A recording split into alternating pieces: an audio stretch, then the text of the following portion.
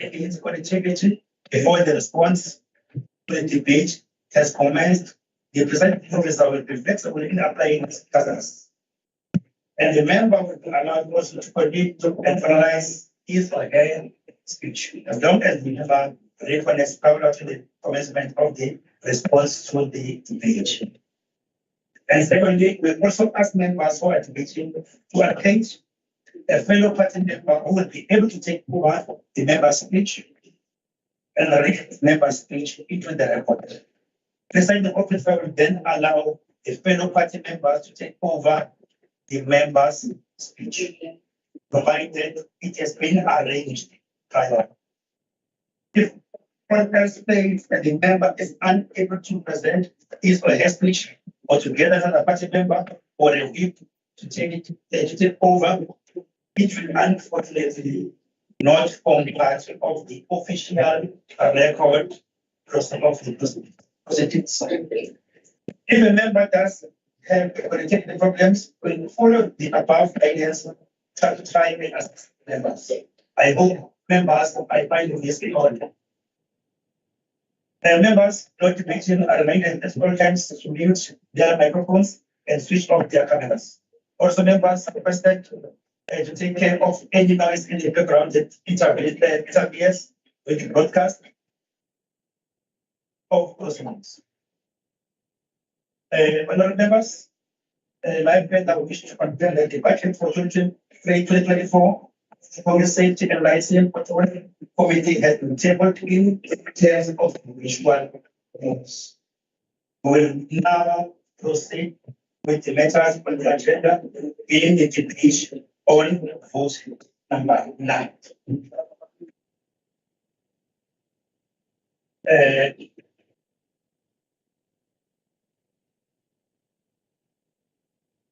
Okay, I'm being guided here. Another members just also that and his noise is visible in the sort of like.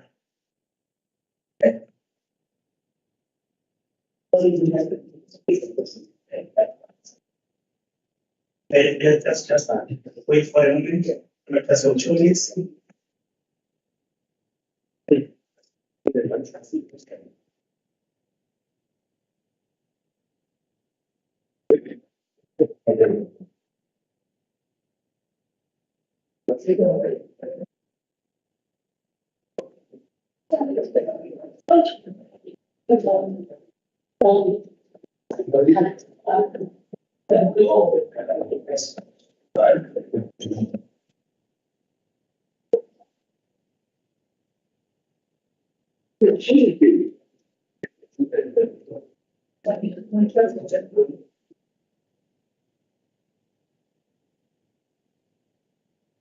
We also have the program with the power mics.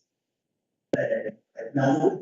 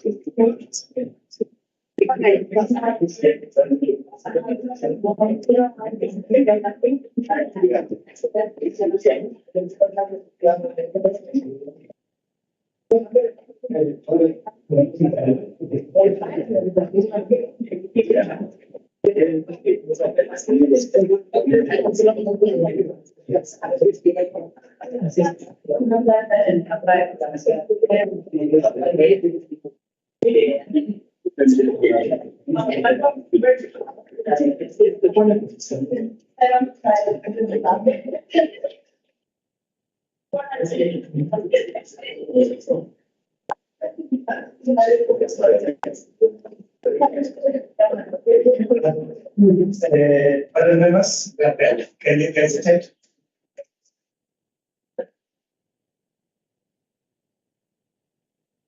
And with this discussions, all members. The one that has been amended is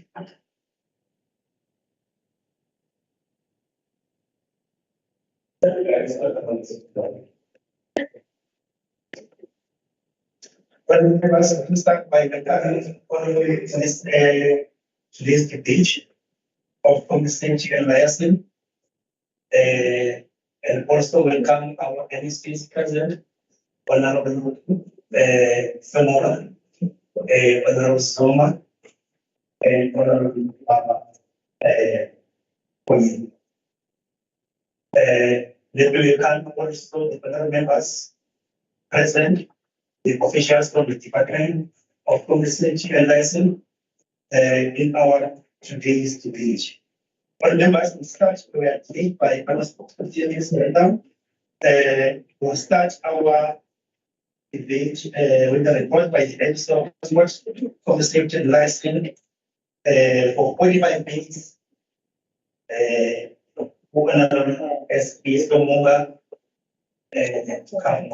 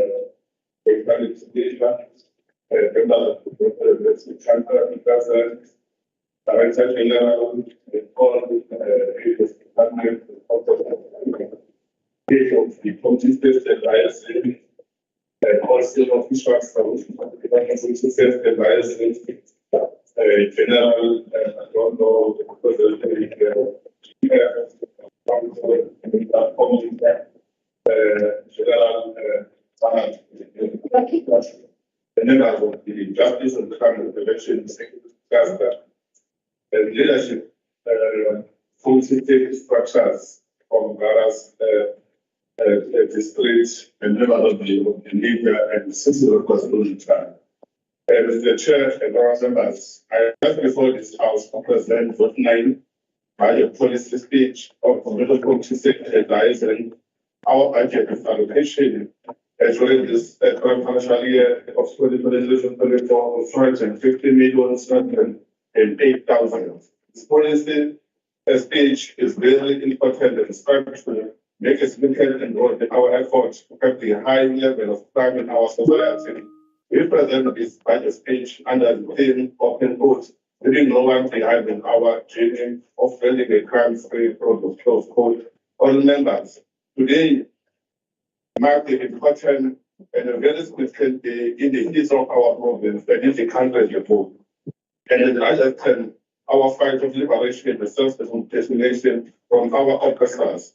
The history taught us that on this day, on the 19th April 1906, Ingcugce led the defiance campaign against the inclusion of the open all tracks close quote.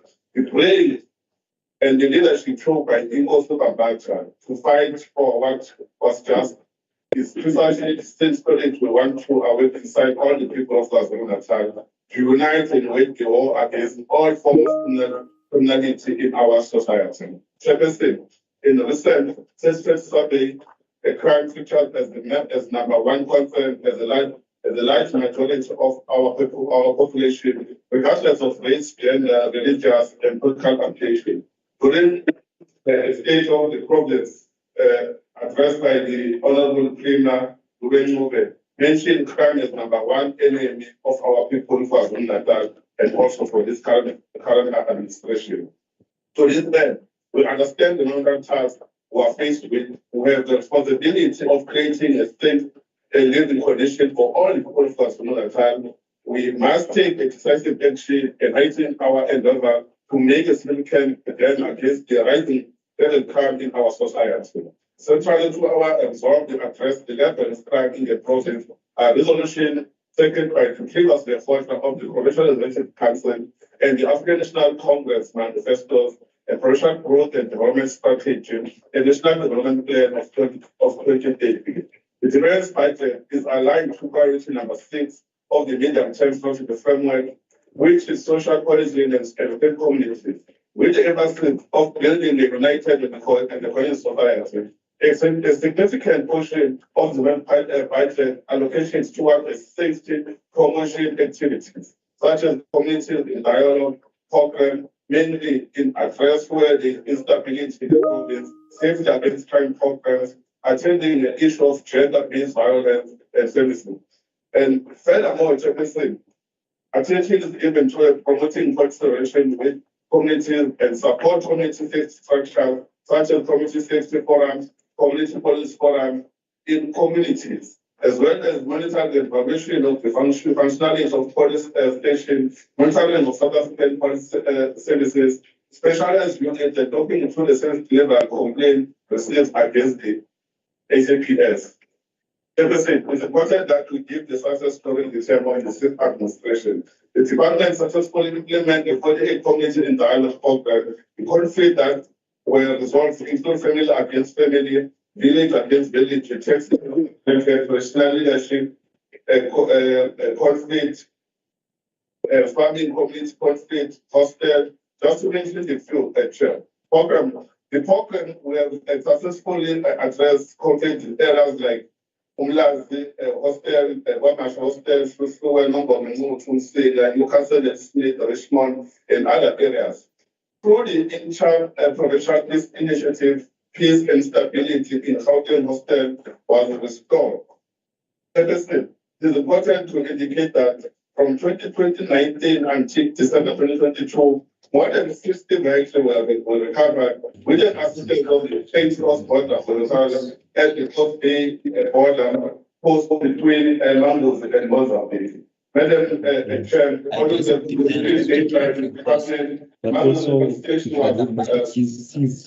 relocated to a better and suitable address.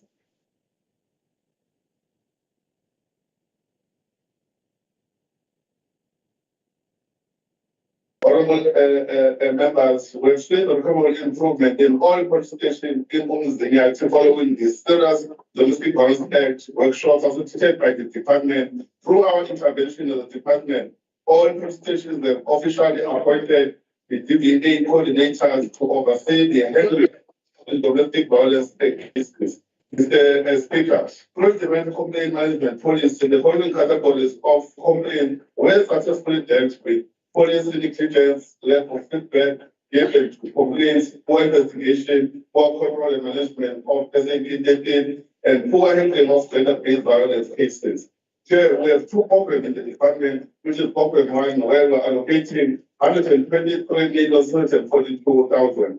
And the program 2 is 126,966,000. It is important, Mr. Speaker, Mr. Chair, to indicate that under program 1, building the capacity of the department, Mr. Chair, it is well documented that the department is among the less expanded department. We are, however, doing all we can with the limited resources to expand the service rendered by the department and to have a footprint across the province. After decentralizing the department to all districts, we continue to capacitate all personnel in the to ensuring service delivery is rendered effectively. We are also progressing with the filling of the critical posts as part of the building stability in the department. We are also moving with speed and guided by the Office of the Freeman in analyzing the appointment of the head of the department. It is already advertised again for the third time, Mr. Chair, because we don't get benefit. The new organizational structure is in a early stage of development, which will see a number of personnel drastically increase from 191 to 514.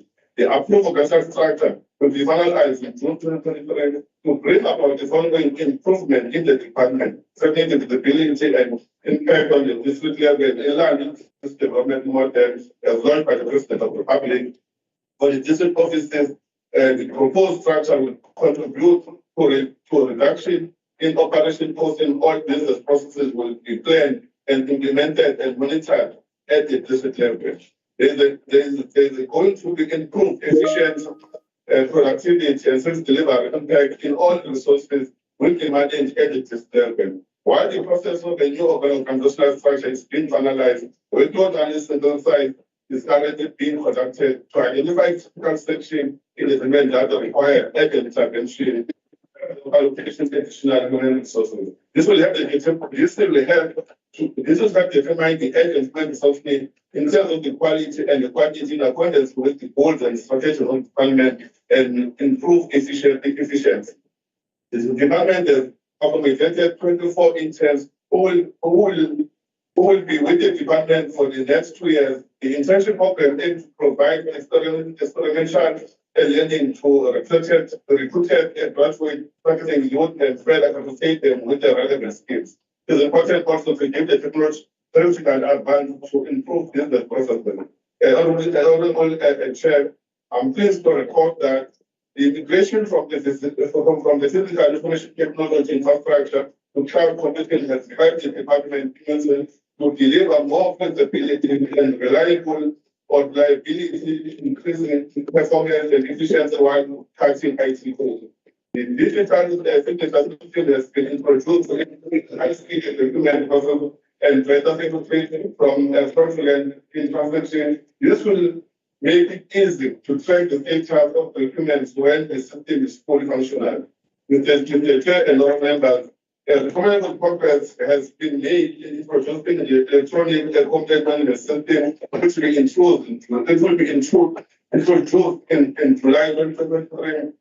The system will make it easy for civilians to lodge complaints relating to SAPS, service delivery from app, and that can be downloaded on the smartphone. All it matters, the demands continue to maintain the unqualified audit opinion. However, we are still committed to obtain a clean audit report that can only be achieved if we speed up the verification of the findings and ensure that the matters raised by the Auditor General receive urgent attention. I have spoken to the management and the staff at large about the matter and expressed my concern regarding the issues raised by the Auditor General to resolve urgently. I must say that I'm positive that we are not far off from obtaining the audit because looking at the findings by the Auditor General is not something we cannot rectify as department if we apply our mind in the correct way.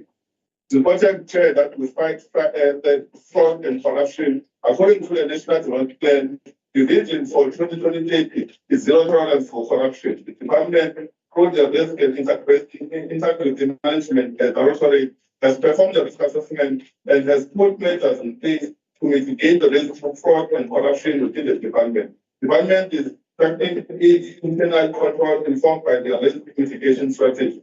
The department has an active management strategy in place and has continued to conduct fraud and corruption awareness campaign in various districts, institutionalized and enhance ethical behavior in a working environment. The department has been working with the other departments, such as the Office of the Premier, to investigate allegations of corruption within the department.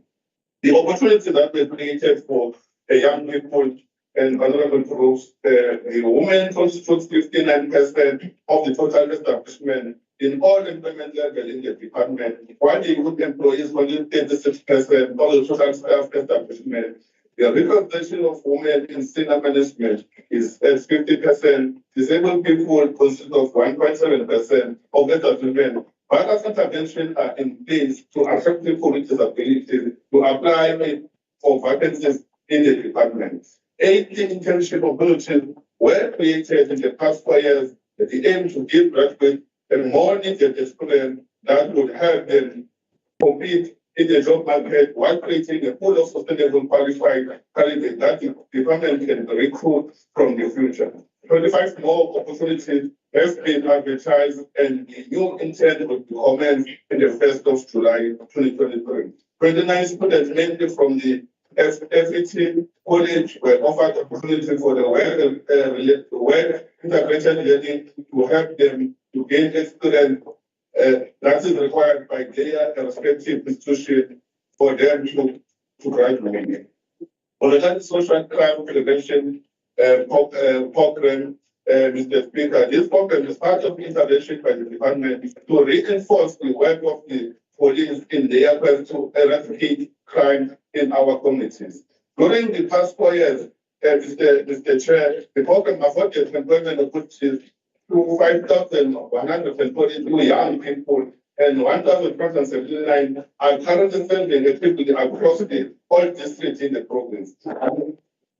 It's important that the report that 54 of the social crime prevention volunteers are placed in various consultations, assisting the law enforcement with the victim empowerment in case of the GBV, and 80 volunteers are actively involved in the fight against the crime of stop and purpose.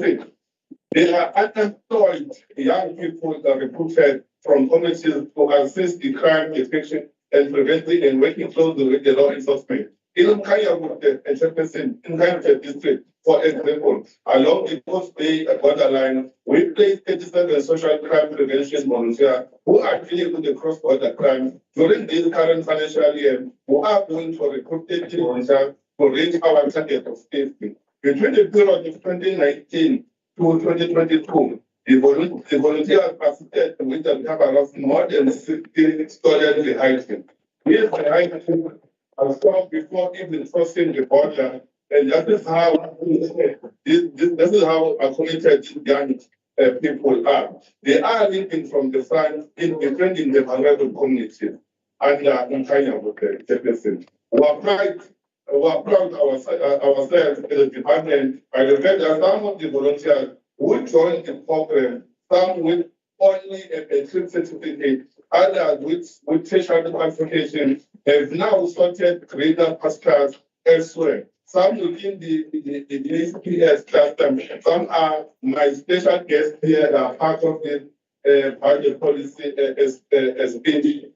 I want to just mention a few who may speak of community who is a former volunteer who is now a member of ACPS in Marine Hill. The minister also from a man who's now a member of the public order police in Potchefstroom. We thought that we are capacitating our volunteers, volunteers who are also assisting young people who are graduated, even those who don't have special certificates. Miss MZ from KwaZulu-Natal is now a member of SAPL and has joined a program with grade 12 but now have a certificate of qualified nurse because they've been accepted by the program itself, by this government. Reasonable from Ireland is also currently studying towards the diploma and project in public management at follows the FET. While making sure that we equip our young people to graduate from where they started and then they also be independent. Mr. Speaker, as part of contributing to the job creation, the department will appoint 87 youth as a general worker on a 24-month contract. They will receive the stipend of 4.5 per month. Their duties will vary from rendering cleaning services and all offices and do other duties that be allocated by the management. On the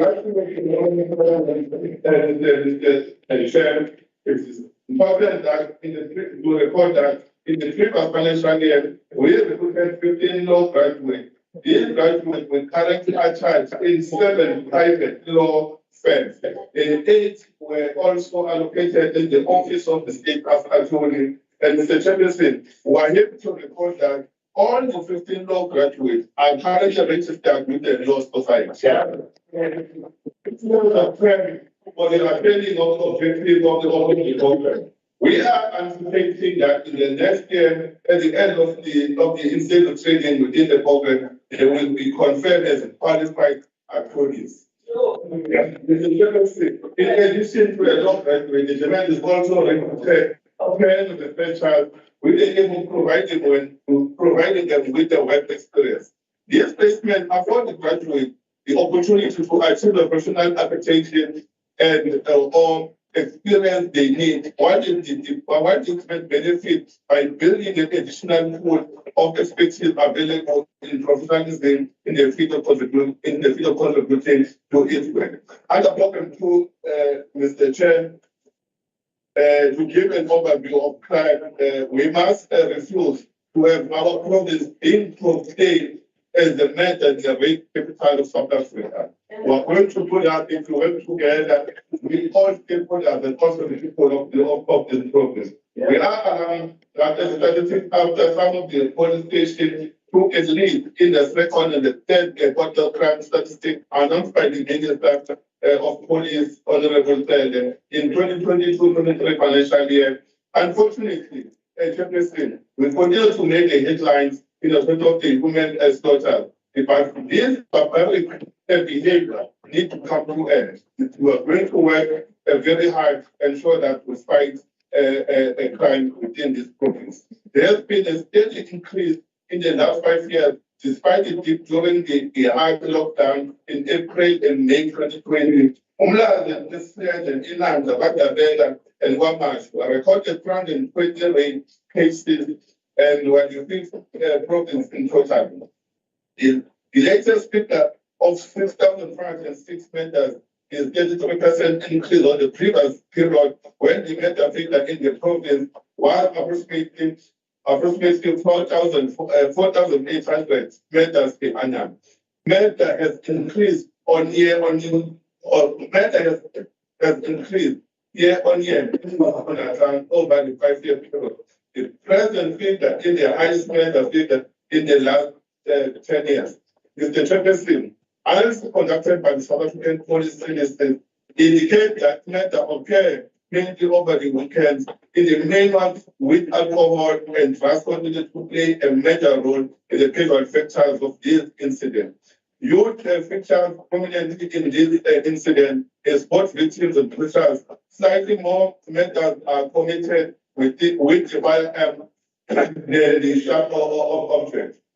Mr. Chairperson, smaller assessment was taken in the latest period, also 33%, and there were over 4,000 attempted murder cases were per annum in the previous year. The figure for sexual offense have been dropped slightly during the COVID-19 hard lockdown period, have returned to the previous level of averaging 9,500 reported incidents per annum. Within this category, rape and sexual assault followed this rating, while contact sexual offense has been decreased slightly year on year. Assault GPV also follows this pattern and now stands at 26,000 reported incidents per annum, and a similar pattern was also seen in the case of common assault as related robbery having decreased slightly during the COVID-19 lockdown period, has rise in the recent period, standing off by 23,000 cases per annum. Within these categories, car hijacking follows a similar pattern, while house robbery and business robbery has been steadily increased. Truck hijacking and robbery of cash in transit has also been on rise. Common robbery is also returning to a previous level of having dropped during the COVID-19 period. Property crime has also been on the steady decline over the past 5 years period, with a further decrease of 5.3% in the last quarter crime statistics. Outside of business premises are increasing while residential barriers are steady decrease. The death of most of the items has been on the decline over the last few years. Stock theft is declining slightly year on year, and fraud, and however, it is on the increase. The total number of crimes detected because of the policy action, the project slowdown has been previous year. District contributing the highest number of crime are actually the Ingcugce and Ingcugce. However, Mr. Chairperson and all members, from 2019 to 2022, we have lost 19 police officers who were killed while executing their duties of protecting the people of KwaZulu-Natal. We bow our head for these fallen brave men and women who make an ultimate sacrifice in this cause to ensure that they protect the people of KwaZulu-Natal. Mr. Chairperson and all members, let us all take our hat off to the police in their fight against stock theft from April 2022 to February 2023. They managed the material recovery of the total of 63,119,200 of catches, sheep, goats, horses, pigs, and donkeys. This also indicates the seriousness of stock theft in the province. Mr. Chairperson, the demand has given a much responsibility in the province. That is one of the oversight role over the police, ensuring the justice, crime prevention, and security cluster in the province. In this role, we have met with all the role players in fight against crime and deliberated on the plan to respond to the unprecedented level of crime in our society. We need to conduct a regular integrated operation of legal outlets and roadblocks and raids that will assist in creating the stability and the police stability at the same time. I'm asking a report, Mr. Chairman. I'm charging the before the operation. No command general wakhona la eNgcugce ku general Adondo sangena letho infrastructure abantu abasama trucks bathole ibanga emthethweni nemoto namhlanje siyibuka. That's why I think we are going to continue the operation. We protect our people because of the responsibility to protect our people.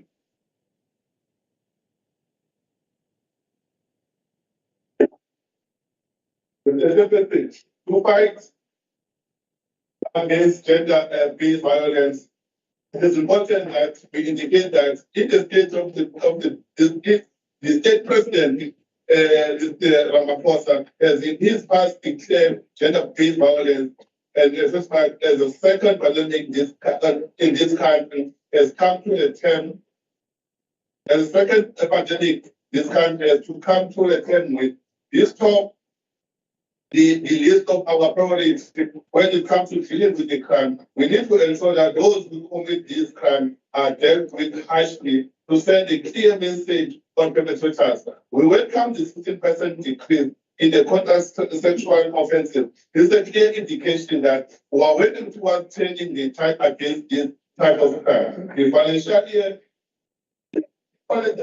year, our PIMA has proactive approach and resolve to work with His Majesty, King Isuzulu, KwaZulu-Natal, to convene a professional summit to deal with all elements of crime, even the killing farmer cost and also the GBV.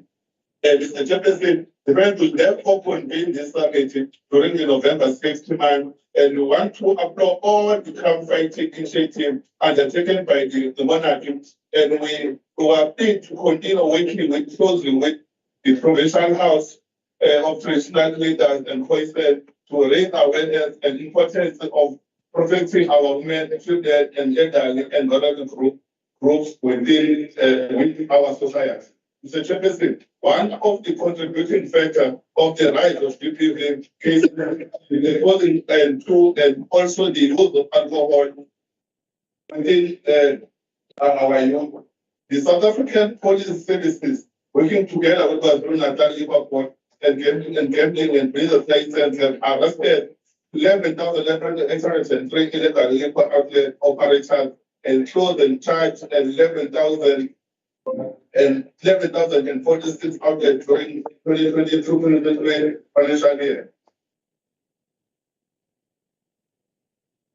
Our partnership with social development over and above being of the justice, crime prevention and security cluster have resulted in several programs where our daily activity intersect in fight against crime, mainly because daily the drug master plan, many of our social ills result from the drug and substance abuse within our young people in the main. We work very closely with them in confronting gender-based violence and the victim empowerment, vulnerable group, and on the young crime prevention because of their professionalism. They coordinate a GCPS cluster departments and NGOs and report to the Provincial Forum for Families, Victims Empowerment and Social Crime Prevention. We will reinforce this partnership to ensure that sober mind of young people in the province. Some of our volunteers, and especially those placed in victim-friendly facilities in our police station, work very closely with social workers in ensuring that we assist the police in forming formidable case against those charged with rape because of several cases are being withdrawn from the court because of incompetent investigation. Court watch briefing, Chairperson, the court watch brief is in line with the oversight mandate of the Provincial Secretariat for the police services for monitoring police conduct, especially their efficiency and effectiveness in providing services to the community and to enhance the criminal justice system by reducing the number of services delivered by the complaint emanating from the poor performance by the police and the courts. Since the inception in the 2021-2022 financial year to date, 48 courts have been visited to attend the cases that have been withdrawn and struck off by the court to strike off by the court to the standard failure on the side of the investigation by the ACPS. Mr. Chairperson, I'm able to inform this August House that we have analyzed 592 dockets across the province and we have made a recommendation to have these cases reinstated to court. Monitoring and evaluation, the development project monitoring and evaluation activities will continue to monitor and evaluate areas for improvement, such as detective unit, especially where these were not given feedback on cases and where they show poor investigation on crime. The bank will conduct census in all 184 police stations, utilizing the prescribed national monitoring tool and domestic violence act tool during the Q1 and Q2 of 2023-2024 financial year to collect data on the status of police stations, which will be used as a base for the monitoring in the next financial year. Subsequent to that, Mr. Chair, the NMT centers and department will conduct feedback sessions on the centers of the department of the civilian and secretariat for police as part of providing feedback on the value including the data collection, The department will continue to monitor 16 specialized SAPS services across the province, including the family violence and child protection and sexual offense unit, as well as the metropolis. The department will also continue to investigate and address the complaints received against the SAPS in accordance with the constitutional mandate, and will ensure that the recommendations from independent police and investigation directorate to SAPS are followed through. And the department will also continue to monitor compliance in terms of the school safety and crime prevention protocol between SAPS and the Department of Education. Assessment and capacitation of community safety structure. The department, as part of improving police intervention with communities, will continue to support municipalities in establishment of safety structures through memorandum of understanding within the Department of Cooperative Governance and Regional Affairs to ensure the effectiveness of community safety structure. The department will assess the functionality of the 33 community safety forum and the 184 community police forum, which are CPF, and the CPF and CPF, the CSF and the CPF are assessed at the level. This is determined by the number of CSF established during the financial year, the number of police stations targeted for CPF functionality assessment. The department assists the non-functional structure by means of capacity building through the induction and development of members of such structure. Mr. Chairperson, the department indicated that during the establishment of community safety structure, there are usually new recruits. The department is also responsible for building the capacity through the training, workshop, and induction. As such, capacity building for these structures include the ongoing induction facilitated by the department and ongoing skills development, which are usually outsourced. Fight against killing of Amatos present in Ghana. As already indicated, Mr. Chair, about that the killing and the kidnapping of Amatos present in Ghana remain the major concern for us in the province to deal with the issue of killing of Amatos present in Ghana. Since 2018 to date, there have been 11 Amatos killings and then in Ghana. Working with the Department of Cooperative Governance and Regional Affairs, the government has been working to intervene to end this painful and alarming challenge. Chairperson, as part of the groundbreaking intervention, we are pleased to officially report to this August House that the of Trade led by Oyeni has granted our government an allocation of 11.5 million for establishment of the community safety intervention unit to protect Amatos. Without mentioning allocation in the treasure. This unit will be used as the pilot project to make the appropriate security measures for traditional leaders who have legitimate interest against their level and facilitate and thus granting them the freedom to execute their duties without any fear, knowing their security is granted.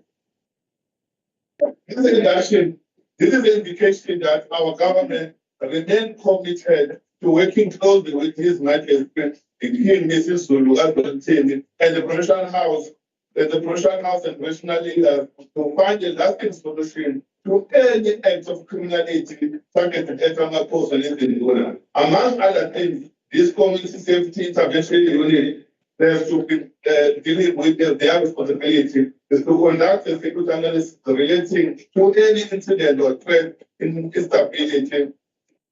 Engage with law enforcement to facilitate appropriate deployment, to conduct an analysis of the underlying cause and environmental factors relevant to incident, threat, and instability to formulate intervention strategy plans. Among other things, those are the things that this unit will deal with.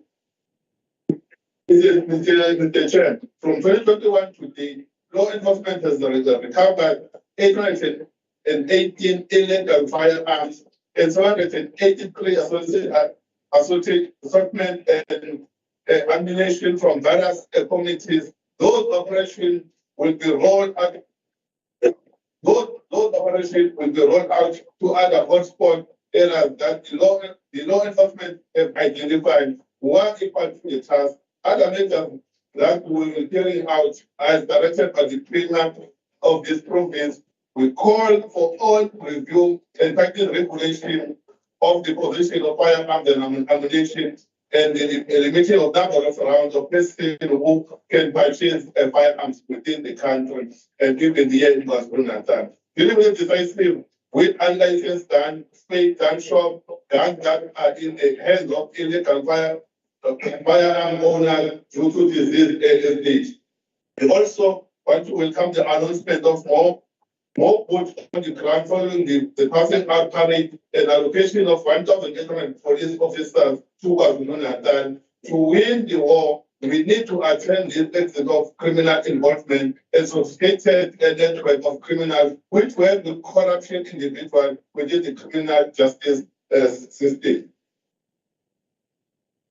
Quality, peace and stability campaign 2024 election. The development Committe is entrusted with the good responsibility of ensuring that our journey towards the March 2024 general election is without any incident of intimidation or any other form of criminality that may inflict on any individual or a member affiliated to any political party. We have had a multi-party political intervention committee to ensure that the political landscape realize political tolerance and unity and stability before, during, and after the next general election.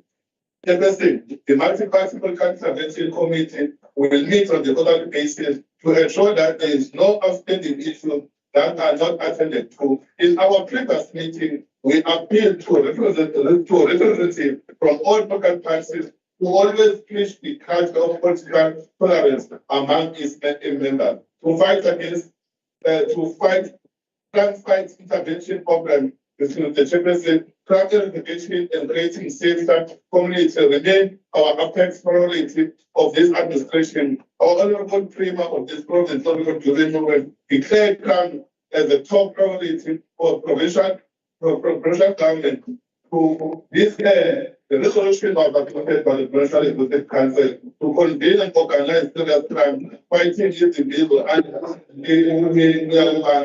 the weekend they got women diesel. Ikona ila eWest abantu bajabula bona uhulumeni sithatha ukuthi izinto ezingazenza ukuze sibe nekhaya KwaZulu-Natal. Manje ngezinsimba April ingakho sisho ukuthi akusebenzi kuphela during the week noma ukuthi siyasebenza ngoba siyisebenzi abantu okubambisana singenza KwaZulu-Natal EDC fighting cross-border crime. Cross-border crime is again a matter of concern of our provincial and national government for over the last decade. The Ingcugce police station has been upgraded following the recommendation made by the Department of Community Safety and Liaison. They have improved the station capacity to better equipped to deal with the challenges of cross-border crime. Earlier this year, we witnessed the challenges that we face, number of activities that we face downtown, and the police are working to deal with all those who are doing that. The first thing, community in dialogue program.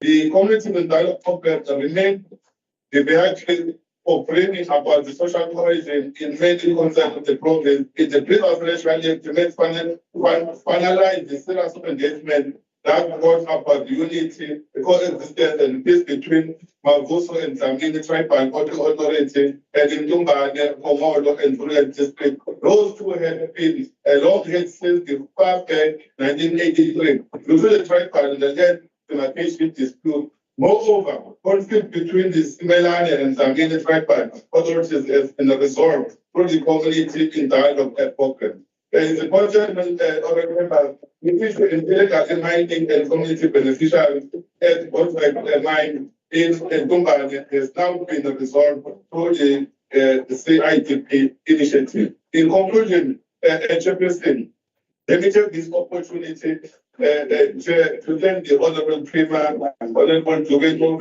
and the governing party, the African National Congress, the ANC, in all Sondo, for affording me this opportunity to serve the people of KwaZulu-Natal with diligence. I also want to thank the management of the Development Community Safety and the staff at large for unwavering support and willingness to work towards improving the life of our people in KwaZulu-Natal. Let me also thank the honorable members of the Community Safety and Liaison Portfolio Committee, led by the Chairman State, Honorable OHA Trilliza, who have been supporting me during this time, given a task by the Premier of KwaZulu-Natal, and the guidance that they've been provided the children, because there is no MEC who can do everything. But working with the portfolio committee, working with the people of this province, we will make sure that we have a safe province. We also want to thank the provincial commissioner of South African States, General Ingcugce, and his management and all the general. That's why this General Emma Koba here and the staff in general for their hard work and dedication to crime prevention and upholding the law always and weapon to war. I truly believe the chairperson that the police are equal to the task to crime detection and prevent the harm. Let us continue to work together to reclaim our street from the criminals and grow crime-free province. I also want to thank my family who have been allowing me to be away at home to do the work of the people. I want to thank my mother who's part of this meeting, and also thank my beautiful wife and my family at large, and the people from the church who always pray for me well, and I'm doing my work. I appreciate your support, patiently and support, and thank you very much for your support.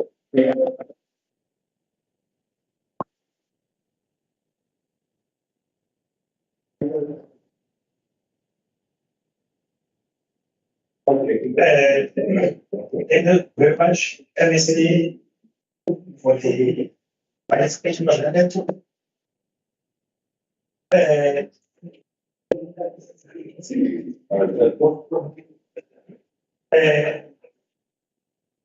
Other members, let me also welcome those other members who came affected those of the issues on the roads, and also welcome the HOD for conversation, and also the representative from SAPS. Thank you so much for this my speech. Well, members, our chairperson of this portfolio committee, Honorable M.A. Trilliza, for 10 minutes, but also let me remind members that you can use your mics if ever you feel like you need when it's like our activities. You want to let any problem with that. But those members who feel like they want to come before here, they'll come forward to the video. We'll use that. Thank you. Thank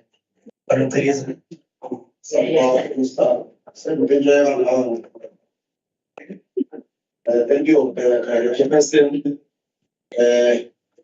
I'm here 10 minutes. Present the report, the budget report on the state and liaison to follow. The new Chairperson, this is Formula, Malala, and all other members, also senior staff by the department in CPS. This portfolio of community liaison Chairperson, as you know, that it has a mandate in terms of the roles of this legislature, as well as sections of the Constitution, which is one of the subsection of the Constitution, and then one aid of the Department of Community Safety, which objects to the oversight, speaking, accountability, and good governance by holding this department.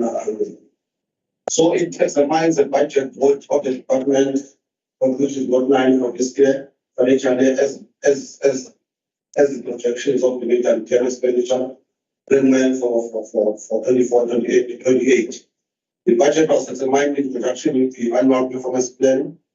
The committee also has powers to interrogate budget and APPs to ensure it complies the policies of the requirements. As said, Chairperson and all members, the purpose of the report is to provide for committee analysis of budget and the department police license for the special day.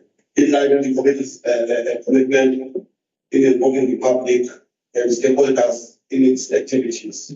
The department presented its draft 23-24 budget to stakeholders on the 18th of February this year, and as is ruled district for Mola, the objective was to ensure that stakeholders' input on departmental budget and plans are taken into consideration. The committee planned to consider departments financial final 2023-24 budget and APP on the 18th of March this year. The budget was assessed to ascertain it was in line with the digital and the priorities, NPP and PGTP. This report provides a summary of the committee overview of the budget allocation as distributed in the programs, the sub-program department.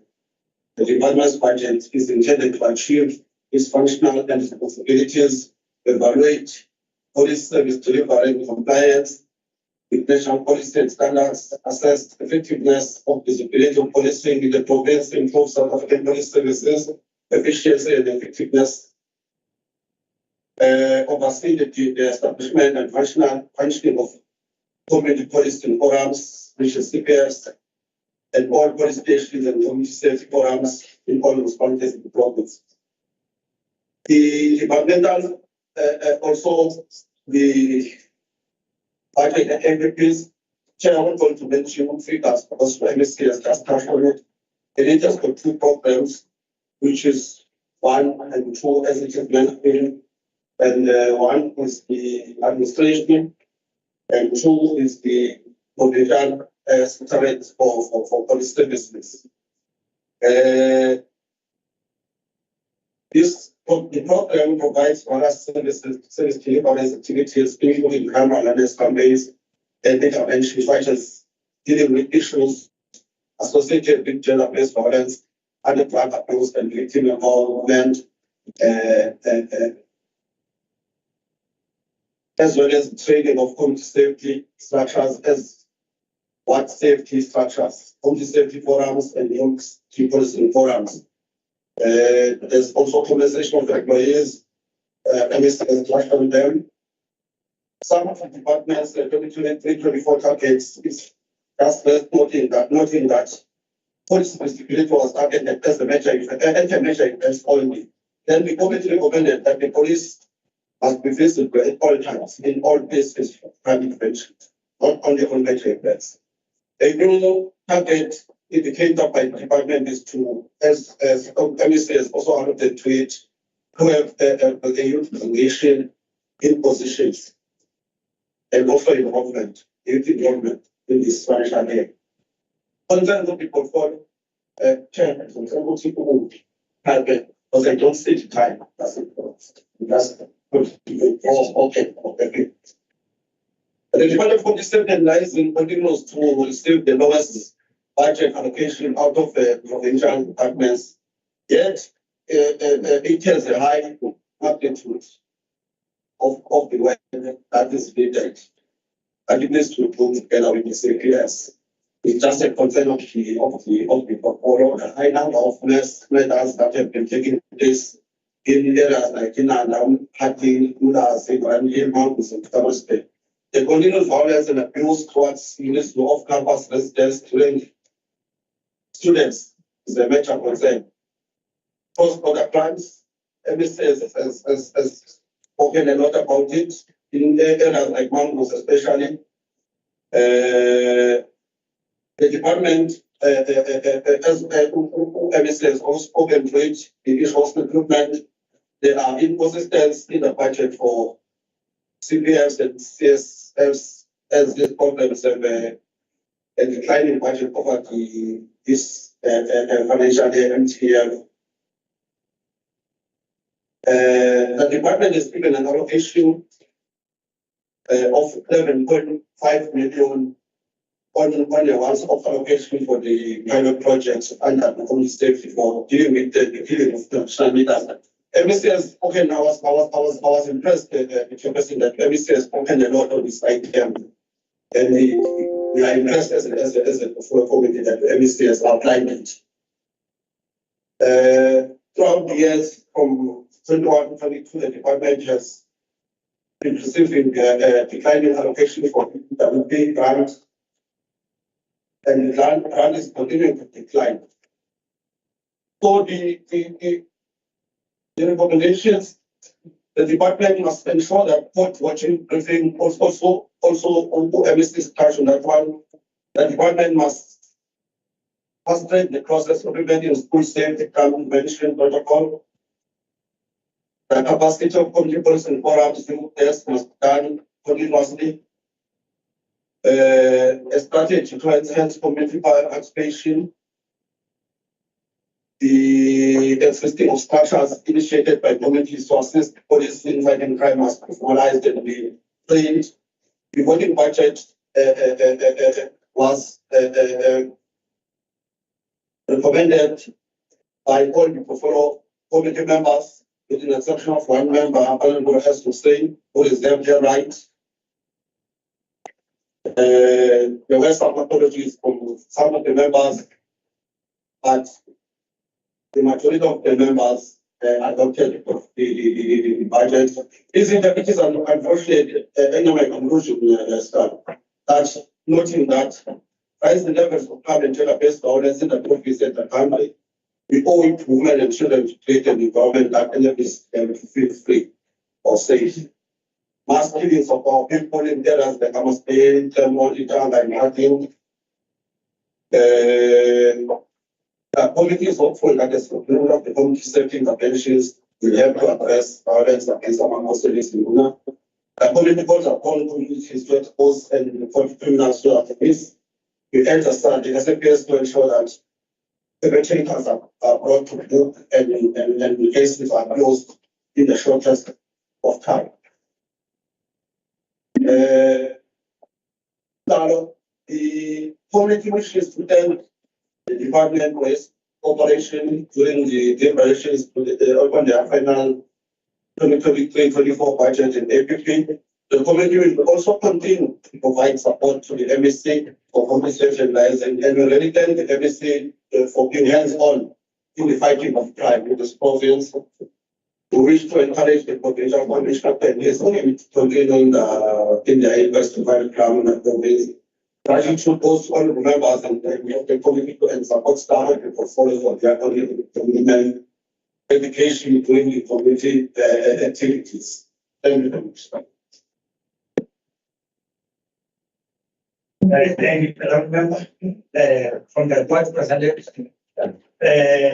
we will now therefore start our debate. Other members, the first speaker in my list is Honorable Member, Honorable Ingcugce Bishop Mongol, for 9 minutes. Thank you very much, sir. Let me start this debate by thanking the African National Congress for giving me the opportunity to speak in this house in support of the budget program.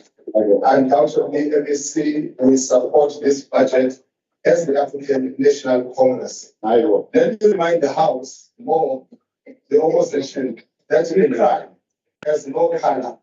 Crime is very blind. We cannot forget the ugly sins of crime that we saw in Felix, when most of the people were massacred by criminals in the name of defense. How could we forget the criminality practiced by the first British settlers who invaded our land and gave each other our land and raping our mothers and sisters who were working as their slaves? Share, this is how deep crime is. Those invasions, they drove us into homelands and to the places that are called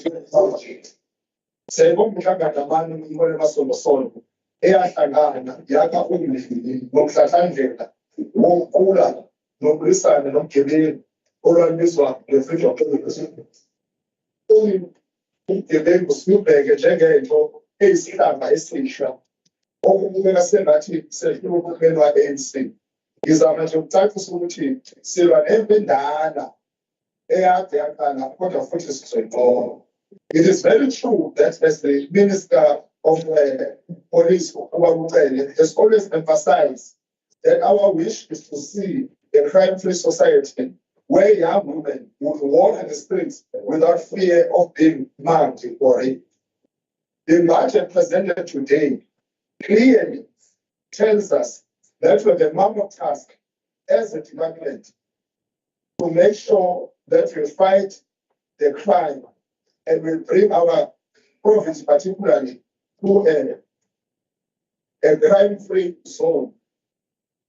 This is to say the department is working very hard, has got to work very hard with limited resources to fight such challenges. I'm going to repeat the MC Jobushi KwaZulu-Natal, unfortunately, we have seen the increase in murder, hijacking, house robberies, and business robberies. And all these things, we are saying them as the African National Congress, as we notice them. We are saying these things and we are highlighting them because we know that we are also capable of fighting the crime that I've also indicated that was started in 1652. Ngikusho lokho ngoba yekubalula ukuthi sibale ukuthi opposition njalo bayifika ishamakele ngobugebengu nje omncane bonayo ikhohlwa ukuthi ubugebengu buqalwa ubandlululo la bethatha khona abantu abamnyama bebavalela njengeqela umuntu uma umvaleleke bese ezophuma uphume aphume ngobudlobongela. Kodwa-ke thina njengoma-African National Congress siyaqiniseka ukuthi sizolwisana nobugebengu nodlame. Kulezi ndawo ezibika ukuthi zilokubulala nodlwengulo kwabantu, siyaqinisa ukuthi sizokusapota kakhulu njengoma-African National Congress ukuthi amaphoyisa aKwaZulu-Natal awenze umsebenzi wawo ngokusikhandla, awenze umsebenzi wawo ngokusebenzisana nemphakathi. Enye into futhi engiyincoma kakhulu esithi uphina indlela enze ngayo ubonisa ukuthi uyafisa ukulwisana nobugebengu. Awulokhu ukuthi uma sikulezi inkundla la sihlangana khona nomphakathi sizama ixazululo zokulwisana nobugebengu ngoba bheka abantu abasuke besekhona. I-African National Congress isuke ikhona ngoba sinomsebenzi omkhulu osibele ukuthi sivikele abantu bakwaZulu-Natal. Abanye kabazi basuke beyephi kodwa ngisho nami into engidlale ngiyibona. We as NC would like to congratulate the Premier and the MEC for hosting what I'm speaking about in Liaison that took place recently in Red Hill. Seeing that many people are dying in Red Hill, it was upon the shoulders of the MEC, upon the shoulders of the Premier to go into that community. It is a clear indication that the leadership of the ANC is a leadership with visionary. And as ANC, we declare that crime is an enemy to our society. The negativity of crime is evident in the province as some of the businesses are closing down every day, especially in the center of the city. One of the great challenges is also the reports of crime by a few women and the men in blue who are in cahoots with the criminals. I'm saying this, there are few of them because a lot of police are doing their work and we can see them doing their work irrespective of resources that are not enough. It's amazing all the time that when we come into debating the issues of crime, people tend to stand up and talk about the small pockets of crime in the areas where they are.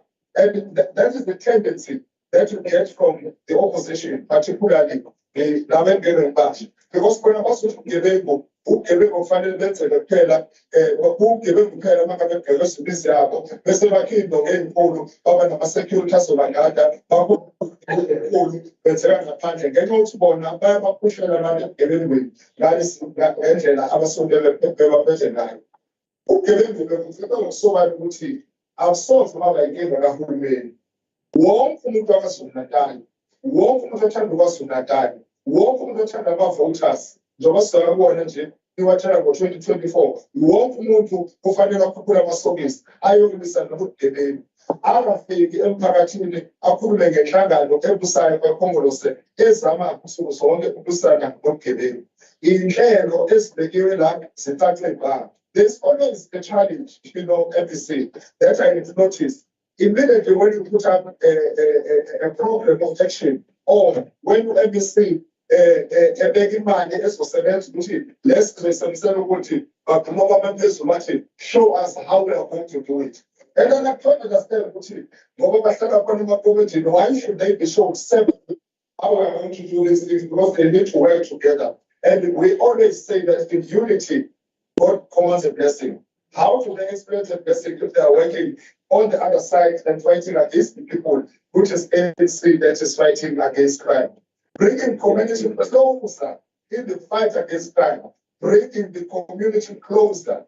You know, you will never be able to conquer crime without bringing the community closer, which is what the ANC is doing. We really appreciate that a new station will be built in Maran Hill, especially from the Kulu logo, or which would respond at a gig, SS Bonayo, some giving. In fact, as Ham is so putting listen to it, lighting as a real corner, see a corner, so sold by a gig up some pagat. I must remind you, which is about the woman or the more. I must say in conclusion, why the growth of crime cannot be denied as the leading party. We cannot deny that. We cannot deny that the crime is going deeper every day. But what is good is that our government is coming out with laws that are strengthening the fight against crime. And if they do not know them, they will say what they are going to say. But I can tell you, standing here, there is a progress in making sure that we have a national crime prevention strategy that the government is working on. That is going to see to it that when we go to 2024, our people are safe. And even the elections are going to be safe. Because again, once more, the people of KwaZulu-Natal are going to vote the ANC because they know it is concerned about the crime and they know that the ANC will ensure that people of KwaZulu-Natal are protected. We are here to make sure that we fight against crime as African National Congress, and we know that you are going to win this war. Thank you very much. So, thank you so much, Honourable Member Joel. From the first speaker, from the IDP, everybody were for 6 minutes. Honourable Chairperson, Honourable MEC, staff and part of my voice and head of the government and members, and the IDP welcome the 11.5 million allocated for the proposed establishment of the safety intervention unit for the protection of traditional people and practices along the through. The President stated that this project for 3 to 6 months, but nothing has been said about how the 11.5 million will be spent, what will happen after 6 months of this project. With regard to the protection of Amakoso, there are multiple cases involving the matter of Amakoso.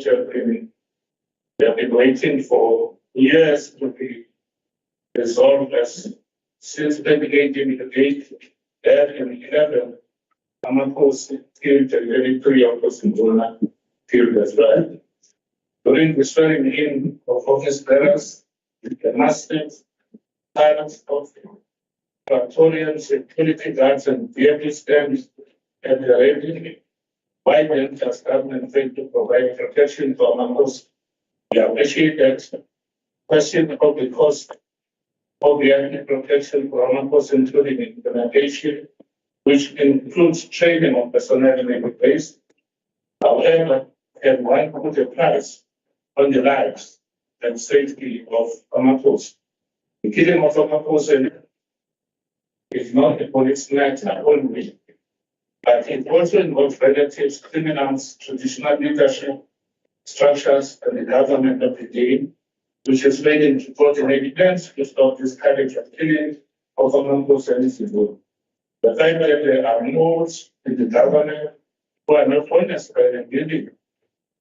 First is not provided information about the killer. This reminds me of yesterday's debate. I would like to set a record straight on the issue of the payment of Ingcugce as elaborated by Honorable Bill Chavisa of the Ingcugce Commission. I am a senior member of the legislature who has been here for many years. I will never allow myself and the people outside to be hoodwinked by theoretical atheists, places, and politicians who are telling lies. Issue of this.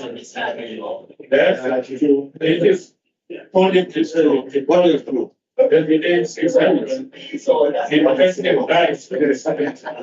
I can confirm that it's true. I is getting post.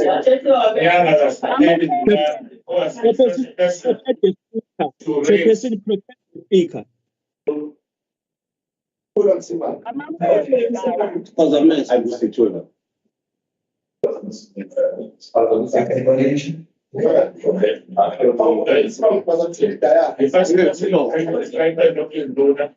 payment and the trading of Amapos as the Secretariat and it is the fact that empty vessels play the most part, especially politics, as against a politician in this house class.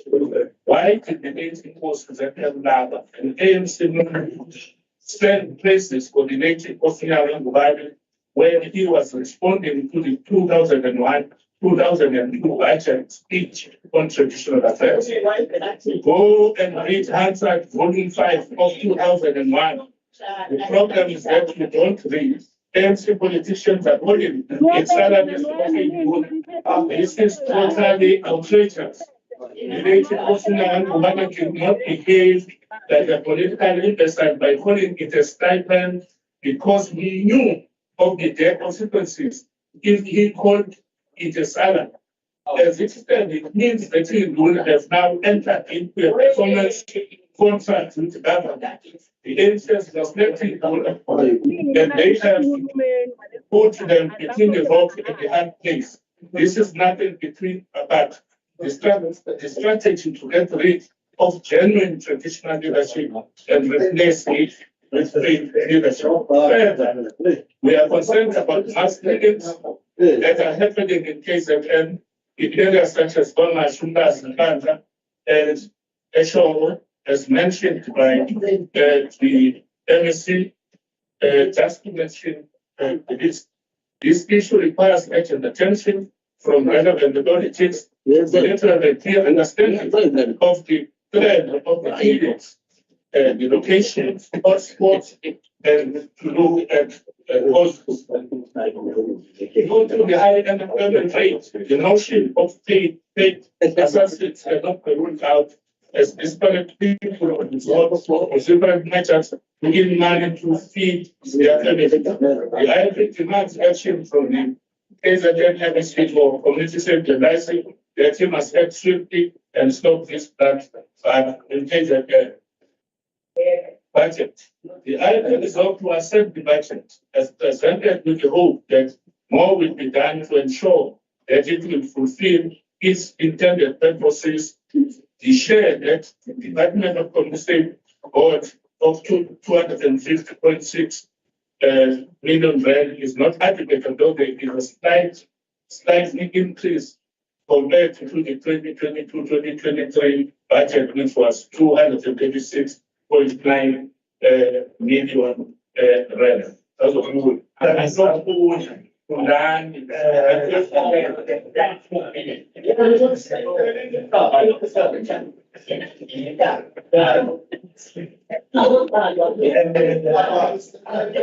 Our next speaker from the Democratic Alliance, Honorable S. Hussein, for 8 minutes.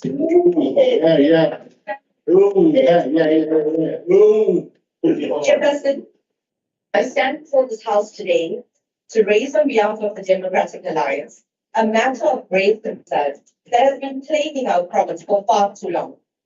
And no matter how much we raise the issues of crime in our province, there appears to be no political will whatsoever from the governing party to make any significant progress. Let me illustrate further. In any organization in the world, its progress is determined by the outcomes expected. The sole responsibility of the Department of Community Safety is to invest its resources they have to conduct effective oversight of SAPs in KZN, with the ultimate aim of reducing crime and making our province a safer place to live in. But have they delivered on this objective? The main function of this department, when you look at its performance indicators, is to produce 322 reports. And this is what we get for 250 million rand a year. Essentially, we will be paying 700,000 on each report. And no one has had sight of any of these reports. So all this department has done in the last 10 years, a very boring strategy of providing crime reports. Instead, they should be focusing on reducing crime because that is what the public wants to see. This is not a Department of Community Safety. This is the Department of Reports and Appraisals. Almost every category of crime has increased substantially. Murder is on the increase, with almost 20 people being murdered in this province every single day. The Maryhill area, for example, was in the news recently, where 19 people were butchered to death. And what did this government do? They organized another useless appeasal. Even the Minister of Police has acknowledged the seriousness of the situation here in KZN.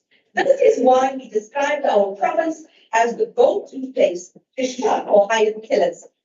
We breed them here in this province by the dozens. Women are not safe anymore in this province, and by the time we finish this debate, another 25 women are more likely to be raped somewhere in this province, and a further 31 people are more likely to be sexually assaulted. Criminals know that our police are weak, and this is why people take the law into their own hands and as they go. Every day, somewhere in this province, hundreds of people are being assaulted, robbed, raped, killed, and have their possessions stolen by criminal syndicates who operate with complete freedom because we have an incompetent Department of Community Safety. The Minister, the MEC, and our outgoing KZN cabinet boast about their achievements. In reality, the situation on the ground is completely different. Criminals have free reign because cops have blocked them against them. They are understaffed, under-resourced, and undertrained. There are too few investigators, and the few that we have are poorly trained. The local policing is almost non-existent, and you can walk for days without seeing a police vehicle. Schools are now the safety hazard for parents who pray that their children will arrive home safely every day. We have children who are being raped by teachers, and teachers who are being stabbed by children. It's a war zone. The crime in KZN has reached unprecedented levels, and KZN continues to be the top place for rape as a capital in the country. And soon will be the murder capital of this country. This is why KZN does not release the provincial quarterly crime stats, because they know they have performed dismally.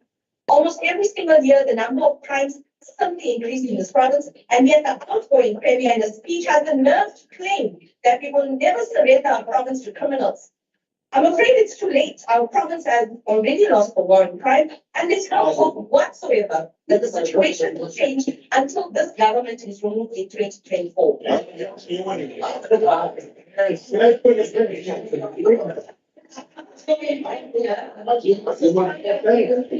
About 10 billion rand from each department that's allocated towards fighting crime. That's over 130 million rand would be paid for technology to fight crime. Here's another false promise. You would report it to any municipality, Remember the place that you redeployed another Houston embassy from the Sudan? Well, Ingcugce had 499 CCTV cameras, but only 98 cameras are actually working.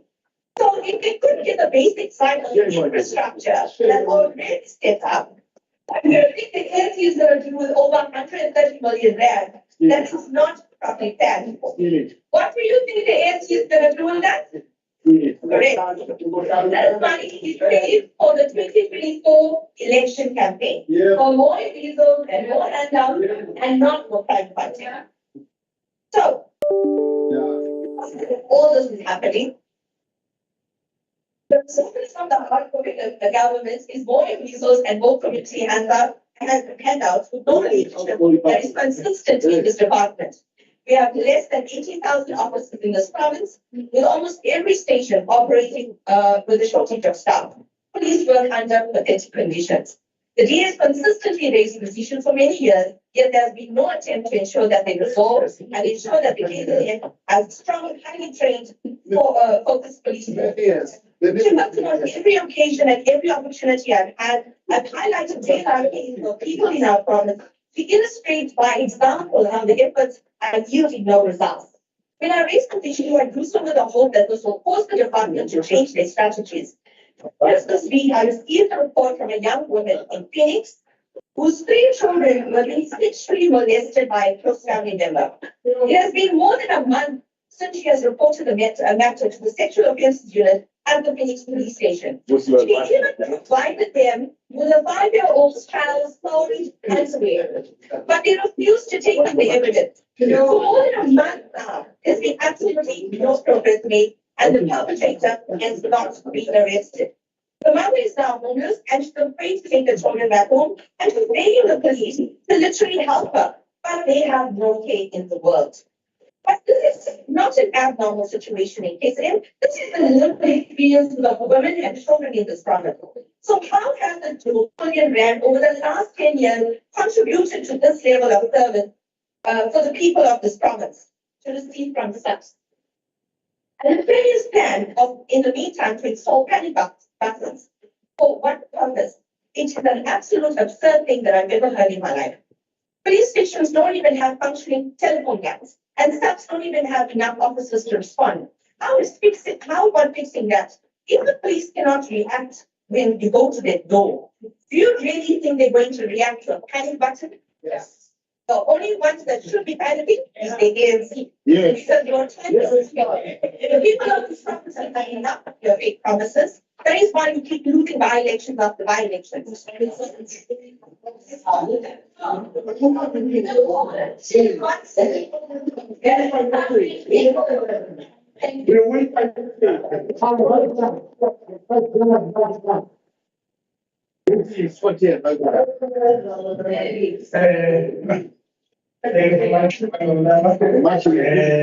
Our next speaker from the BFF is Honorable W. Chwana. Our first name. Well done, Shannon. Well done. On the AFF, Honorable second time. It's not a very good. For a third time, from the AFF, Honorable W. Chwana.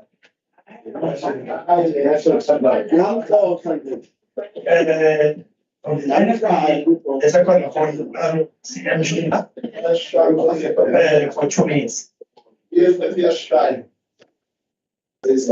CM Shina.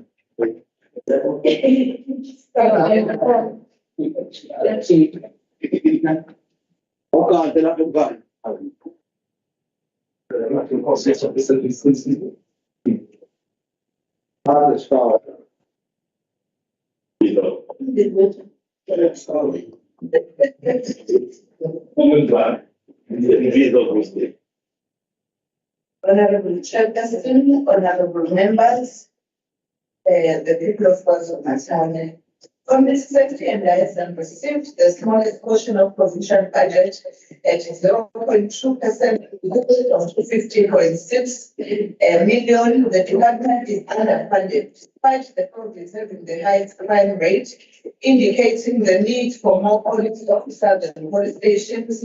The department needs to be more effective in combating organized and sophisticated crimes. More resources are required to accomplish this.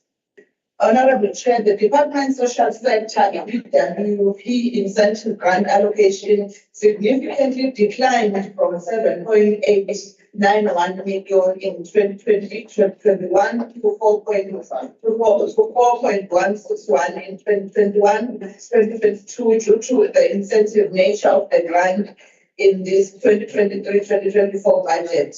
The grant received only 3.8 million, and out of the 1,300 ward-based volunteers on the program, there are only 105 volunteers who will be paid stipends for this grant. The NFP questioned the motive behind taking a decision to reduce the funds of this grant, because it is obvious that more funds are needed to compensate all the 1,300 volunteers and not just the 105 volunteers.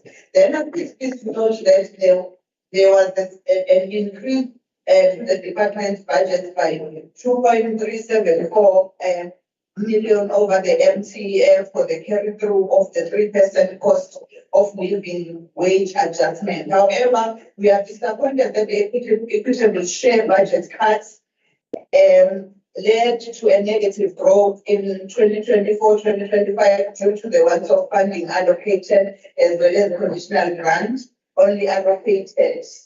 Then we call for additional provisions outside. Thank you, Chair.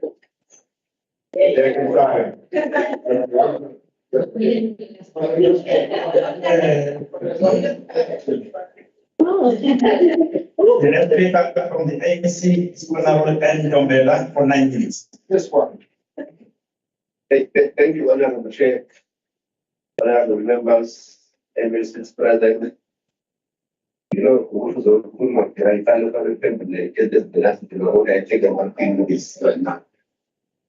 this one, Honorable Hussein was speaking here.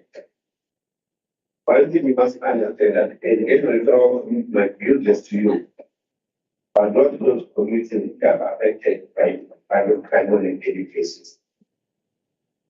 The full second volunteer program, the building and capacity of CPS, might be useless to you, but not those communities affected by crime. These intervention measures of additional resources deployed to fight crime, including additional reaction deployed in the province, additional police from recent recruits in the province, might use that to some of us for private security in our own homes and in our own facilities. But we don't look and compute the immediate impact. The recent arrest of going down of the 5 drug dealers in Ingcugce morning time. My view that some of us are, because we know that they need to go there, associate, but the communities who are affected by crime and drugs, those women, the effect that the police here in South Africa, they are working the very wildlife operation they are facing.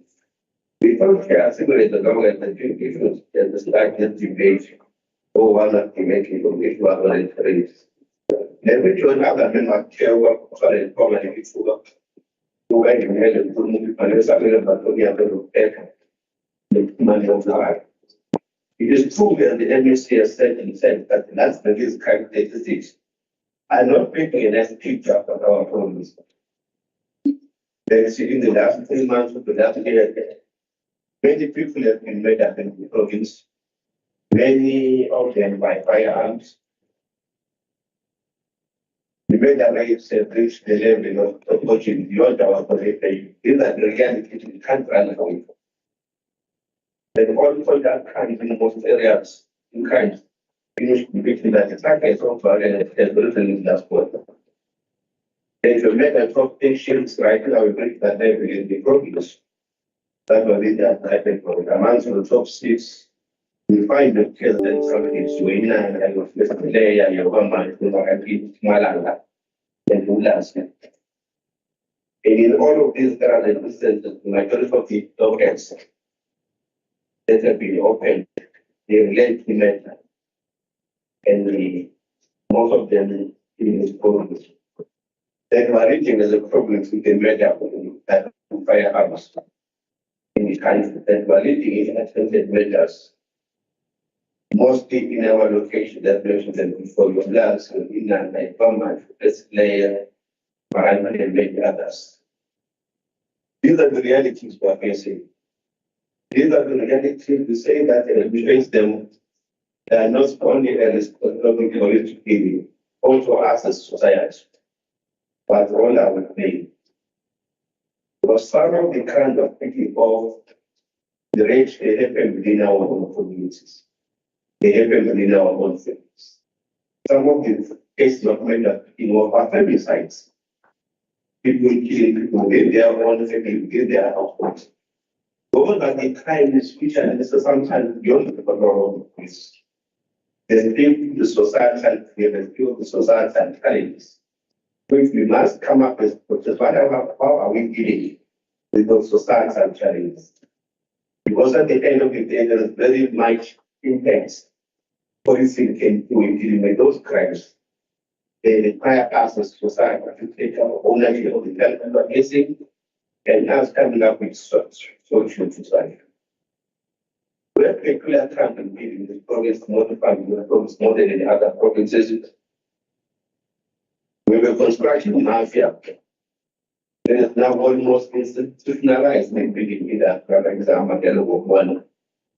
And they're not just secret organization by us, but to make 80% upfront payment on any project, not because of work, but they want to pay out, not to start some project. These are the issues sometimes MLS's police can receive too more difficult with that because I was people about that. And when the local said, they mean no bad, but then they move low. And definitely people and about that. But I'm sure most of them just the area where the banter force are our things right now when the third of Miami areas decide to sign in the areas. In the inner West Pacific, it is special country that somebody more than 10 people were killed in 2 years. In the space of 2 weeks, more than 4 people were robbed. In broad daylight, just 28 kilometers. By the same group of guys. They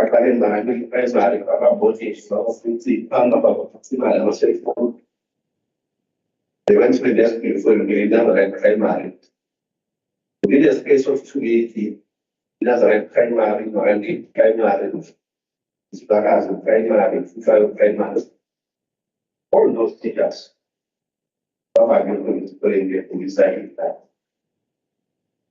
This is the reality. Sometimes this is the reality which can be found as normal in normal society.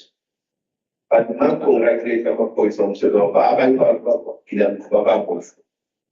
particular, the arrest of some of the police officers who are alleged to be involved in this crime, especially when there is of the drug trafficking and these criminal activities happening around that area. That is turn around the situation within our province. We still have unfinished business service in long time ago.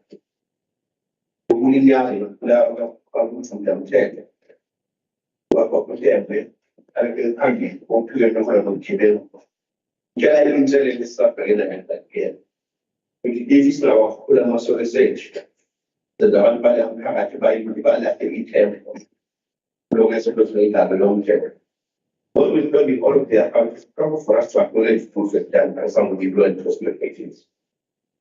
The recent action indicates after the province, assembling 300 kilograms of cocaine estimated rate of 1.3 million instead of have 2 million grams of drugs covered also fair to see the assault area, including esters and tablets, cocaine powder, the shooting down of 5 women inside who were allegedly involved in the event of the killing of oil on like without relevant current was kept this way in daughters. And the high caliber of firearms discovered with the distance, AK-47, R4, and AL-11. The Chinese intelligence was now. Yes, we're okay, the main kind of alien between blocks. To welcome that, you can be located society from the government, but it is. So, if they open inside the spirit of the Mumfarajan. Mumfarajan, many members of the Mumfarajan, we are making a fight. We can take place in the house. The imagination is the one voice in it. Who was not a letter and for to be out or taking a protection is. As we go station marathon. Who was not a picture of whether a sideways like you right now, where I know. For the state project on it. The army class of carrying the venom of Poisavan was get there. Our legal, but the CH is that. Just something else from the same man, or we can have support and support moving forward. Share. So much, Lord. Thanks so much. Then the support for the state approaches from the Management Fund, which will be NGM and also ACTP. Therefore, I will call upon from the IFP, Parliament and corner for 4 minutes. Honorable Chairperson, the Department of Community Safety is most underfunded department in KwaZulu-Natal compared to other departments. Considering that the budget will be used in areas where there is instability and GDP, we don't believe that the department will be able to achieve goals. GDP on its own is a stage that needs to be tackled head-on. This budget looks good on the surface, but when one has regard to the major problem facing this department, one cannot help but subscribe to the idea that more financial injections should be given to it. We must remember that all is well only with more adequate funding, even if we study methods. We believe that the KZN Department of Community Safety must get more funding like that of the Mpumalanga Province's Department of Community Safety and Liaison, which is a way above the billion level. Therefore, I urge all those with authority of allocating finances to the department and the general to the department in future. But I believe that if we have under-resourced and dilapidated police stations in KwaZulu-Natal, it will be impossible to win the war against crime and keep it safe. During an oversight visit last year by members of the KZN legislature started the police station's functionality monitoring program, the shocking state of our police station was revealed. As the IFP, we were expected the Honorable MC to tell us what has been done so far to address the challenges that were identified in the police stations during the oversight visit. Justice system need overhaul. Tougher sentences are needed for all criminal acts to act as a deterrent for any crime committed in our country. It is a fact that our justice system favors criminals more than the police and ordinary citizens, especially crime victims. The IFP is calling on the government to address the problem in our country criminal justice system. Police must be given stronger powers and protection, even if it calls for the Constitution to be amended.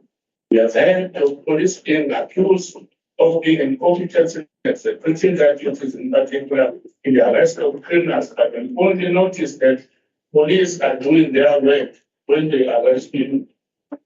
The fact of the matter is that police arrest criminals and then being let down by courts. I believe we believe that criminal justice system must carefully balance the need of communities and societies for protection and safety, the need of victims for justice and reparation, and the need to hold offenders accountable, while ensuring their rehabilitation and social integration and reducing reoffending. While we support work that is done by the police, we cannot shy away from the fact that there are rotten potatoes among them, as there are also rotten potatoes in this house. corrupt police officers must be exposed for their unruly conduct. It is unacceptable for those entrusted to fight crime to be the culprit at the same time. In short, an ethical police force will be required to scrupulous adherence to existing policies and standards, the ability to detect an individual or collective pattern of performance which falls short of their expectation, and the courage to deal with those who are responsible for those payments.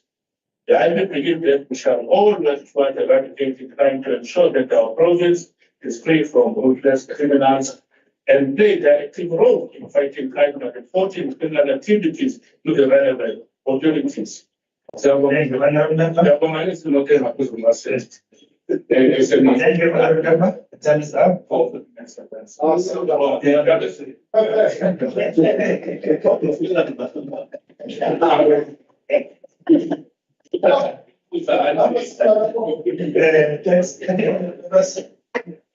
last speaker from the page on the ANC is Honourable and it's user for 10 minutes.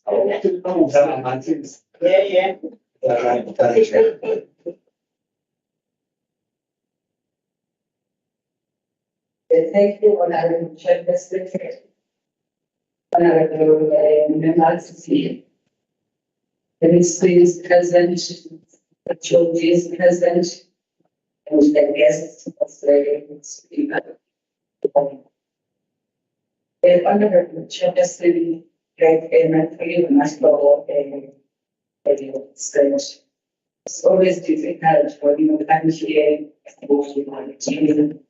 these matters of importance that affect our society. But finally, we can always say, I'm still some amount of such mobile Contamina is this guy open number, Karatala KwaZulu-Natal, Babalela, Rosamunda Base.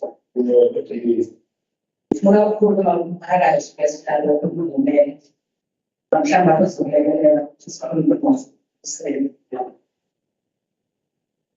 Honourable Central State is visual less activities and government so that we can refresh our current activities. I think that I want to share, especially with those that are not Africans. I think the issue of studying the cultural difference in our society as Africans. We not experience challenges, either as families or as communities, we converge and discuss matters because we believe in the wisdom of each and every member of every society. So this government is not able and engaging up with solutions. So ANC will continue 100%. We will continue until we will continue engaging our community. Whether there are challenges or not challenges, we engage our people. When we are happy, we engage our people. So it's the use of the maybe like Masco maybe in our community. The failures of the police at risk of community. Honourable Chairperson, if I have kind of case, I want to and other issues that are raised first. Then we focus on 98. April 2023 marks exactly 30 years of the powerful assassination of former General Secretary of the South African Unionist Party, Committe. In this month, Honourable Chairperson also commemorates passing away of the giants of our struggle for the nation, Dr. Matamo and that the life of a apology of his son has become one of the major symbols. Has become one of the major symbols for the aspirations of the making people in South Africa. His life sacrifices, dedication, and very intentional existing examples of dedicated to the service of ordinary poor and working people. On the Christian was made and on the big of the beginnings of realization of the aspirations of the country of South Africa. This assassination also directly led to the settling of 27 April 1994 as the date for the first ever democratic elections in South Africa.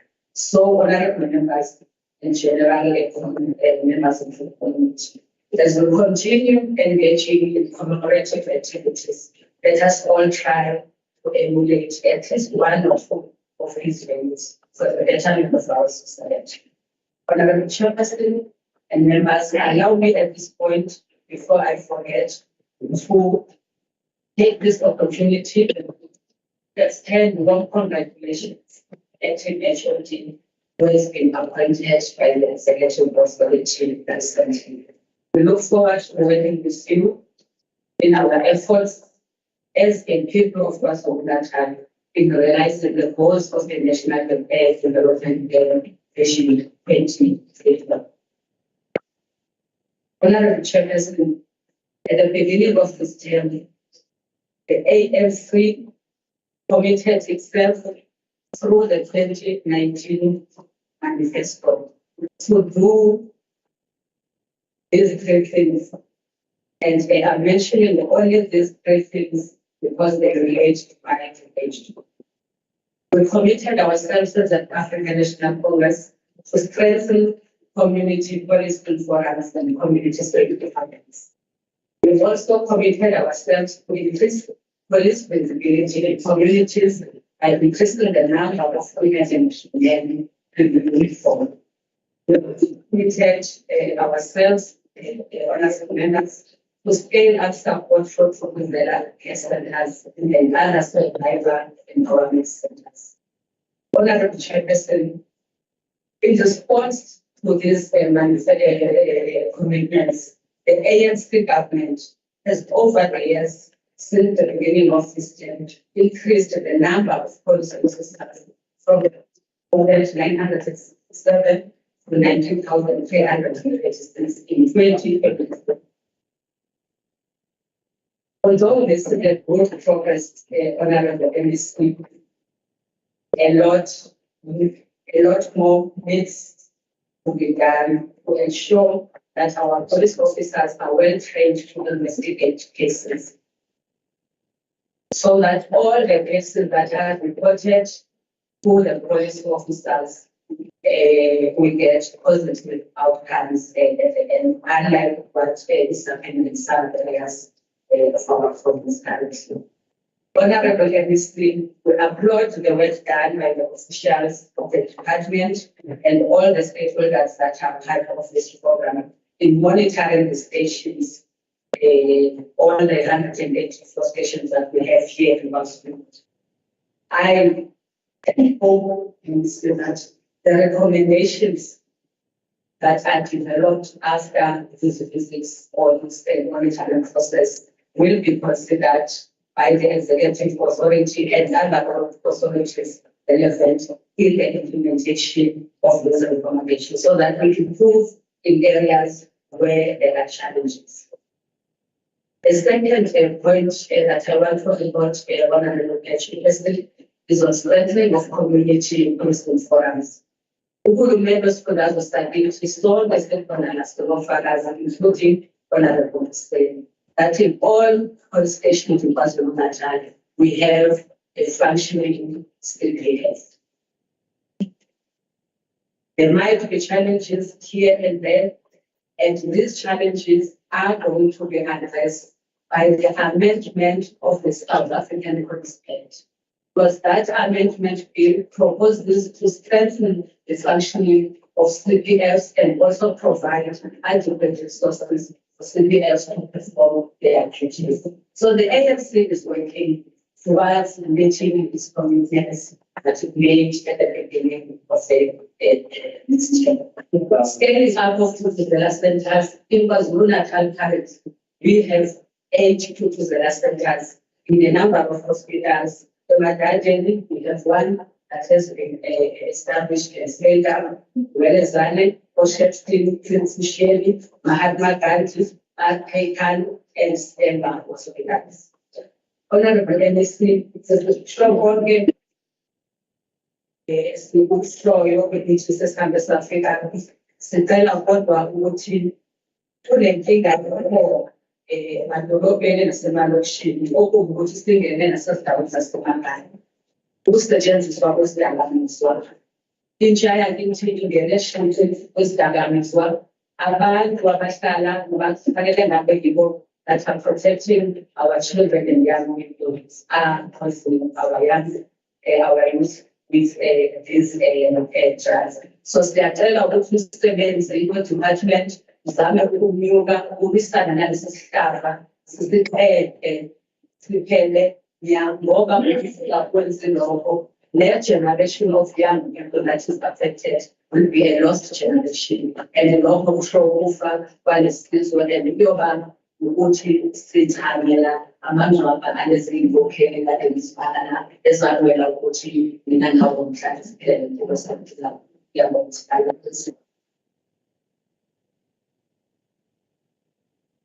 Thank you so much, Honorable Member. The last speaker. Thereafter, I'll give MSC to respond to some of the issues that you raised. Yes.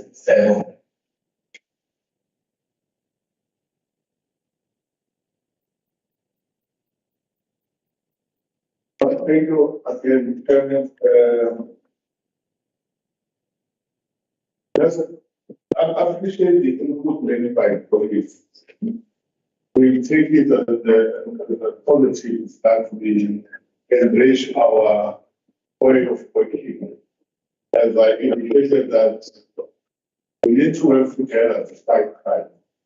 It's correct that when the members he did indicate that comes and material hard. That's why it's important that we need all the ways that people to work together, fight crime. I have taken note of the input to ensure poverty as a department surveillance. But also, we've noted those who already undermine the work done by the government and by the people. I think the other colleagues there have responded to the issues I wanted to correspond with. I think it's an insight for our people to say where the government want to engage with the people in the office in this one. We are saying that is possible. That means what the key Mrs. when he said he removed the government engaged in all stakeholders, including people. That's why we have indicated that we are going to convene a provincial summit and also engage in all to work with all people. And I understand that maybe the TA they don't respect the calls across by people. I know tomorrow they will say, no, they love the king, but they come here and they get decision in parliament and they decide the decision or the directive that was raised by the ANC. Iyalalela kakhulu ingakho yenziqiniseko ukuthi uma input arezwayo through speakers, including the king, sikwazi ukuthi sikwenze. Kule bizwe nje engade sinayo silent our members. Abantu befuneka okunindabo bebonga ukuthi uhulumeni obuseduzane. Bebekwa baze basho bathi bona bazi ukuthi ondunankulu ongqongqothe abantu abehlala nje lokulunge bengasondeli kubantu bayabonga kodwa ukuthi hayi uhulumeni uyakwazi ukusondela sase sibonga ukuthi uhulumeni akwazi ukusenza ukhona kusibeka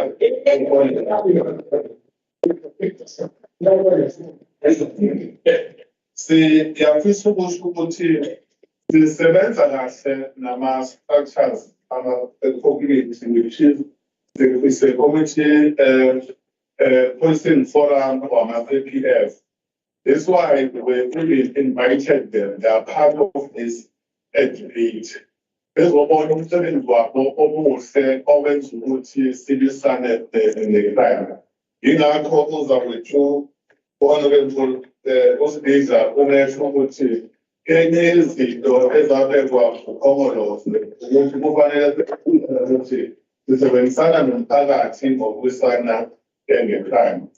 The Chigati who say who and who ukuze abanye abantu abesafe anekemina nawe kube yithina esikhomsayo lokho ukuthi ubalulekile ukuthi sisebenzisane ukuze sikwazi ukuthi silisane nekudala. Uhulumeni uwodwa can't do everything. That's why we must work together. Ukuze sibambisane sikwazi ukuthi silisane nekudala. Iqanga yenze kuphela emadolobheni. Yenzela emadolobheni, yenzela emalokishini, yenzela nasemandazi.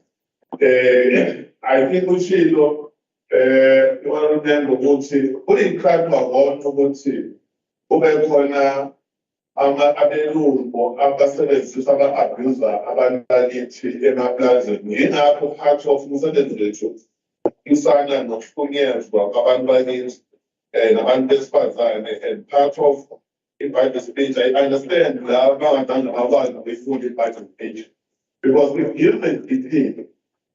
we going to fight crime and start with accounting of what we have done as this government led by the African National Congress, and also explain. That's why we really appreciate the budget, the allocation of 11.5 given by Treasury. We've been raising that to say let's have a unit within the community safety. You understand that it's not the responsibility of community safety and liaison to protect or to police or to have to give Amazon to Amazon, but with the responsibility to prevent the killing of Amazon and the people across the province. Well, we have the plan, there's nothing to establish a unit, part of the plan, and there will be a responsibility that will be allocated to that unit to ensure, and that unit will work with COPTA, will work with AMAPOS, they will work with various stakeholders to ensure that the Lusana and the crime KwaZulu-Natal. Siyasisubonga kakhulu imphephetho ukuthi amanye amazwe ababona konke okunegative okushilo khona okushilo okhombisayo ukuthi you acknowledge umsebenzi omuhle owenziwa ulohulumeni okhona kaCongress. Ingakho sithi ukuthi sibambisane. Siyafisa ukuthi le spirit esikhona lapho osenzayo ngathi ungasenza nokomasipala kakhulukazi abaphethwe i-IFP ngoba ngathi understand ukuthi how to look after uhulumeni. Ngiyasaba-ke uma nezo befuna ukuphatha uhulumeni ngo-2024 abanye abantu bafuna ukuyena umasipala phezela akazi nokuthi ephathwa kanjani. Baxakekile laphaya yingakho abantu sebefuna ukubakhipha besila bayakhanda. Kodwa-ke siyazi ukuthi vele kwehla nje imana bengandilele nkosi yami wabona sebephansi bengazi ukuthi kuzakala. Kodwa abantu abaZulu-Natal njengoba sihamba nje iKwaZulu-Natal yonke bayasebenzisa ukuthi umsebenzi wahulumeni wakho national or upresident onamaphosta muhle kakhulu. Okunesiciniseko sokuthi ngo-2024 ngonyaka ozayo bayavota babhatela intuthuko yabanye abayibonayo. Baya-acknowledge futhi ukuthi kukhona singakakwenzi kodwa kukhona sesikwenzile. We must really appreciate lo msebenzi lona. Siyafisa ukusho ukuthi sinako, we understand ukuthi within the police there are police that are working with criminals. That's why we have been having that amanye amaphoyisa asebenza namekini bedayisa abantu awukuba bamoshile nalawo amaphoyisa emsebenzi omuhle. Lokho komsana ukuthi umsebenzi wamaphoyisa muhle kakhulu. Kodwa ngesiko I really want to correct our other thing.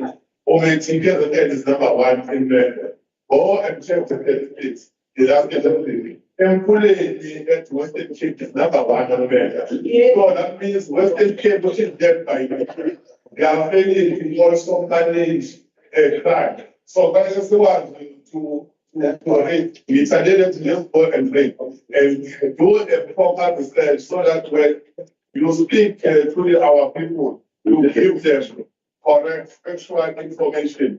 Not what you anticipate. Hello,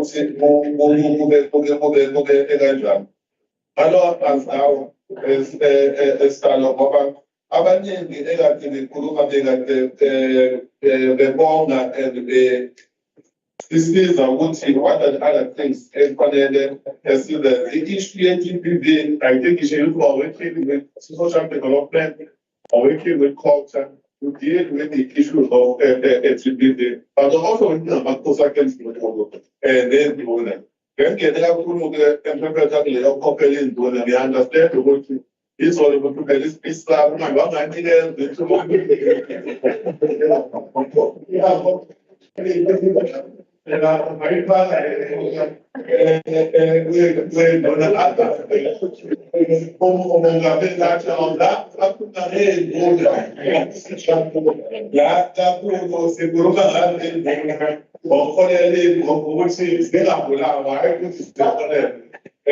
I understand the whole thing. Opportunity and time. We are going to put that as the fine. The next time I will not see how it goes.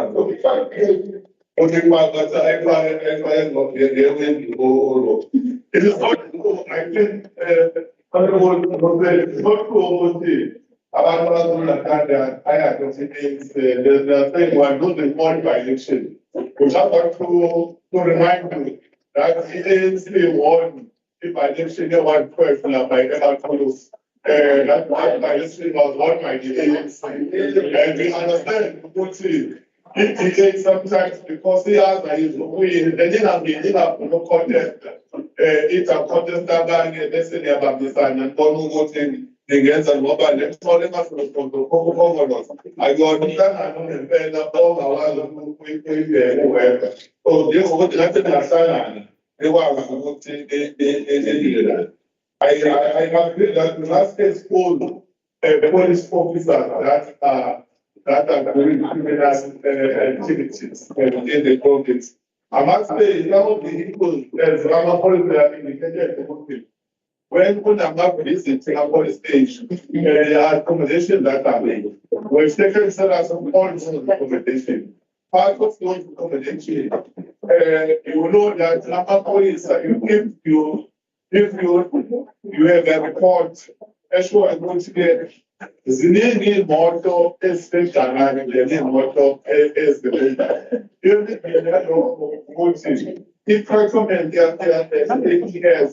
to approve to buy a child the head of policy head to request from the national and give it to change a person. Yes, 4 days ago, we had the minimum decision to say, let's decentralize our procurement processes, the provincial commission and powers to deal with all those issues. So, the government of the ANC, we are and indeed, the national has allocated more foreign officers who indicated at 1,800 police officers were allocated. KwaZulu-Natal was the Committe hours and the power. Now it's not as Baba the certain and other members, they have come back. Thank you very much. For our thank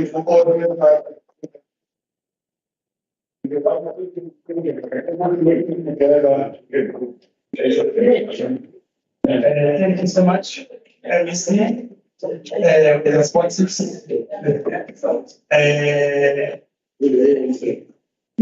Come to the end of our session for debate 9. But one way we should acknowledge the presence of the people from the car who are now the embassy upon some members, Siyama Zalaba.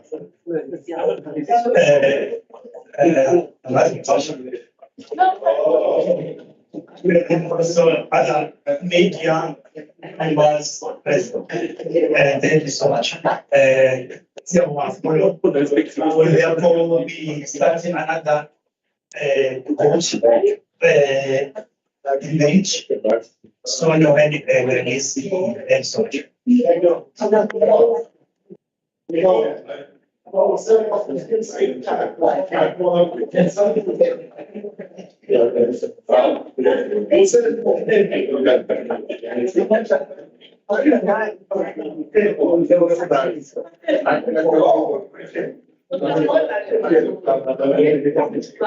Oh, yeah.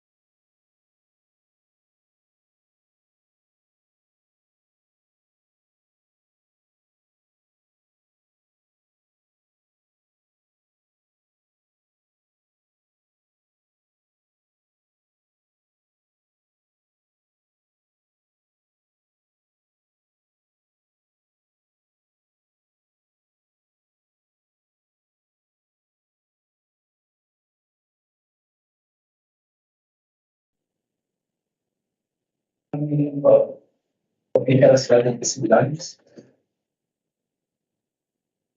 I said down.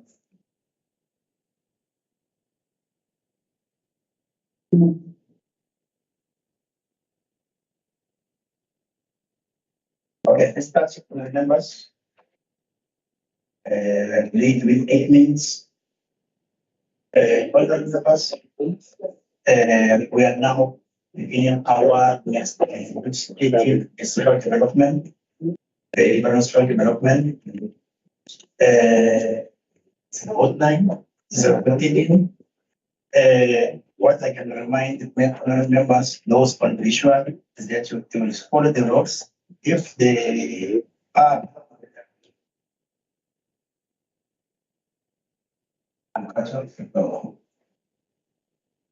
if the high level basement is supposed to have arranged prior and also they also follow guidelines.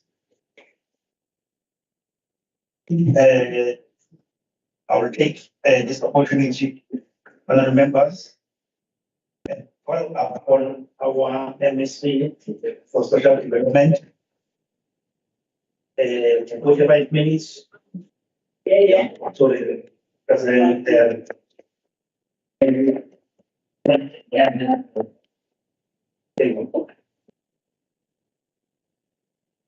Greetings to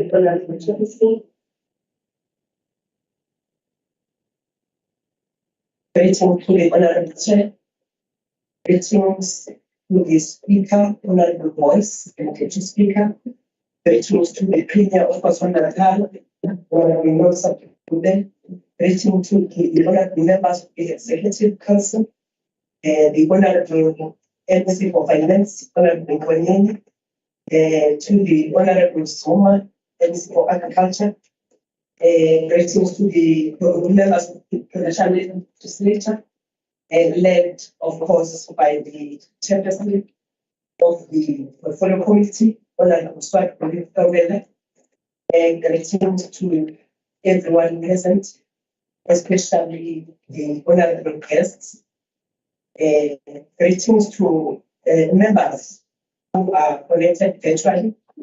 Greetings to all distinguished guests, fellow citizens of the province of KwaZulu-Natal, members of the media present, ladies and gentlemen.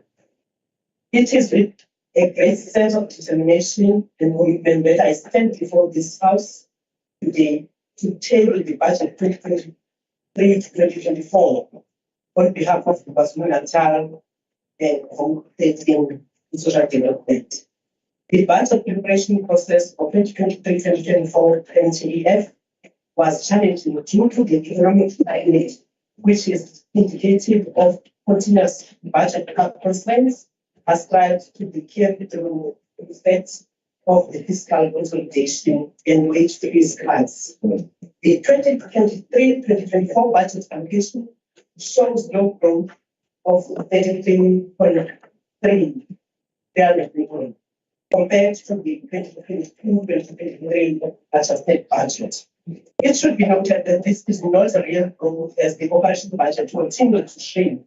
The carry-through implications of the budget cuts that were implemented during the 2021-2022 MTEF, which were incremental in the outer years, are reported for 570.2 million for 2023-2020, in the outer years of Landela. Furthermore, although the department received the additional allocation for the cost of living adjustment carried through cost of 3%, this was offset to some extent by further share budget cuts, which were 16.3 million in 2024-2025 and 28 million in 2025-26 as a result of the annual data updates on the provincial share formula.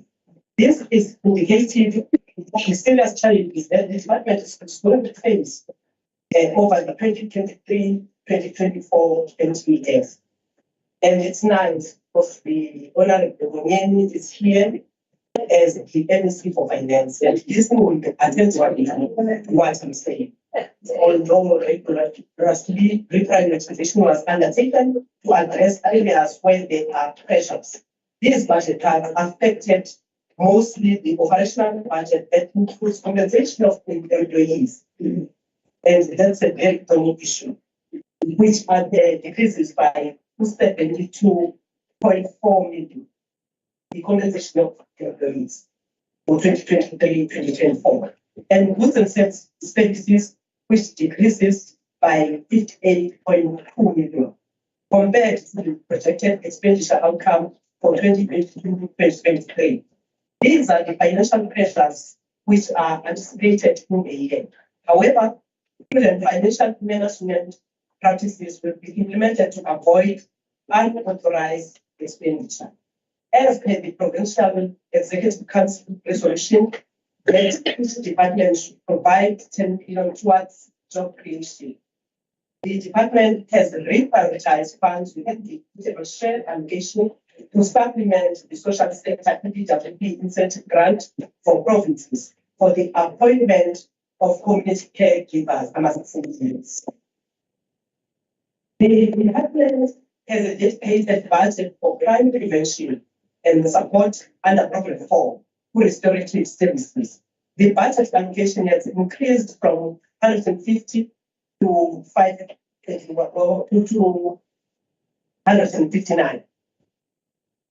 This allocation includes transfers and subsidies to welfare organizations responsible for crime prevention and support.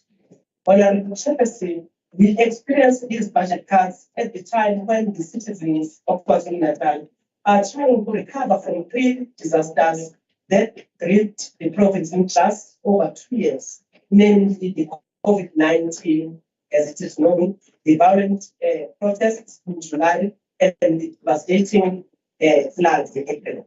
These disasters, coupled with low economic growth and the rise of inflation, have exacerbated socio-economic conditions such as poverty, unemployment, food insecurity, and social pathologies such as gender-based violence and femicide, substance abuse, as well as crime and violence, thereby increasing the demand for social welfare and community development services.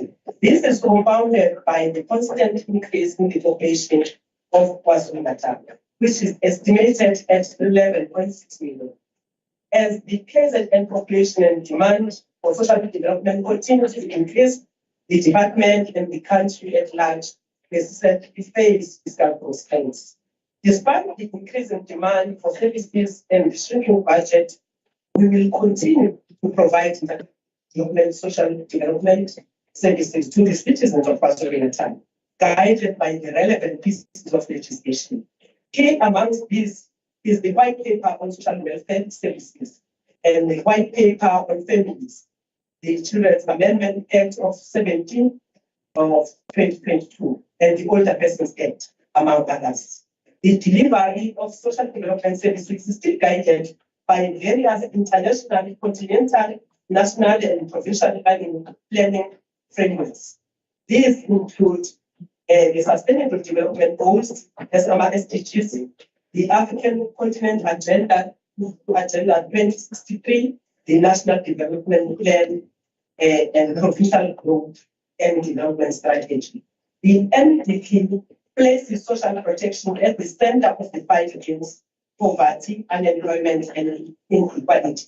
To this end, we remain committed to the GSD mandate, which is to provide social protection services and lead governance efforts to forge partnership through which vulnerable groups and communities become capable and self-reliant in their own development.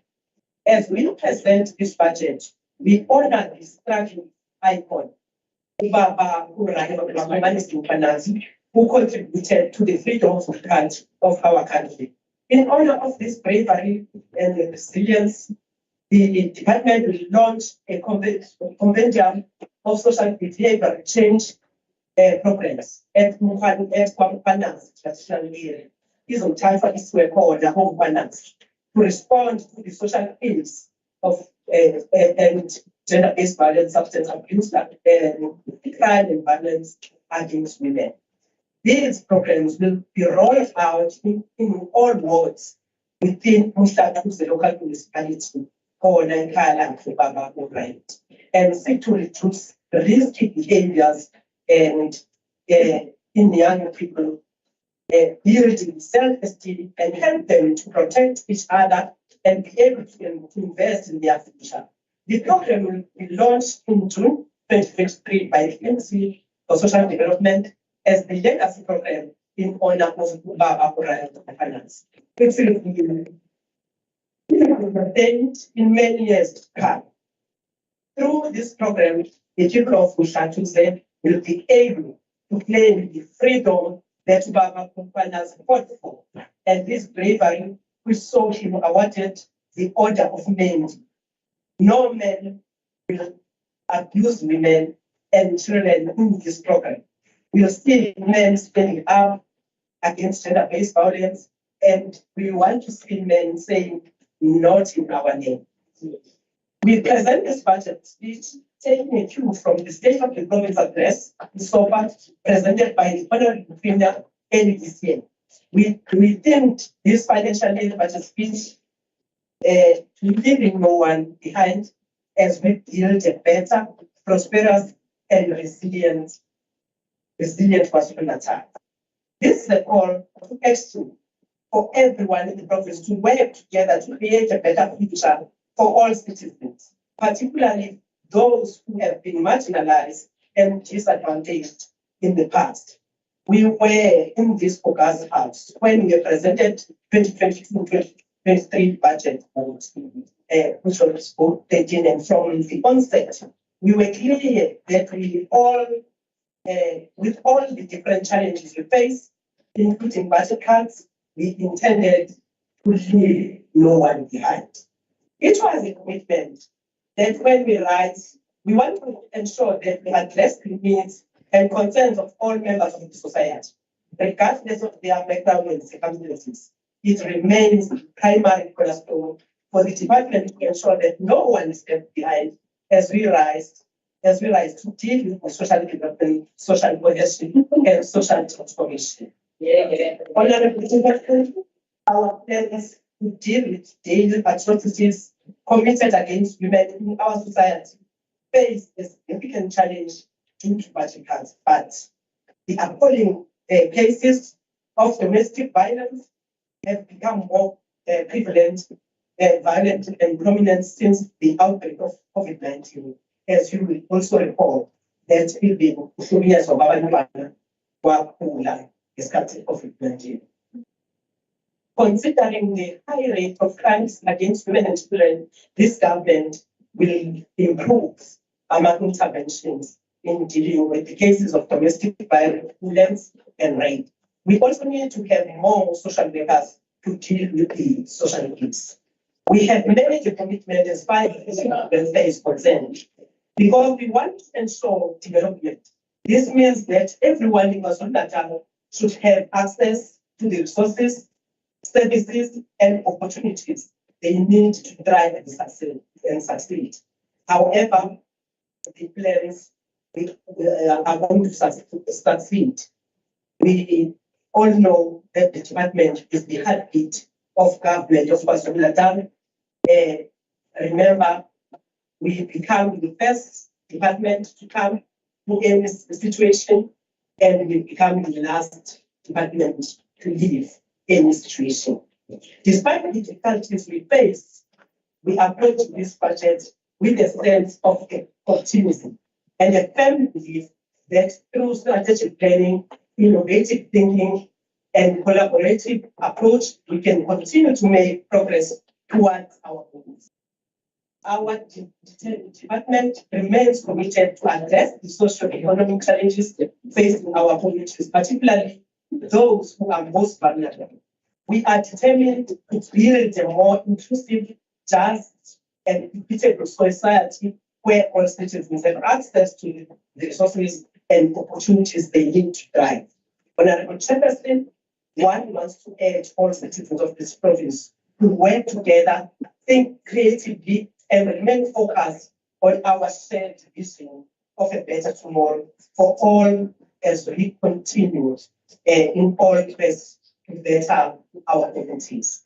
The National Development Plan is very clear in identifying PGBVF and the abuse of children, especially amantombazane, as particular impediments to the realization of equality and prosperity. In line with the observation, we have been working even harder to deal with the prevention, child safety, and security. As the former chairperson of the African Union Commission and Minister of the Presidency for Women and Persons with Disabilities, who Dr. Mosans and the Minister successfully said, and I quote, "We must empower women and girls to reach their full potential, not just because it is the right thing to do, but because it is essential for the development of our society and the progress of our nation." Close quotes. I'm happy to report that in the previous financial year, the department, in partnership with Lifeline and Nyamukara Empowerment, a non-profit organization, we were able to train survivors of gender-based violence, about 39 young women who were housed in our different shelters in the district and received CETA accredited training. These young women, honorable members, completed a 3-month policy which says lift each other empowerment program, in which they learned sewing skills, digital literacy, CETA level 1 accredited qualification in our center. We provided them with all necessities, including we provided them with all necessities, including sewing machines. Each member, each and every one of them has a sewing machine, a laptop equipment with internet delivery for them to be able to start their own business.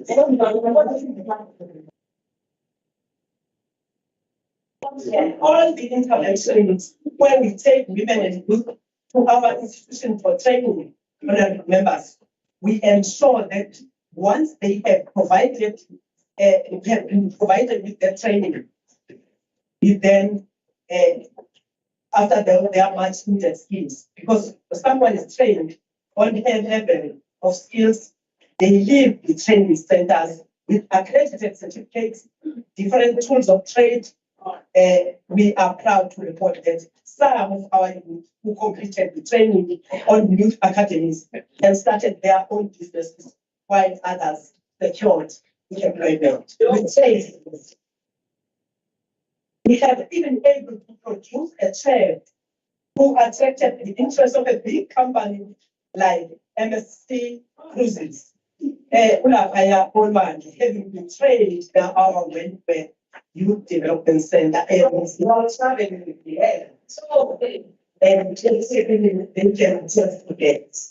we have achieved remarkable success by mobilizing rural women to be part of our training to ensure economic empowerment.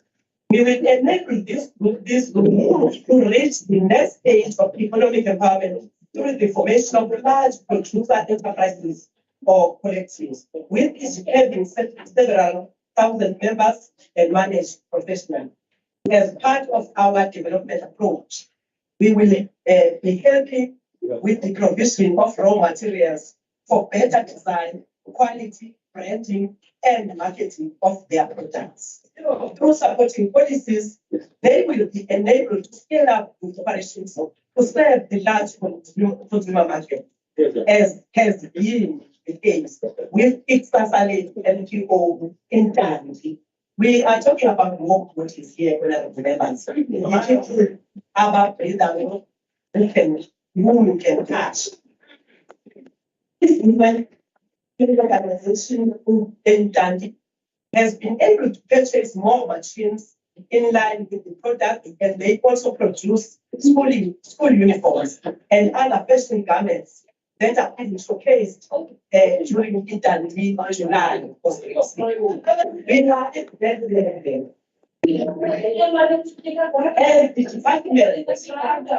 we are in concurrence with President Cyril Matamela Ramaphosa, who said, and I quote, "The youth of today are the leaders of tomorrow, and education is a very important weapon to prepare them for the future roles as leaders and to help them achieve their goals. We must invest in their development and create opportunities for them to succeed." Close quotes. Therefore, this ANC government will never fail the people, and we are not going to turn back our commitment to prioritize job creation by investing in infrastructure development, promoting entrepreneurship, and supporting small businesses.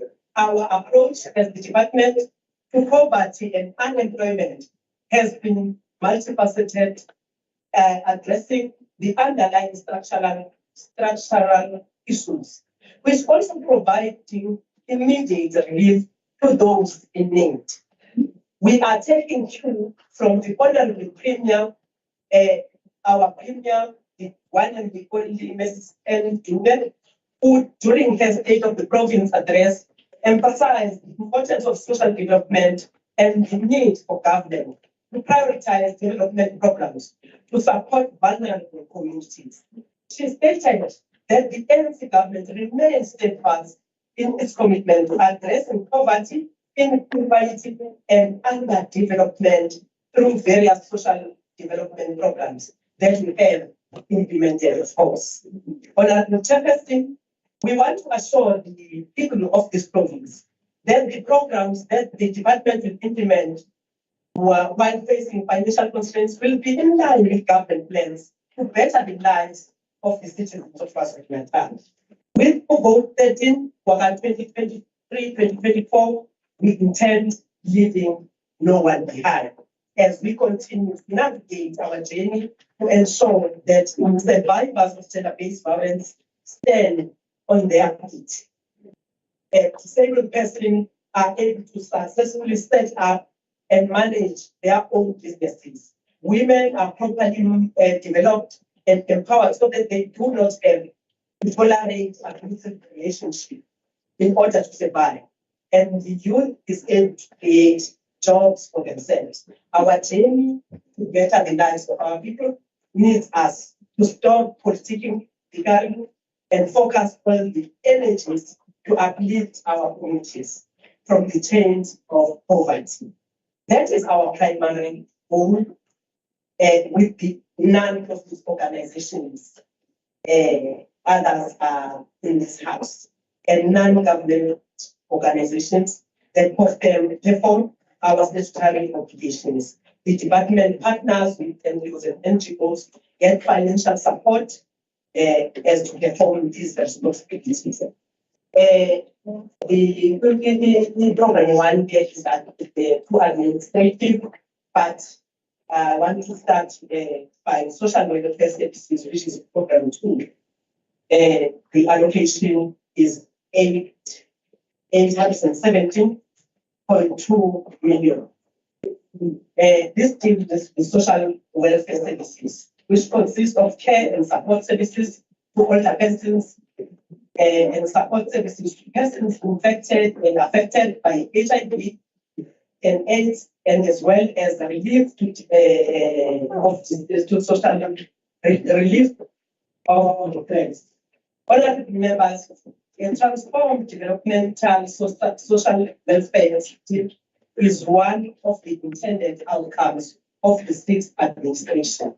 Transforming the social welfare system includes inter alia legislative reforms and expanding the pool of capable social workers. We will continue to play a meaningful role in the review of the social welfare legislation, whilst building the capacity of an existing workforce to implement the relevant legislation. Like the rest of the country, the province of KwaZulu-Natal continued to experience a shortage of social service professionals. This was exacerbated by COVID-19, where we lost a number of SSPs due to the same pandemic. As part of addressing this challenge, the department participated in the development of all the sector strategy and the employment of SSSPs. Notwithstanding the government-wide fiscal constraints, we remain optimistic that the National Treasury will provide the necessary financial resources for the implementation of the strategy, so that the social development sector can be able to utilize a pool of unemployed social workers who are social work graduates to address the social ills in our province.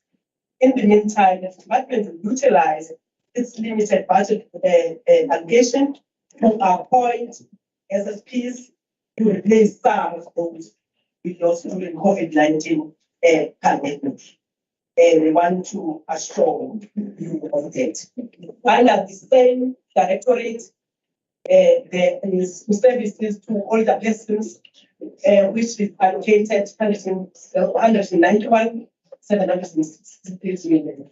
The department remains committed to enhancing the social welfare being and quality of life of older persons. Through education and awareness programs, older persons were provided information related to their rights, services available to them, ways and means of accessing their services, as well as aging.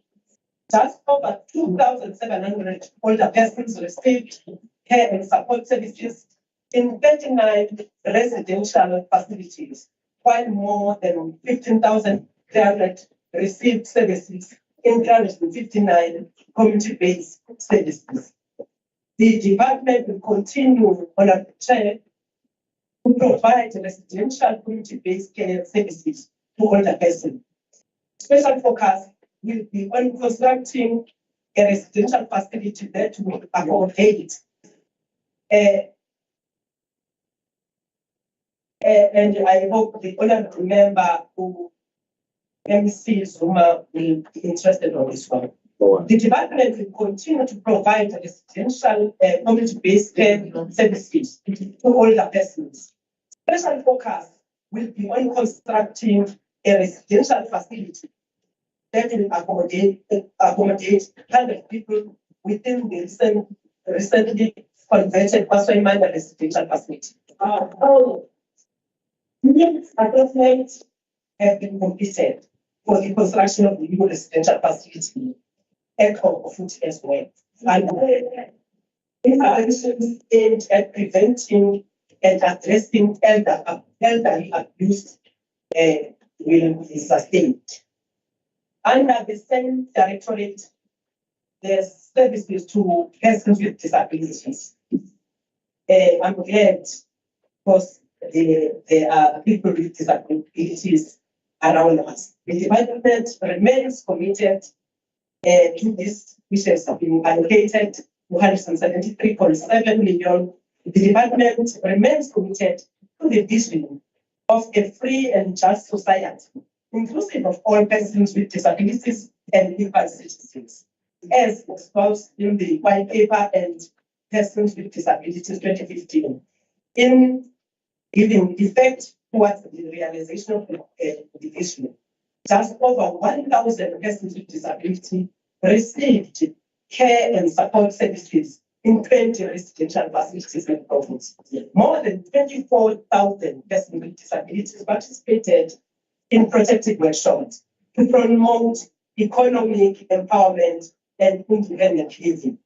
The department will continue to provide financial and management support to residential facilities and protective workshops, and to utilize various instruments to step up disability mainstreaming. We also bought a braille machine for Zizamele Action Plan. And this one is based with Petermarisburg NPO that takes care of the blind. The aim of buying this machine was to ensure that blind society are skilled and employed. I'm glad that the chairperson of Zizamele is with us here when in line with our strategy to move from purely welfare to a social development approach, the department it will in this financial year transform the KwaZulu Handicraft Center to provide a diversified curriculum to persons with disabilities, which will provide access opportunities to relevant training and development opportunities to enable them to participate in the mainstream of the economy. Side B and A subdirectorate, we have allocated 220.2 million as part of reducing risky sexual behaviors and prevention of new HIV infections. So social behavioral change programs were implemented in all districts, reaching 134 to 323 initiatives. Even in the 2022-2024 financial year, this program will continue. Under social relief of distress, which is allocated to 24.6 million. The SRD program is critical intervention provided by the department to the individuals and household in distress due to varying degrees to vulnerability. Under the sub-directorate, the children and families, the program is allocated. It is program 3, which takes a big chunk of our budget as social development. It is allocated 1.145076 billion.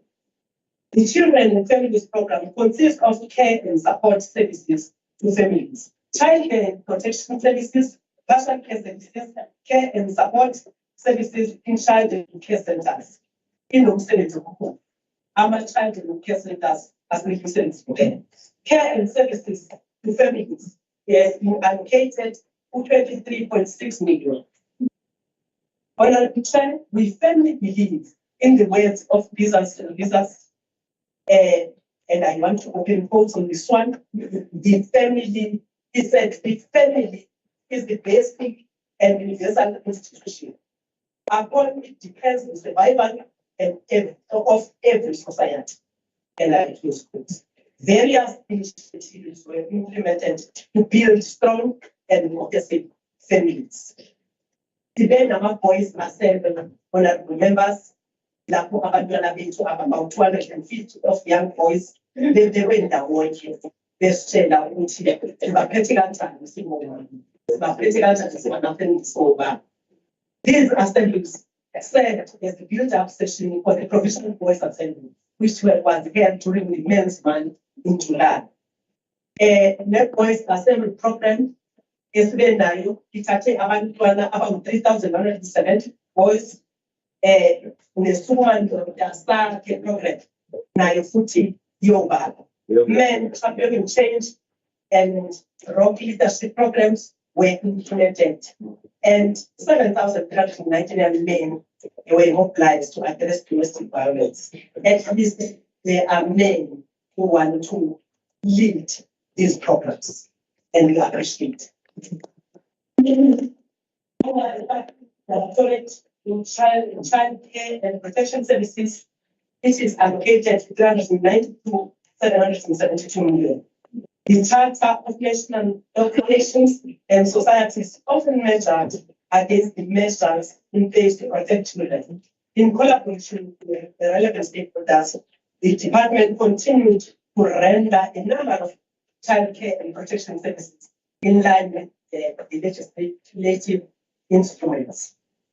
We child care protection siyaqikelela ukuthi abantu abakuyi child care protection register.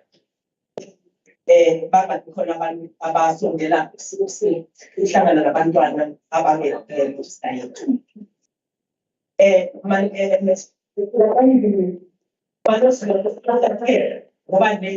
management of for that as well. The provincial adoption assessment panels will continue to be conducted monthly as per the approved schedule to ensure that there are no delays in issuing the Children's Act yabantu 39. On early childhood development, nayo futhi ibekelwe aside 91.4 million rands. The last financial year was the first year of the implementation of this function.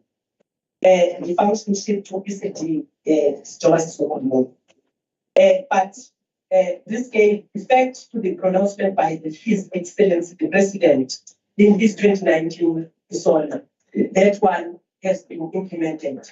In this current financial year, the department aims to provide services to more than 7,000 children in 48 registered partial care. Most members say, why do you continue talking about ECT partial care? Whereas ECT has moved from the department. However, we still have about 7,000 children in 48 registered partial care sites. So they are the responsibility of this department. Under child and care centers, CYCCs, the department will give special attention to the monitoring of the CYCCs in line with the 5 priorities of Nawala. And the department deal nabantwana abasukela who have been in conflict with the law, abanye from child-aided families. Under community-based care and the children, the allocation is 117.6 million rands. The department will review the integrated action plan for children living, working on the streets. In partnership with all stakeholders, with the intention of strengthening services to that. A total of 194 children were reached through community-based prevention and early intervention program. The fourth program is the restorative services. It is allocated to 471.015 million. Restorative services are part of social crime prevention and support. As per the call by the Premier, we have allocated the 10 million, but it's our father under this social crime prevention and support program.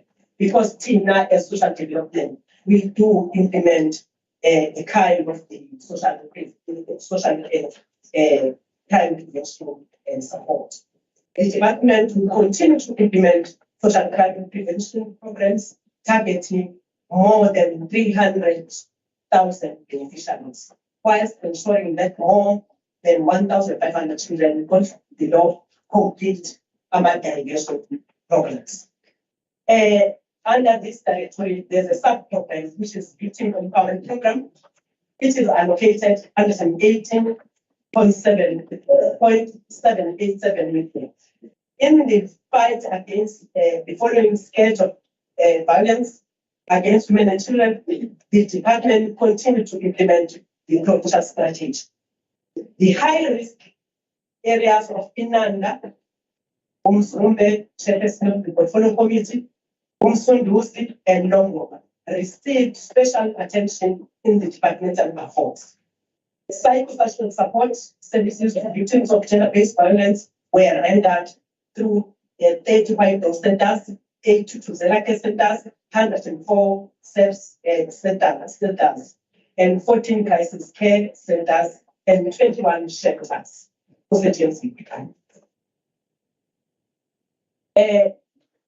There is the partnership between the department and public works and GSD on the identification of infrastructure buildings, lower underserved, which are underutilized, so that we can get our Kuselega one-stop centers and white door centers. As the honorable members, that one was raised by yourselves as honorable members of this house. We are looking at those, and the gender-based victims are identified around the areas of Portchester, Kisumu, Greytown, depend on us. There is also a partnership with SAB through the Office of the Premier and also the Status of Women. And that will get as soon as like I said, as we are in Nanda, Ebabana, Nasaskawa. So we are on our toes. Under a substance abuse sub-program, the treatment area rehabilitation and rehabilitation, 108.830 million is allocated. 6 districts substance abuse forums are functional at Amatiba, Musniat, Eleven. On top of that, on the 22nd of June, the portfolio committee visited Ematadeni Rehabilitation Center for monitoring of services offered by the center. Thank you, portfolio committee. Substance abuse treatment services were rendered in 3 state-owned clinical managed treatment centers. Yes, again, ziyakhiwa-ke ama-treatment centers. Izokhiwa lapha ogwini, enye izokhiwa kwilema. Ngoba siphisa abantwana bethu bazibone bephuma emgwaqweni, behlala emgwaqweni, bangahlali besamba. Kwi-program fund, i-development and research, it has been allocated to 274 1.8 million. This is a very small allocation. Looking at the development of our in the province, youth in the province, everyone is looking upon this project. But this is allocated that small channel, which is going to not be easy for us. But under youth development, we have just allocated 59.8 million rands. The department is firmly committed to advance the development needs of the young people in the province as they are severely affected by the severe shortage of skills, poverty, unemployment, and social needs. In October 2021, the Wentworth Youth Development Center was officially opened, and I'm pleased to report to this house that in December 2022, a total of 100 youth graduated from this institution for the first time. These are our young people who were confronted with poverty and lived in fear in those areas. There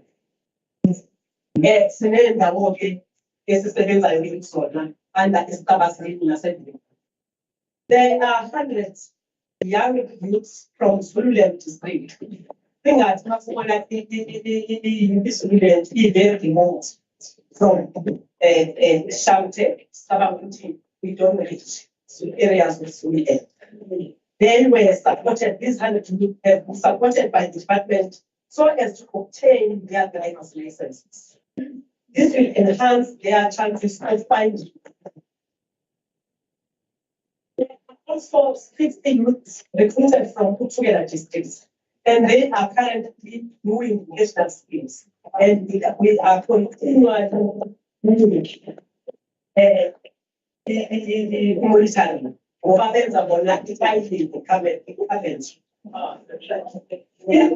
responding to the plight of our youth with disabilities, the department is in the process of providing leadership skills and to 50 with disabilities who have been recruited through our Ingcugce district. We understand there's we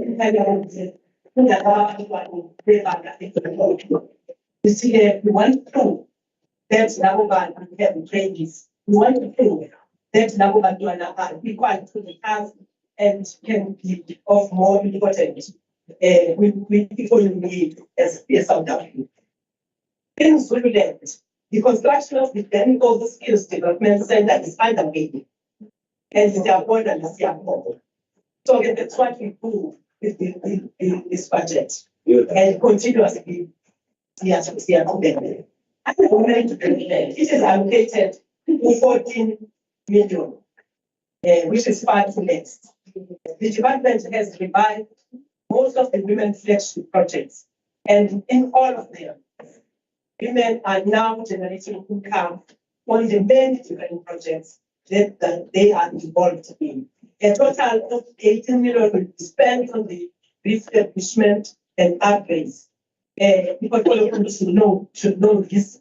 A total of 18 million will be spent on the refurbishment and upgrades to the pillar for incubation center. It's a program which is community mobilization, allocated very small allocation, 2.7 million. And we have been continuing in the communities. Then I'll put it out there. Under the institutional capacity building and support, this is allocated to 17 million point 8. And the department is strengthening the management of NPOs. And NPOs because I'm an interested block. And the district level, which serves to mechanism to bring services closer to the people.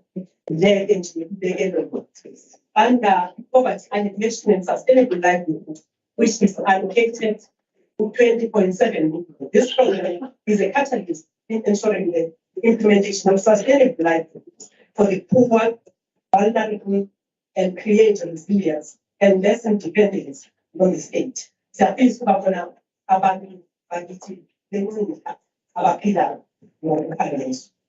Under community-based research and planning, which is allocated 1.1 million, community-based research and planning are increasing, becoming a definitive instrument to determine the needs of different communities. And we have as well incorporation policy in this department. And that promotion is allocated to 5.4 million. With that, was on assistance, our research, as well as by the colloquial, sitting 5 men are angry. Because we wonder why men are not angry towards each other, but are angry towards women. It's just a usual case on towards women and children. We will continue assisting municipalities throughout the province to incorporate population issues to integrated development plans. The province of KwaZulu-Natal currently is embracing the concept of demographic dividend, which is a window of opportunity to reap economic because of the increased numbers of economic activity. With the upcoming census for members 2022 results, the department will provide assistance in incorporation of the population formation. The population policy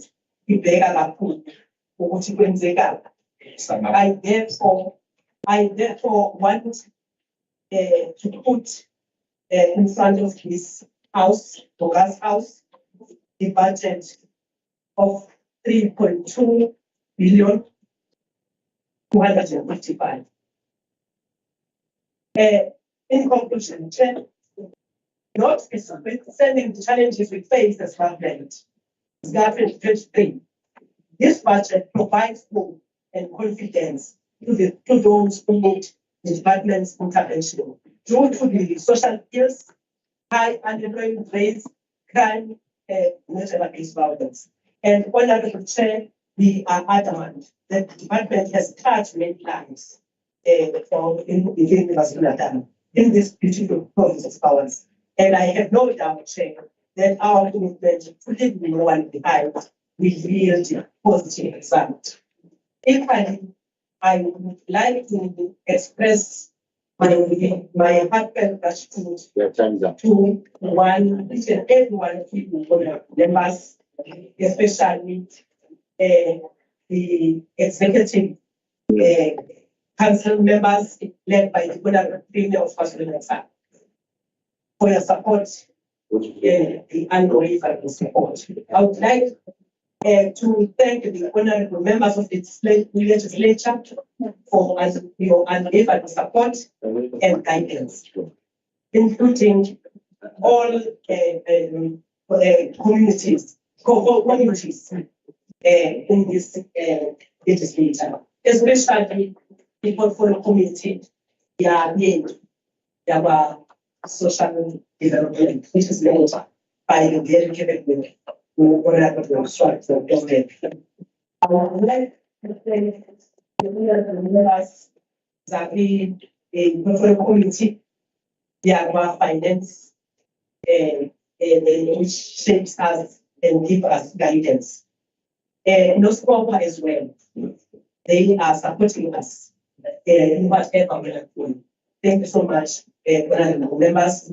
And we'd like to thank all members of the ANC, especially who have given us this opportunity to shine and make KwaZulu-Natal people proud, especially the members of the ANC community.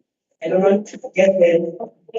They are especially in the gender-based violence issues. They are taking the lead. And we want to thank a big thank you to all the NPOs, which are an extended arm to our department. And lastly, to the fourth state, the military, Kibonga, campaigns, Baziban Panigama, which is sent to the military about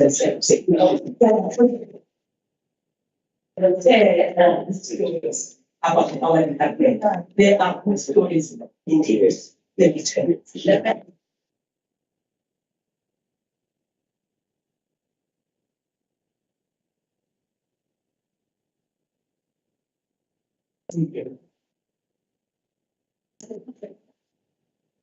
Thank you, Mr. Legacy, for that. For such a presentation. Thanks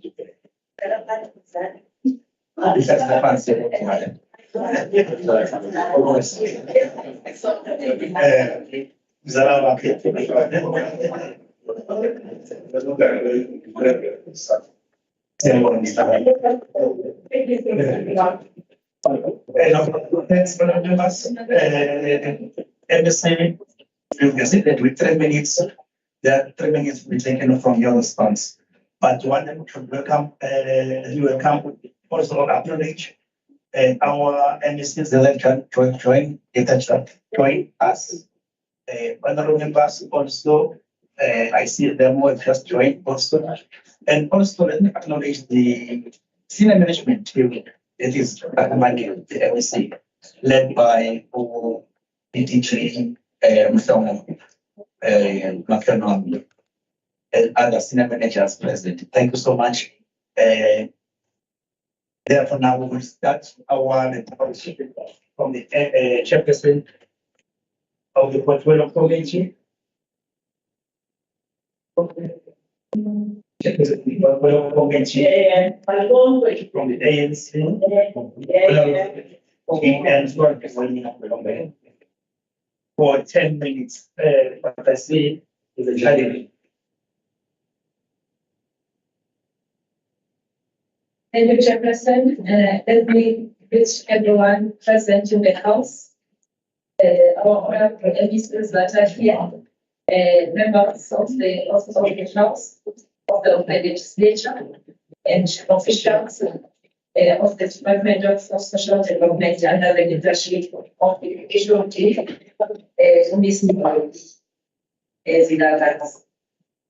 Honorable Chairperson and members of the House. The report I'm taking is a summary of the committee's deliberations on the 2023-2024 budget and the annual performance plan.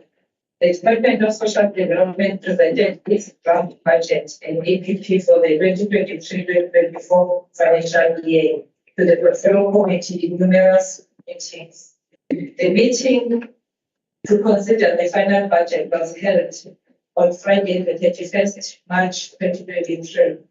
The department presented its reviewed annual performance plan and budget for 2023-2024. The committee interacted with stakeholders on the APP and budget reports on the 24th of January at Kamada Community Hall in Rainbow Municipality under all participants. The committee noted and was satisfied that the activities of the department are aligned with NGP, PGDP, NTSF, and the committee also noted, as informed by the department, that the mission and strategic outcomes had changed extensively from the 2022-2023 estimates of provincial revenue and expenditure.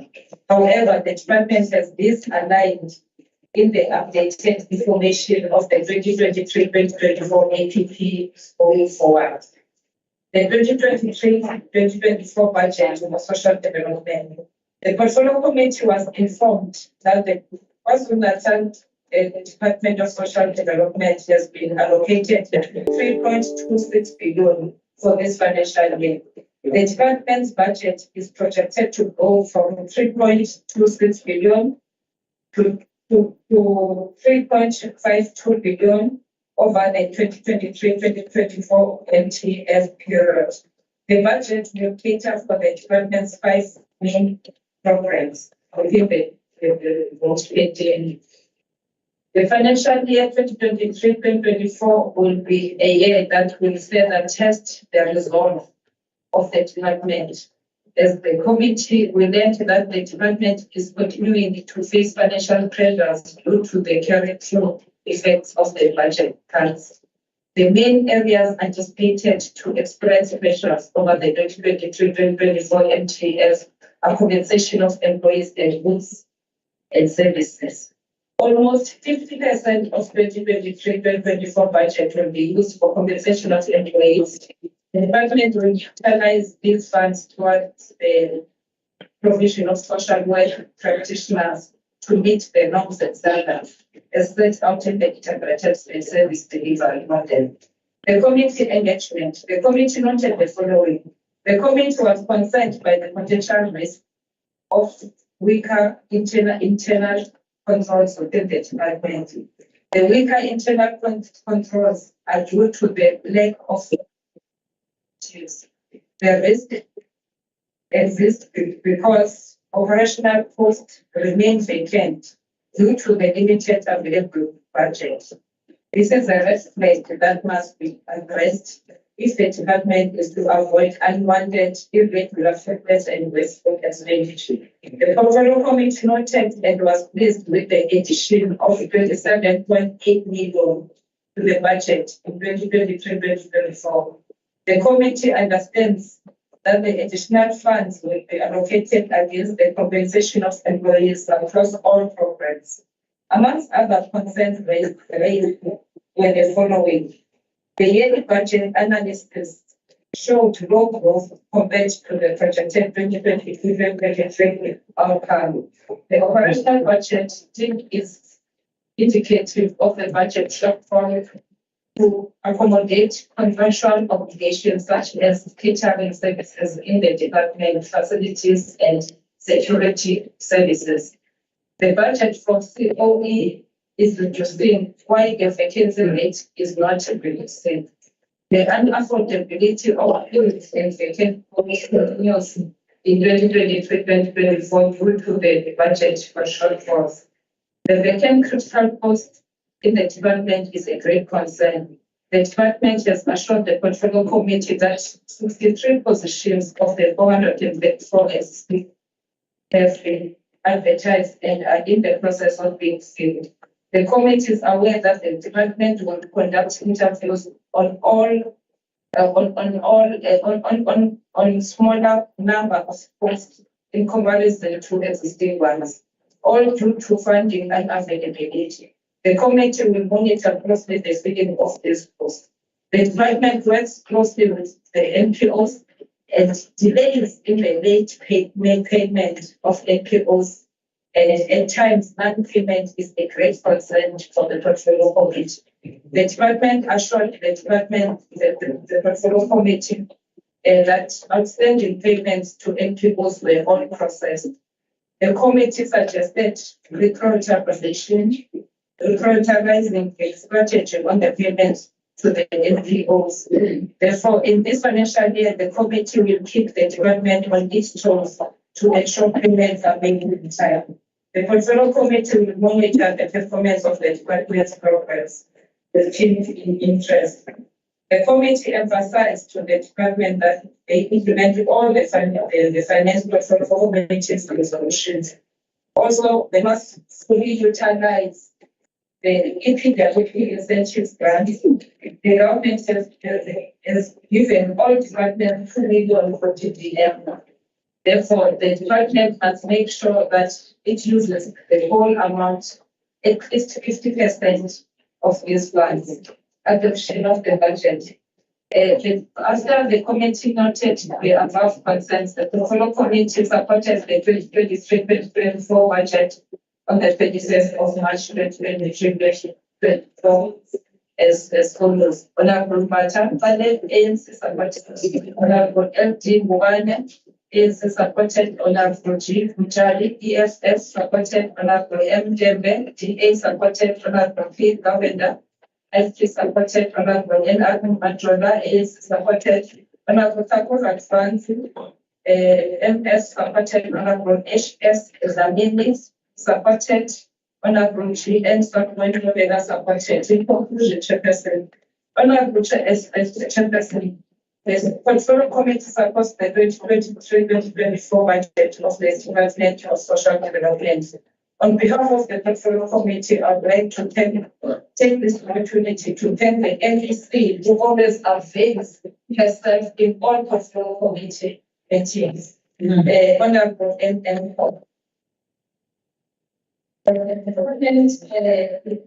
We also want to thank all the officials of the department under the leadership of the initial team, who next week and all its agencies like SASA and NTA, the Office of Auditors General and Treasurer for their cooperation that allow the department to deliver. Lastly, I would like to thank the support staff of the legislation for their continued support to the Committe. I thank you, Chairperson.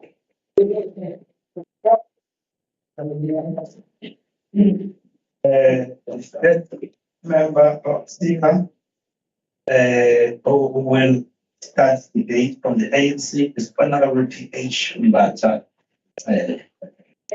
for 10 minutes.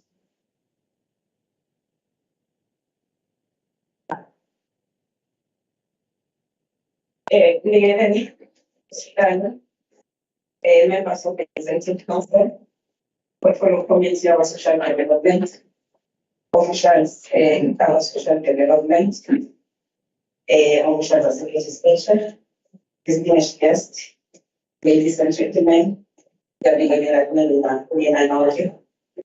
first of all, you may take this opportunity, the honor to share with the portfolio committee for present at every report.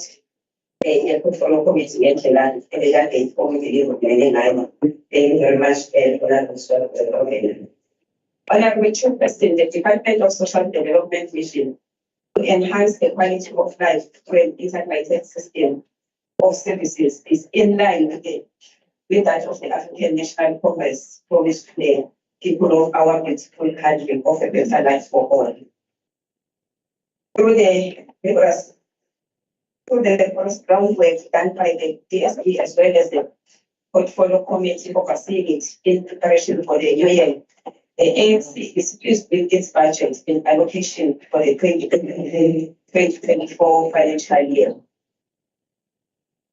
We are aware of our government's 7 goals, and the department primarily supports priority 6, which talks to social cohesion and safer communities, and priority 4, which talks to consolidating the social wage through reliable and quality basic services, and as indicated in the ANC manifesto commitment on a comprehensive social security, which will address social bad inclusion areas by improving targeting offense, children, remote rural areas, and disabilities support.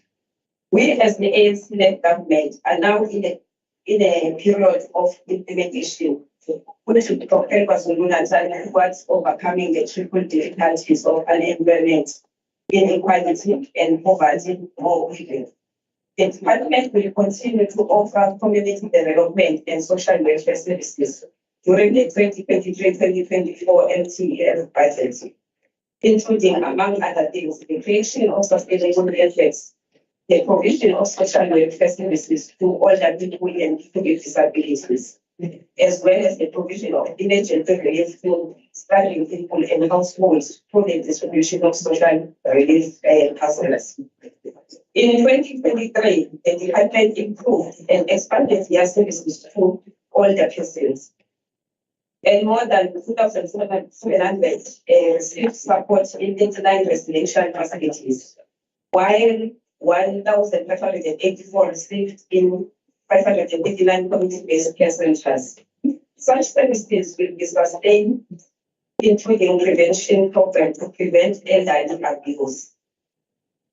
Also, over 1,000 persons with disabilities receive care and support in 19 residential facilities.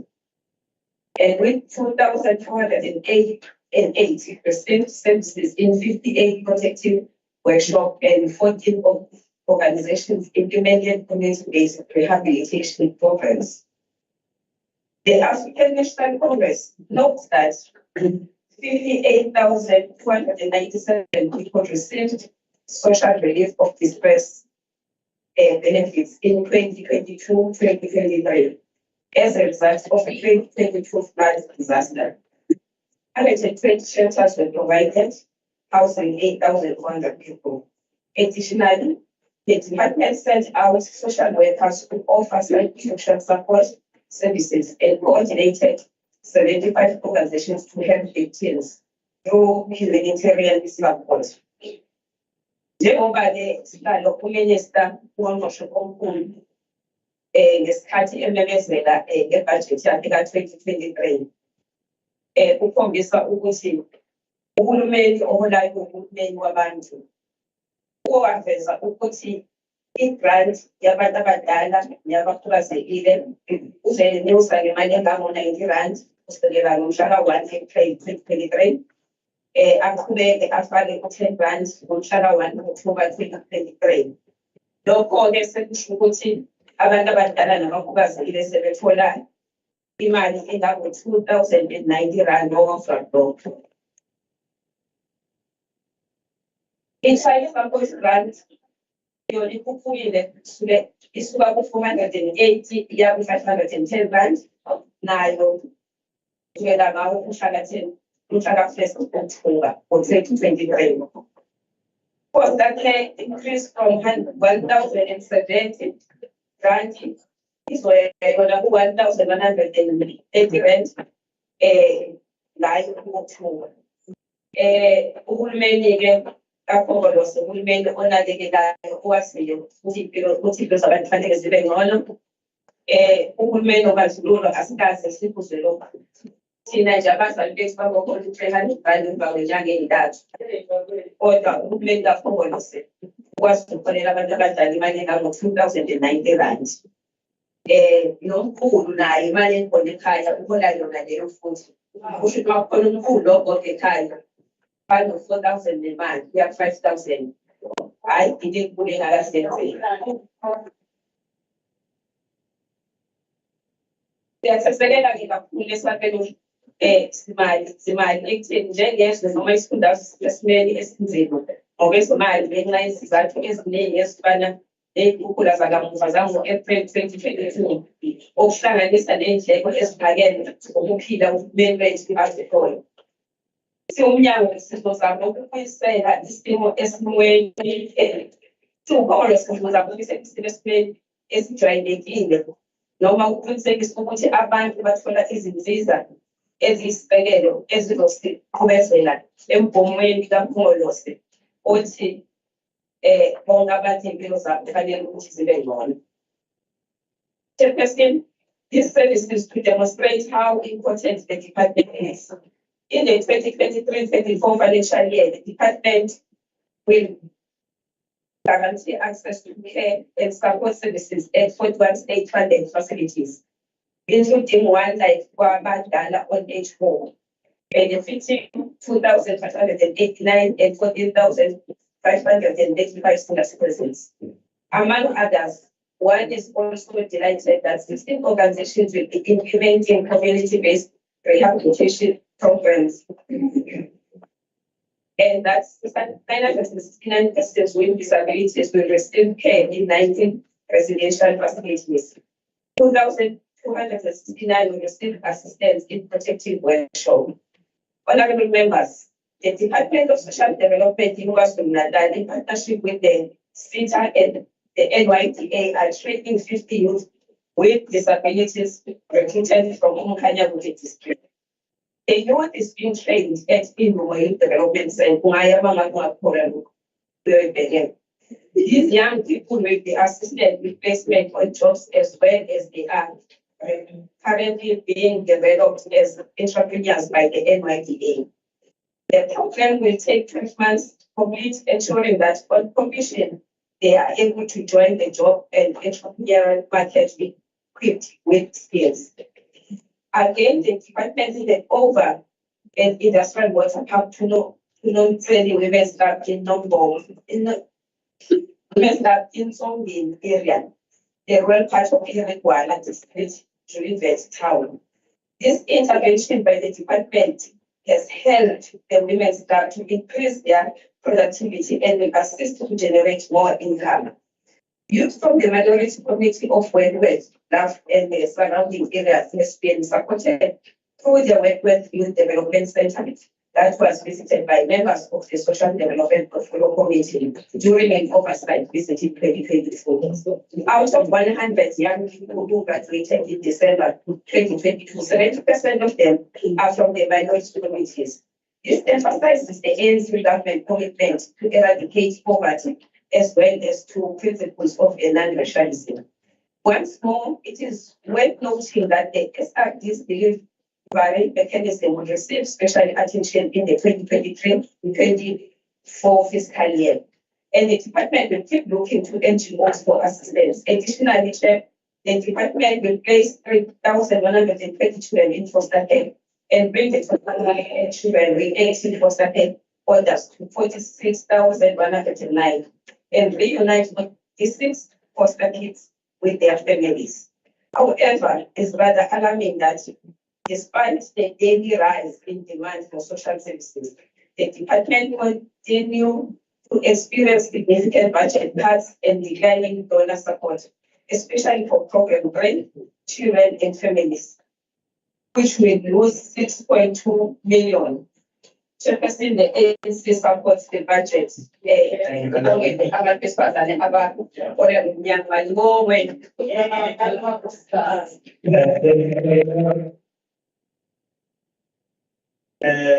The next member from the IFP, Honorable Governor, for 8 minutes. Thank you, Honorable Chairperson. Honorable Leader of Official Opposition, all honorable MECs that are here, and honorable members of this House. I need to South and indeed, I want to represent the Color Freedom Party in the budget debate today. As IFP, we are mindful of the vital role that the social development plays in the lives of our people and the future of our province. Being mindful of the numerous social ills that face the future of our province and seeing that these challenges are ever increasing, the IFP is of the view that the budget of 3.3 billion rand allocated to the department is not sufficient to fulfill its mandate. Also, honorable MEP for Finance is here. I'm sure that the honorable MEP and officials of the department will agree with me that more funding and more personnel, including social workers, are required if the department is to play its meaningful role in improving the lives of the people of our province. As we are underway in these difficult economic times, all of us, including government departments and households, need to manage their budgets in a prudent way in order to make ends meet. Unfortunately, I cannot say that the department has been successful in managing its budget effectively. I say this for many reasons that I shall explain in due course. Honorable Chairperson, this department has a history of not paying its suppliers within 10 days. At a recent portfolio committee meeting, the department responded that it has, and I quote, approach IT to assist with developing a proper invoice tracking system, unquote. I find it difficult to accept, since the 30-day payment principle has been in place for a long time now, and this department does not have a system in place, whereas most other departments have such procedures in place.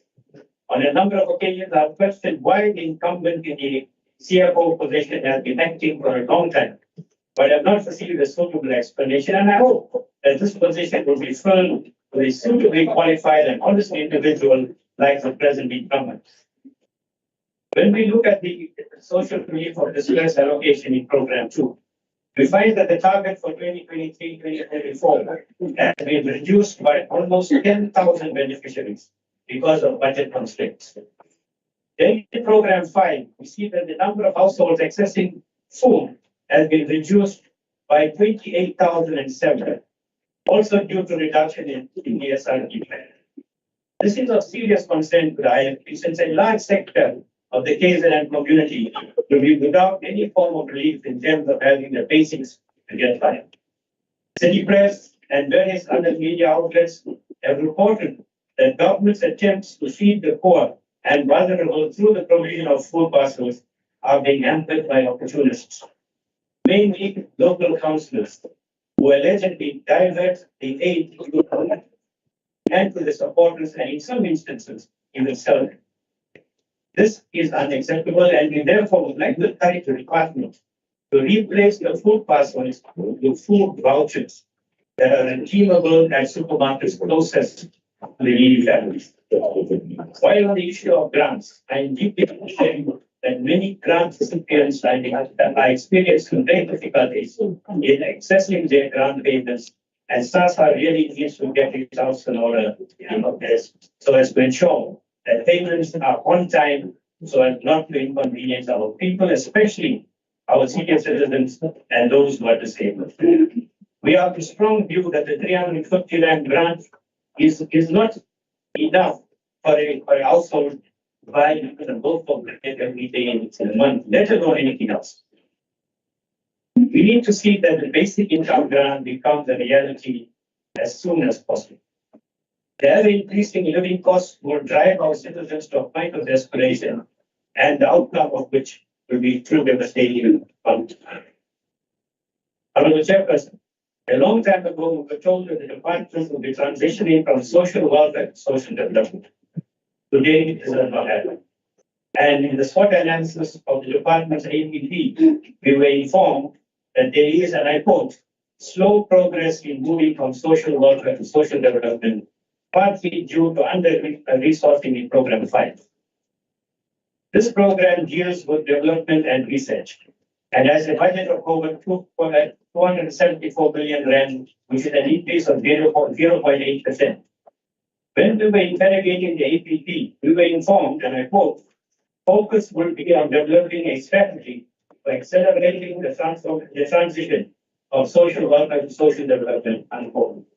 In order for the transition to take place anytime soon, the department needs creative minds and progressive thinkers who will utilize available resources effectively to speed up the process. It is pleasing to note that the Office of the Premier has approved the filling of 61 social work professional posts. Will the MEC turn this out in these posts will be filled and give us a time frame?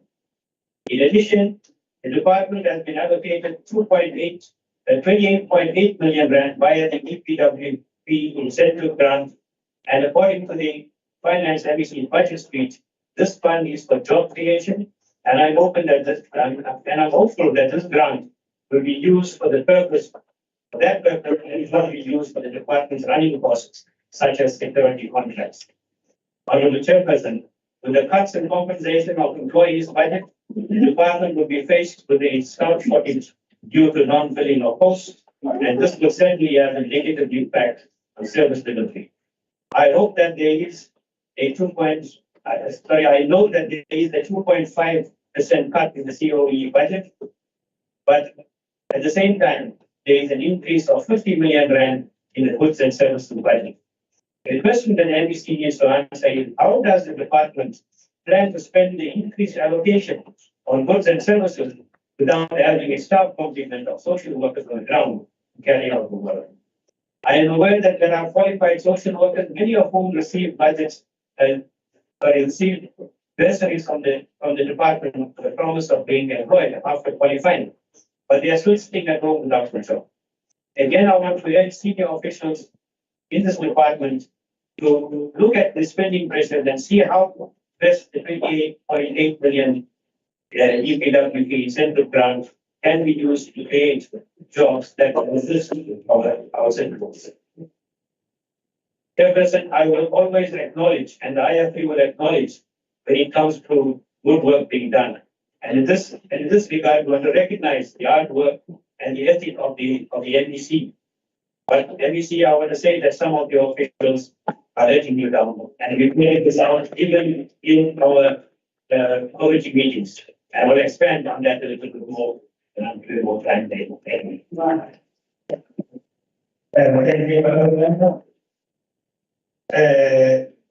From the Democratic Alliance, the Speaker, Honorable M. Dembe, for 12 minutes.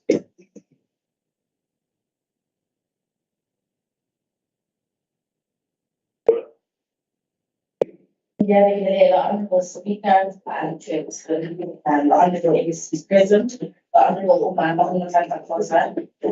Chairperson, Social Development, Honorable Swart and the members of the Social Development Committee, the HOD and the team. I'm going to start my speech with the quote by Mother Teresa. Open quote. We think sometimes that poverty is only being hungry, naked, and homeless. The poverty of being unwanted, unloved, and uncared for is the greatest poverty. Close quote. Chairperson, is with a heavy heart that I start this debate with sad news of more disaster in our province. At this moment, we think about ECP, Ingcugce, and former settlements, Etegbini, that was hit by fires on Saturday, leaving yet again the most vulnerable people in society destitute. Again, women and children take the brunt of that devastation. A temporary tent has been placed to house women and children, but this tent had no privacy. Women are using the blue porcelain toilets as wash areas, and there's no protection or security around. We need to ask ourselves, do you really care about the vulnerable in the society, or the government of contributing to more poverty? In 2023-2024 budget, we have seen a cut yet again. This is creating a social gap that is becoming too big to close. I will not go back on the issues of COVID, riots, floods in our province, as we all know what that did to our province and how we were put on the back foot of an already existing problem. The Department of Social Development wants to move from social welfare to a welfare model to a model of social development. As good and honorable as that may be, the province of KwaZulu-Natal has too many social issues and ills that still need to be dealt with.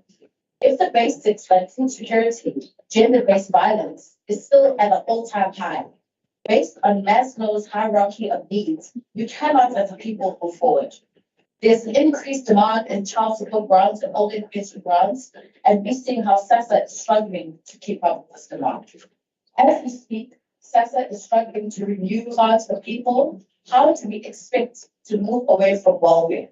The department is far from being in the developmental stage. The department has insufficient funds for any costs to be billed, nor the payment of salaries for approximately 800 currently employed staff due to budget cuts. The department has 434 vacant posts in 2022-2023 and received approval for 63 physical vacant posts. This is but the tip of a failing and melting iceberg. Social services will be affected by this, and there's still not enough staff to deal with the social issues on the ground, nor will there be quality assurance that services will be rendered effectively. As social workers will have to take up more burden and more cases just to catch up. Chair, in the APP, social development states that reaching all its targets, but how can they if they cannot get enough people to fulfill that very mandate? With budget cuts, the APP will have to adjust to fit the current budget, meaning that the department will be working at a back foot with an unrealistic view that they're making a difference. This government needs to be more realistic when it comes to expectations. Maybe they'll drop the budget that is fully centered around the current needs of the people. The department wants to move the development, but 8 million and 82.4 million of the EPWP conditional grant was returned to Treasury because it had not spent now that has been reduced and some has been reduced with this line item. I think the department wants to do one thing, but completely lacks the very thing that's actually meant to do. The lack of implementation is also fueled by the lack of accountability. As we all may know and have heard, the officials implicated in the Blanco saga during COVID have returned back to work. The first thing is that at first that we're paid for being at home, and now they're back in other units given opportunities that a lot of people are not getting. We're sitting at thousands of women and social workers who are unemployed, yet social development holds onto the individuals with stolen money in the worst time of history. Where's the justice in that? Where's the development in that? Why is the department evolving door of criminals? The SIU report clearly states that there should be criminal charges laid to these officials, yet the department fails to listen at what needs to be done. Chairperson, as a young girl myself, I cried for teenage pregnancy. There will never be a time when we can stop talking about this in our province. KZN still has one of the highest teen pregnancies in the country. We as a team have reiterated on and on again about a call for a multifaceted, intensified approach by the government. The first thing that needs to be done is to acknowledge that teenage pregnancy is a societal issue and that will not be addressed until the root causes like poverty, poor access to resources, incorrect use of contraceptive, parental absence are addressed. There still again needs to be a welfare instead of a developmental model. And also it being a mixed model. Chair, we are now in 2023. It is devastating to see that so much remains the same in the space of recent horrific rape and murder of women in KZN. From a woman who has her lips and her tongue is cut out, to a child as young as 4 years old being raped and mutilated.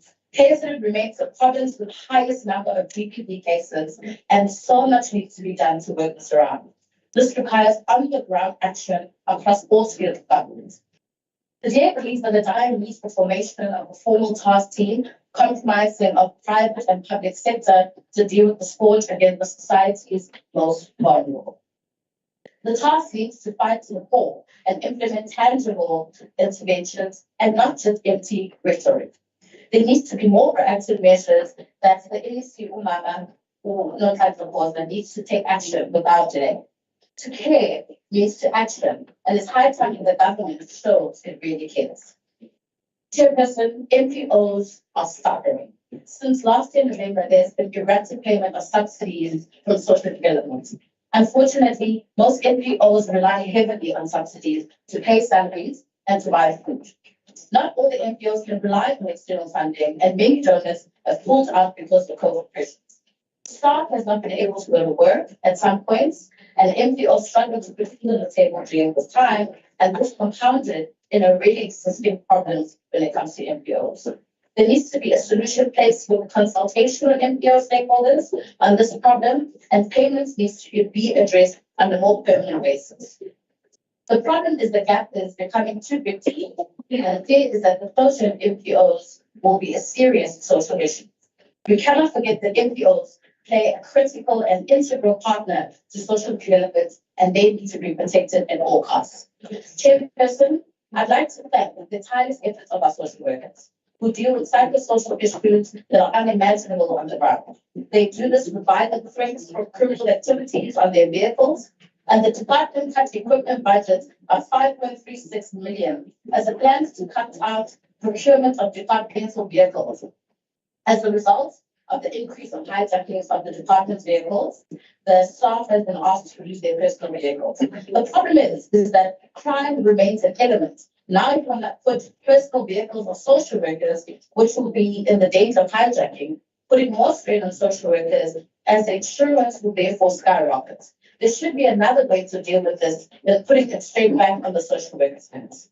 Speaker, Chair, I would like to thank the Social Development Chairperson, Honorable Swanboy Jobela, because of the DA we don't only complain, for the continued efforts. We're trying to improve issues brought forward to the committee and the continuous oversight done in the ground by the committee. I also extend to the HOD for always answering her messages. So for that, yeah. Speaker, as I draw to the end of the debate, I'm still in the very heavy heart. We cannot expect to do the same thing and expect different results. That is called insanity. Social development is always the next and the unfortunate stepchild of the family. The funding is continually being cut. There is still underspent in certain categories. Statistics regarding poverty, teenage pregnancy, unemployment, gender-based violence, homelessness, hunger, crime, and other social ills are growing faster and reaching past the national average. It is time that this ANC government conceives that they cannot handle social issues and let the government that has a proven track record to govern and a track record to govern well, and that is the government led by the Democratic Alliance.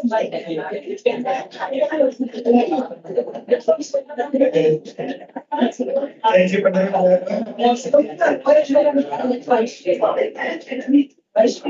members. The next speaker from the EFF is Honorable GF Charlie for 9 minutes. Thank you, Chairperson. Ngibingelele MEC nabahlonishwa bonke bekomiti la social development. Ngibingelele ama-officials. Chairperson, sibonge ithuba lokuthi singene kule debate. Siyinhlangano ye-Economic Freedom Fighters esifundazweni saKwaZulu-Natal. Siyasamukela isabelo zimali sika 2023-2024 somnyango wezokuthuthukiswa komphakathi. Yize sisibona sisincane kakhulu ukubhekelela izidingo nqangi zomphakathi. Kuyasikhathaza ukuthi lo mnyango kufanele ngabe usiza ekunakekeleni laba abangathathi entweni, uphinde ulaphe imiphefumulo, uhluhlumelise nezimilo. Sekuyiminyaka ungumhume wabaphangi abacashe ngaphansi kwegama labasebenzi abazixebulela kulo mkhoma ngaphandle kokuthathelwa izinyathelo ezinqala. Chairperson, ukugutshuzelwa yifu elimnyama lenkohlakalo kulo mnyango sekuwumkhokha njengoba unyaka nonyaka kunezigameko ezintsha zenkohlakalo ezisishiya sinkemini. Kuyimanje kunezinhlangano ezingenzi inzuzo ezibhekelele ukunakekela izintandane nemiphakathi kanye nezinkulisa ezigcina sezivalwa iminyango zingasakwazi ukuqhubeka nokusebenza ngenxa yokungakhokhelwa izibonelelo yilo mnyango, okuyizona ezisiza ekukhokheleni abasebenzi kuphinde kuthengwe nokudla kwalabo abondliwa yilezi zikhungo.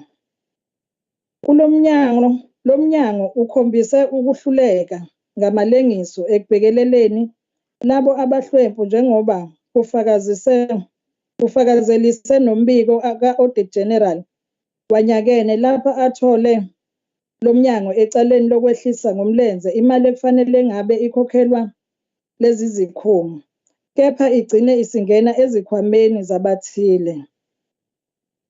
Lesi sihluku sokudla okwabaswele akugcini nje ngomphakathi, kepha umkhuba usushaya nasendlini. Njengoba ngisho osonhlalakahle balo mnyango bebesula ubuthaphuthaphu ngenxa yezimo ezingaphezu kwamandla. Kuyimanje uma kunesimo esiphuthumayo esidinga ukuba usonhlalakahle bahambele imiphakathi, kuthatha izinsuku ngaphambi kokuba zisukunyelwe ngenxa yokushoda kwezimonto ezanele zokusebenza. Nakho okwenzeka ngenxa yokuntshontshwa kwemali kulo mnyango. Esihlalo lo mnyango uphinde wahluleka futhi ukusungula amathuba omsebenzi ngaphansi kohlelo loxhaso olwaziwa nge-Presidential Employment Initiative, njengoba ubuyisele emuva imali engango-82.4 million obekumele usungule ngayo amathuba omsebenzi. Sesikhathele izigameko zenkohlakalo ezikulo mnyango ezinye ezithinta izikhulu ezishawa indiva. Sithi-ke nakuba sisamukela lesi sabelomali egameni lokuthi kulo nyaka kuzobhekelelwa kakhulu ekukhokheleni izikhungo ezinakekela umphakathi ezingenzi nzuzo. Kucijwe abasebenzi ngamakhono kuphinde kuthuthukiswe intsha ngamathuba omsebenzi. Sicela-ke kube nohlelo olucacile ukuthi lokhu kuzokwenziwa kanjani. Futhi sizoqinisekisa ukuthi siyalandelela ukuthi imiphakathi yethu iyakuthola okungokwayo. Futhi ngeke sikhathale ukubanga umsindo lapho sibona ukuthi kunabathile okufanele ibhantshi ligcwale umoya ngenxa yenkohlakalo. Ngiyabonga sihlalo.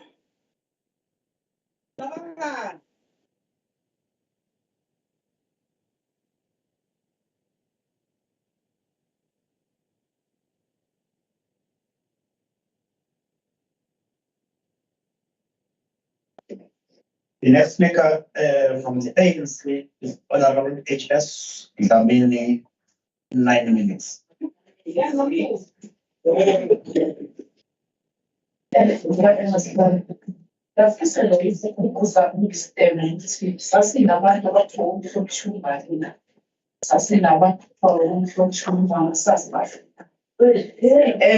so much, Chairperson. Greetings to the MSTs, greetings to the honorable members. This is the most trying era in the history of the province of KwaZulu-Natal. We are emerging from one of the most devastating floods in our history, which resulted in the loss of lives of hundreds of people. The most disheartening thing about the floods is that a number of people remain missing, and some will probably never be found. A lot of public infrastructure lies in rains, and millions of rands are required to be built.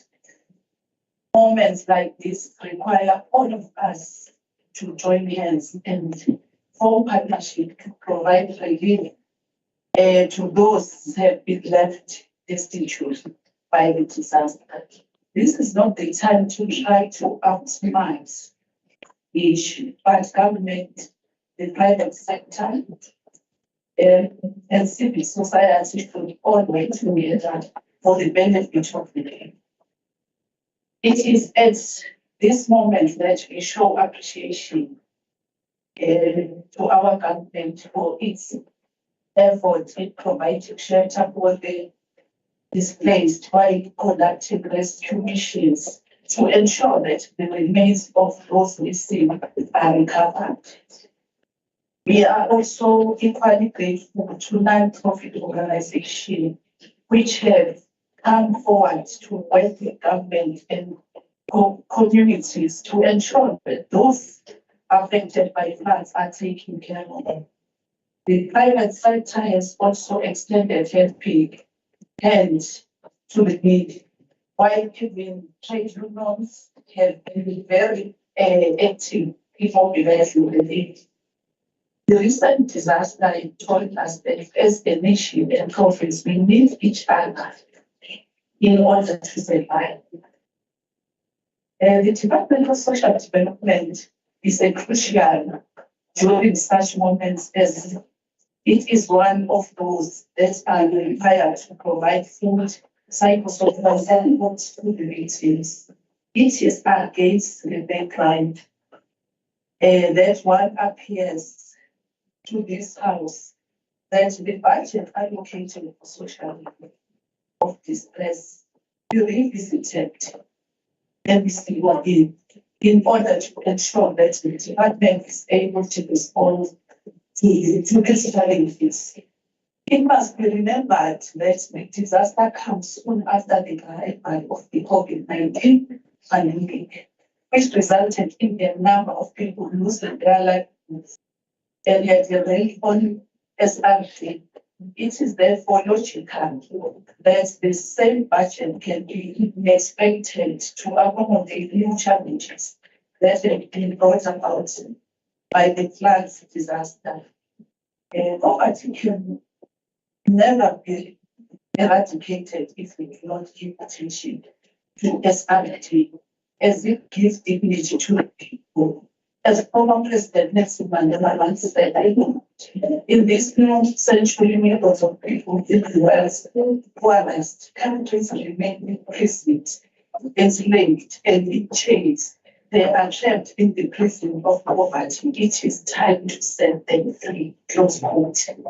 As we acknowledge the need for budget cuts, which also affect department operation, including maintenance of the offices and compensation of the employees, one cannot ignore the vast need for improvement on service delivery to the people. This department is tasked with the responsibility to fight social ills, rebuild the family unit, uphold the rights of children and care of the elderly, among others. On top of that, the department is expected to transform from its futuristic to developmental approach. This requires the department to be resourced with properly qualified staff members. In the process, the department has and is losing staff members as a result of attrition.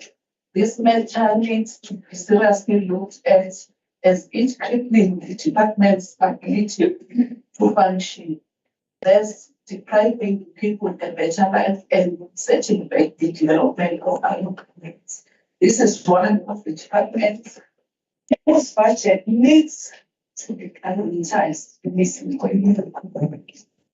If we are to see a serious turnaround in the socio-economic conditions of the people, in the same vein, one must also inform members of these focus groups to pay attention to the budget allocated to the expired public works program, EPWP, on the department in the single year.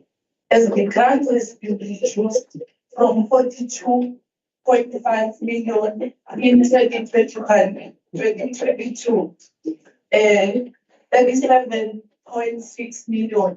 This is a serious challenge as the grant is used to payment of stipends to community caregivers and will put a strain on the budget allocated for compensation of employees which has been set aside for filing of physical vacancies. EPWP is one of the ways in which government fast-track service delivery while providing employment to the people. Through the employment of community caregivers, the department is able to provide care and support to those in need. Budget cuts in the program mean we will have made sacrifice and accepted service delivery will be severely limited. Chairperson, as the ANC, we fully support this budget that is pro-poor budget. Strongly urge Treasury to intervene and ensure that this department is afforded adequate financial resources, enable it to discharge in the solicitation obligation. Thank you. Sandrina, what is single one, silk or Sabash with Sabon, Lord, but this is your zero. A small thing,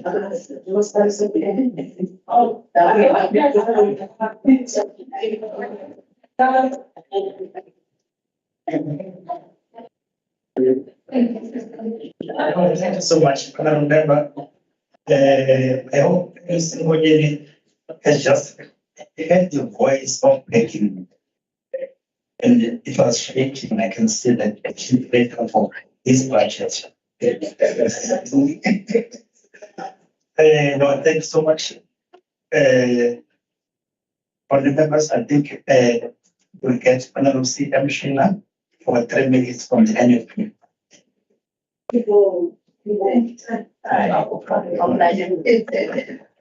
Honorable Chair, honorable members of the executive, honorable members. This department received 3.3 billion in the 2023-2024 budget allocation, slightly the third biggest portion of the provincial budget. The LFP is pleased to note that this department is excluded from any budget cuts due to ongoing pressures and the ever-growing need to provide adequately for the critical basic social services. As a department, we provide more comprehensive and better residential and community-based care and support services for the elderly and people with disabilities. We are pleased to know that the department has promised to ensure access to 41 state-owned residential facilities such as La Gratitude and Wabadala old age homes, among others, benefiting 2,589 older people and furthermore 14,535 elderly people will have access to care and support services, including proactive programs to prevent elderly abuse. The year-on-year negative growth of 8.1% in the 2023-2024 is insufficient to cater for the National Treasury's recommendation for 1.5% pay progression, and is also insufficient for any possibly filled payment of salaries to approximately 800 currently employed personnel. The department has prioritized some of its funds to pay the 800 employees and request for additional funding from Treasury to cater for the 1.5% pay progression and 434 vacant posts in the 2023-2024, of which the department only received approval to fill only 63 critical posts. Honorable Chair, the department currently employs 1,751 grade 1 to 4 social workers, with social workers being appointed on a permanent basis and 25 social workers are appointed on contract. However, there is a total of 2,414 social service professionals on the approved establishment. We need to know how will the department make up for the shortfall of social professionals in the department when it fails to pay the current employees their salaries. The social sector Ingcugce incentive grant in the province has decreased over the years from 48.1 million in 2021 to only just 28.846 million in 2023-2024. The department needs to review this grant for the upcoming adjusted appropriation budget. Yes, Honorable Member, time's up. Thank you.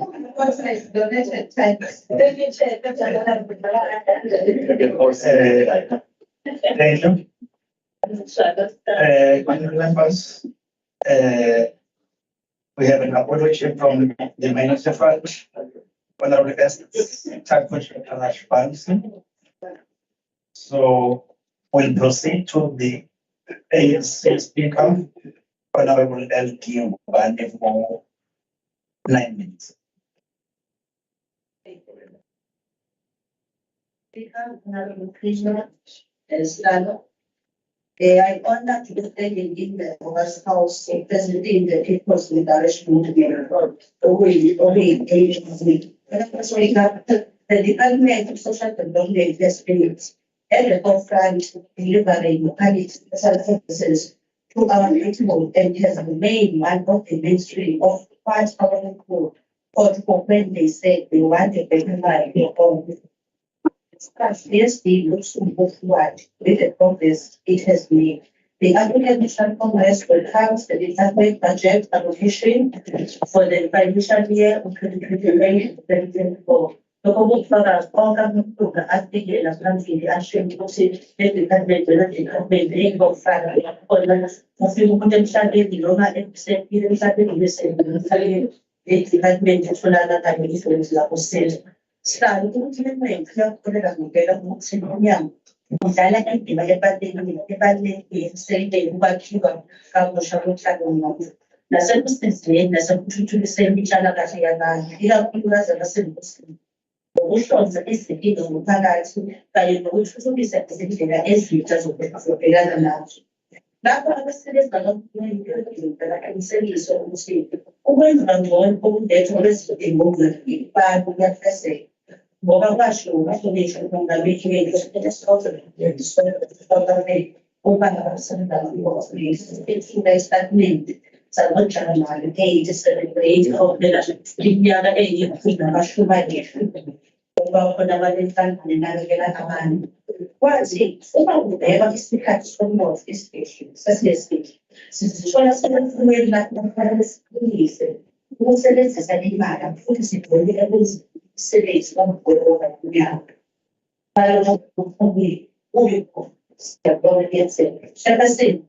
Compensation of employees forms a core function in the social development sectors.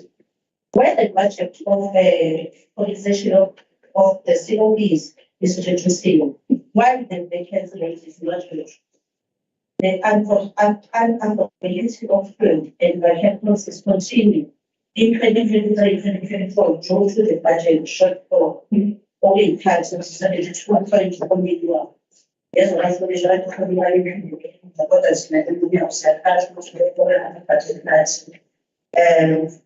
law of experience because the only implementation of the Children Act, equal facilitation funding has compromised the funding for our youth and child development centers where we have been able to fund the child and youth health schools, which will prevent compromised areas and attract the professional qualified child and youth care workers. We also deeply disturb that these budget cuts are insufficient and officially provided for the filling of the chemical infrastructure in the existing staff. This includes both core and support functions. As a result, the current chance decrease of the budget cuts has resulted in the department not being compliant in respect of the provision of the supervision framework for social affairs. Ukuncishisa amasabiso semali kuphazamiseka ukubika umnyango ukuthuthukisa isithembu okulekelela nemibiko. Lokhu kube nomthelela omubi ekuphenduleni umnyango nasekuphathweni isebenzi. Chairperson, it should be noted that as of March 2024, the department has 1,583 social workers post-clearance, with only 180 social workers of commissions. We as the declaration board and we would like to remind the department of the physical social workers case and request that they increase the capacity of social workers in the department to deliver on the mandate of government. This will also assist in the taking the high and unemployment rate. But like in other sectors, which there is something that's maintained. We wish to applaud the department to ensure that services users receive the services rendered.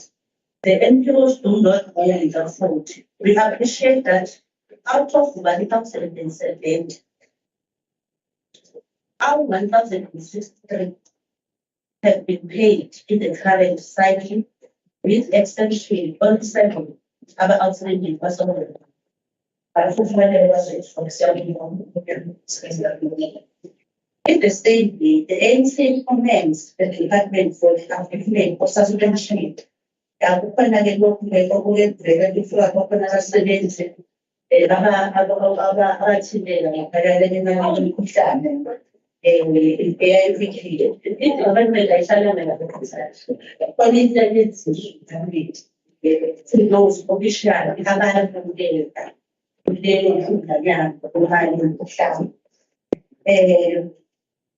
We kindly commend the department for the upliftment of suspension of official staff for COVID-19 expenses and to further request the department to fast track the finalization and the misconduct of these officials.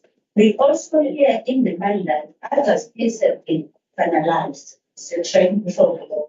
And officials are saying they are searching while others have been transferred, and at the same time, others are waiting their respective hearings. My microphone also has been making. Maybe whatever football is a massive or kulinda ukho bathi kwakhe uhlaba lekhona sigcwalisa umntu ngokushokala lo msebenzi wokuhlisa ukuba sengozini kayibona iphinde ibe nesindlela ezindaweni zokunika abantu bakithi amandla kanye nomphakathi esimeni sihlalo kufanele siqinisekise ukuthi iminyaka wezimali sikhulisa izinto zethu zokuhlala ngoba nawo ama-NPOs kuyakhatshwa nje sihlalo ukuthi awakhokelelile abanesandla sakhe khona aphethe ontaka kayikhona ongekona abantu abamnyama abantu kodwa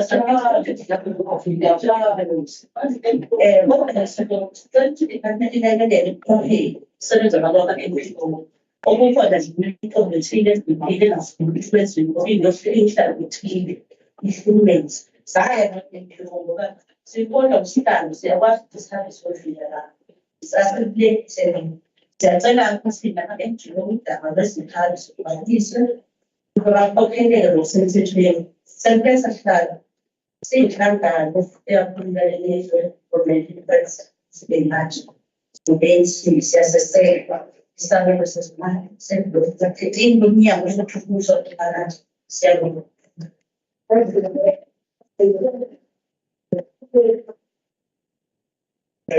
Thank you, honorable member. No one has apologized on the NGM, MEP and also from ACPP. Honorable S. Emmanuel, both apologies were received. I will ask the next speaker from the IFP, Honorable P. Gardner, for 7 minutes.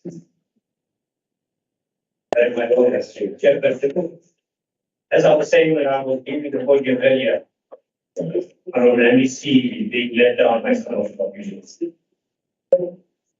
I know that the department prides itself in following the market-building transformation principles and priorities. However, as we speak, the department has for many months been erratic, making subsidy payments to non-profit organizations, such as Child Welfare Society, old age homes, childcare centers, and centers that provide services to persons with disabilities and places of safety. Allow me to read what the Honorable MEC Tonyeni had to say on page 18 of a 2023-24 budget speech, and I quote, the Department of Social Development receives 3.3 billion back. The department will continue to provide social welfare services to the people of this province, with focus being on the vulnerable citizens of this province. The work will be done jointly with non-profit organizations. Honorable Chairperson, this department is known for being in violation of the obligations towards the NPOs. In this regard, which goes against what the budget intended to do on the MEC provides. I have been receiving messages of concern from NPOs complaining about not receiving the monthly subsidies on time. We must keep in mind that these NPOs rely on funding from the department to take care of their monthly financial commitments, such as the utility bills, staff salaries, building maintenance, payment to suppliers, etc. One might think that this is not a serious matter. Allow me to read some of the correspondence that the NPOs have been receiving from the HOD recently. And for this, I'm not blaming the HOD, but somebody needs to take responsibility from the MEC. On the 2nd of February 2023, the HOD wrote, and this is to all non-profit organizations, and the heading is Update on the Delay in Subsidy Payments. This letter says to provide an update on the delays in payments of claims received from the various NPOs. As previously communicated, the department wishes to report that the matter has been resolved and NPOs are to receive their claims in the bank accounts on the 8th of February 2023. Lastly, the department would like to apologize for the inconvenience caused. That was the 2nd of February. Then on the 24th of February, everybody writes again, all NPOs. The department has experienced some challenges in processing the payments of subsidies. The majority of the NPOs were paid and will get the subsidies on the 28th of February. The department has then requested Provincial Treasury to allocate a special payment run on the 27th of February. The NGOs will have subsidies in the bank account on the 2nd of March 2023. Again, the department profusely apologized for any inconvenience caused. Then on the 16th of March, another letter going to the NGOs again, delaying subsidy payments to non-profit organizations. The department strives to adhere to the stipulation of the financial districts and serve the people of the province and villages. The dignity. In line with Treasury Regulation 8.2.3 and National Treasury Instruction Note 34, it requires accounting officers to settle all contractual obligations and pay all money owing, including intergovernmental claims, within the prescribed or agreed period. However, this is coming from the HOD. This has not been the case recently due to reasons that are beyond the department's control as a result of excessive budget cuts. The next press run will take place on the 17th of March 2023. The department has requested that Treasury puts more money in the bank account to allow the settlement of all outstanding claims. If this request succeeds, the money will be deposited in our clients' accounts on Wednesday, the 22nd of March. And again, there's an apology from this. Then on the 24th of March, another letter. Again, delay subsidy payments to non-profit organizations. This letter serves to provide an update to payment of claims and sincerely apologize yet again for inconvenience caused. Now, how would any one of us feel if we were receiving that kind of letter from Treasury to say, if money is put into Treasury's account, then we will pay your salaries at the end of the month. How would each of us feel? And remember that these NPOs have stuff that they have to pay. They have commitments that they need to adhere to. And you get this kind of letters. I did, honestly, I must say that I was really disappointed with that kind of letter coming from the HQE. But as I said, I don't blame them. Now, I spoke to an official from Treasury. An official said to me that monies are deposited into the department's bank account monthly as it is supposed to be done. I will tell you outside. You appear that this department is not doing what it is supposed to do in terms of paying the subsidies to the NPOs on that. And in February, I can tell you that 200 NPOs did not receive their subsidy on time. Now, this kind of inconsistency cannot be tolerated. And this House needs to know. This House needs to know why is it that monies that are coming from Treasury for the express purpose of being sent on to NPOs is not being done. We need to know. Let me remind the department that the NPOs are doing sterling work in our communities. A workload that will fall upon the department should the NPO sector collapse. Honorable MEC, I want to thank you for the kind of work that you do because we acknowledge your commitment. And I want to thank the social workers for being on the field and doing the work under difficult circumstances. I want to thank the acting CFO for the work that he has been doing and holding the fort while the post has been vacant for such a long time. We thank you very much. And we support the budget of 3.3 billion. Thank you. I feel the people in touch. Our last speaker for today is Honorable Member and MSP from the African National Congress. Thank you.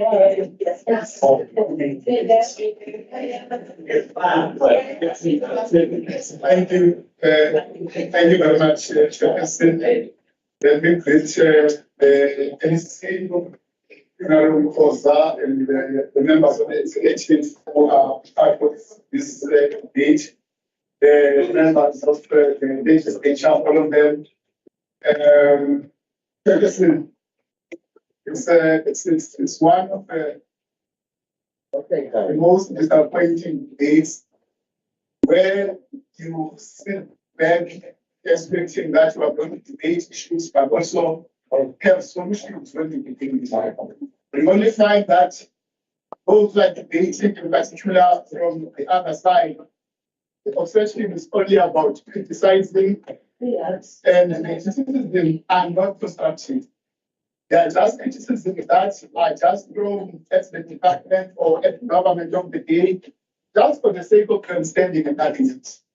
Namhlanje sithe here sihleli silalele abadibeyithayo. Uyabona ukuthi bezele ngayidisipende bezele bengazange baba-prepared ukuthi bazodibeyitha.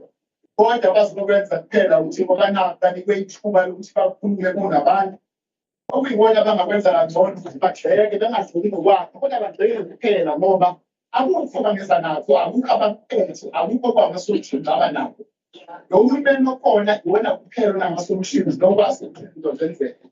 La esinamaphutha akhona nalawo kunama-gaps khona ezinye zezinto esizenzayo ezenzeka kangcono ukuthi siyakwazi ukusibhala isikhala, siyakwazi ukusebenzisa lezo zinto. Ingakho uma ulalela uyabona ukuthi into ekhulunywayo iyodwa uzofaka emqondweni zabantu into yokuthi nathi akusetshenzwa. Kodwa uma ubheka yonke into eyenzeka emnyangweni uyabona ukuthi iminyango iyasebenza. Ngiyafuna ngikusho ukuthi mhlawumbe ngiqale ngokuthi engene ey'ntweni ey'shona abanye debate. I think it's important to get into the space where Honorable Governor from the IFP started when he was debating here. I think Honorable Governor is a seasoned member of the legislature in terms of age, because I don't mind if you mistake that when I say you are seasoned, it's because you are the best. You are not. Because when they listen to you here, you are just focusing on marketing. We acknowledge the issue of the NGOs and the things work that is being done by the department. In fact, it's not. It's one issue that it has not been happening for a very long time. It's one incident that you are saying it must never happen. And the NDC and this commission, they know the mandate that they must fix the issue of NGOs. By the way, let me remind you, during the times of KwaZulu government, ZG, we never, yes, I'm going to go back because these NGOs have started to be recognized now under the ANC government. You never recognize them, you never pay them the same. Instead, the money that was budgeted inside the budget of that government was never taking care of NGOs. It was never even, considering that they are NGOs. So it's only the ANC that has started involving NGOs in the work of government, in particular black NGOs, because the apartheid system was only recognizing the white NGOs.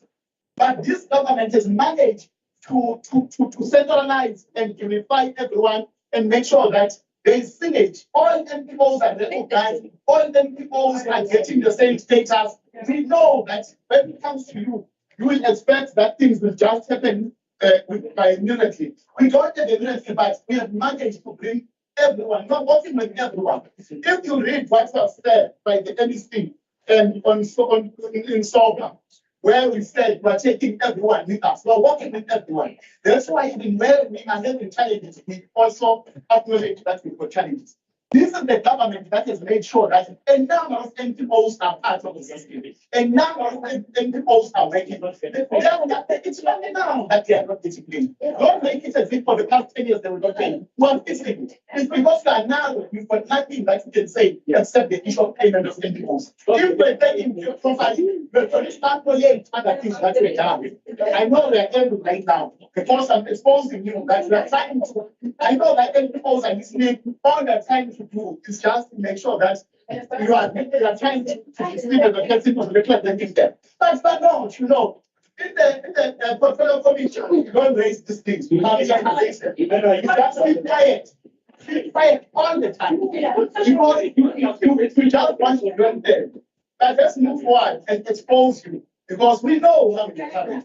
We always say that but there's nothing that because there's nothing that we are offering. There's absolutely nothing that we are offering. We spoke about the issue of bracket salary. You know exactly what is happening. You know exactly. You did. You did. Even yourself. You did. And then you spoke about the issue of city press. Listen to yourself. You come here, you are telling us about city press. What you read from city press. And some of the legislature. Coming telling us about what I've read from city press. City press is saying food members have been stolen. And you verifying that. What is your responsibility? Why are you in the situation? You just read newspapers and come and debate here. General knowledge. That's basic stuff. Please do that. Read and come to the legislature, go to the department and investigate. That is your responsibility. But because you don't know what is your responsibility, you bring issue for your papers. Let's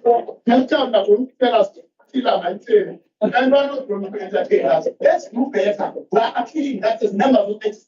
Let's do better. Let's not be basic and use general knowledge. General knowledge is the lowest point of thinking, and that's why we're doing. You raised the issue of 350 rents not being enough. Let me tell you, we are just introducing 350 now. The apartheid system never considered that our people were poor, didn't have anything. Your government, of ZG, the Zulu government, never even recognized that they said what they were paying our grandmothers. They were paying our mothers 90 rand after 3 months. 90 rand after 3 months. And who was that? Because we are making a lot of money and we benefited in the tricameral parliament. Today you come here and say it's money. It's what you just always talk about. Our people do appreciate that they are getting something. Let me tell you our history. You've got people today who have just started to get money for the first time because of this thing. They've never been received 100 rand in their lifetime because of how they've been prepared. But today they're able to get something. It might be easy that they get something, but because we're who benefited in the federal parliament, we think it's nothing. That is the time what did us like the issue of grants, I literally want to labor with you. These grants, you can light them up. It's a number of grants. They were never there. And 30 grants of room food that they were getting. Today, you've got people, people benefiting in the system, getting recognition. The system is giving them something that we are not doing. We are getting for grants. By the way, we don't know people their grants. Grants are paid on time in this country. Yes. Grants are paid on time. Even in the room, give right area in Ingcugce, in Spain, where we pay our people, they are paid on time every day. Whether from the first to the sixth, you will see our people benefiting through the system, through the SARFA. That's what it's like. And I'm exposing you because you don't want to recognize the work that is being done. You just think people are doing accidents, they are not getting money. They get money and they eat at the end of the day. Let me tell you that when we didn't have, some of us, we started knowing about social workers after 1994. We never had social workers. Anyway, we never had social workers. There were no social workers that were sending our people in private junctures. Today we do have them because of this government of the ANC. Whether you like it or not, it's a fact. Things have changed, completely changed. The future has changed. Social workers today, you find them in schools. You find them going in wards to develop the world, basic level. Because of this government, because we're thinking about our people. Social workers were just taking care of a certain population, but today they're taking care of everyone. Yes, they are short, we agree, but we're doing something about it. Now, the painful thing that you guys are doing is not to understand that that in particular. We're coming from a history where suffering was just the order of the day. People will suffer and no one will come to something. Instead, the governments that were there will appreciate that fathers or maids go and make Johannesburg and give women back at home. Women will live with the left at home and suffer. Today we have changed that picture. Even if the maid or the husband or the father has gone to Johannesburg to look for work or a lecturing or whatever, but these women today, they don't suffer because this government is taking their role. It was never happening. But you all understand it because your fathers and your mothers will always be you. Some of us are coming from a history where we are coming from families that were not staying together. You are very emotional about it, I must tell you. You are emotional because you never experienced it. Our God will never, because I know this was us. You benefited the greater parliament, I know. So, you know, we're coming from felonies, that's why it never stayed together. That's why now we will go through and we keep quiet. We're coming from the and we are fixing the country. Today, if you look at our people, we used to know, sometimes you should since we are starting now, in the NC and members, on the simplest things of the supposed to die fast. Sometimes they understand from the life of the task because of this government. We are coming from a situation where is another name to add. And you never ask yourself, what is happening now? One was what is happening now?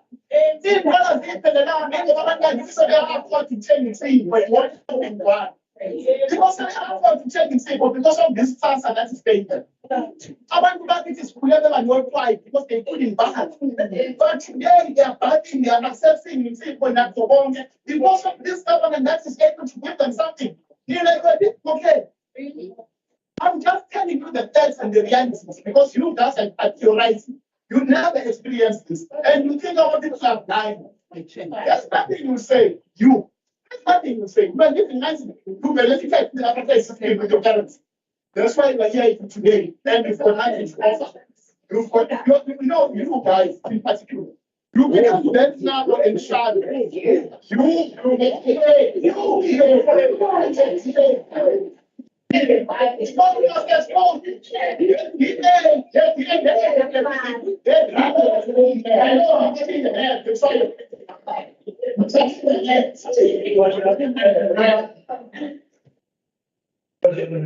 Like a chair, I'll raise my voice. I'll rise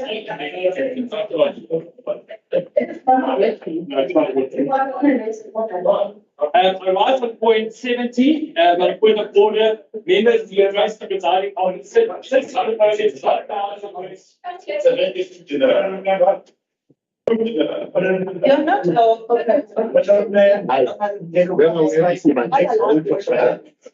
not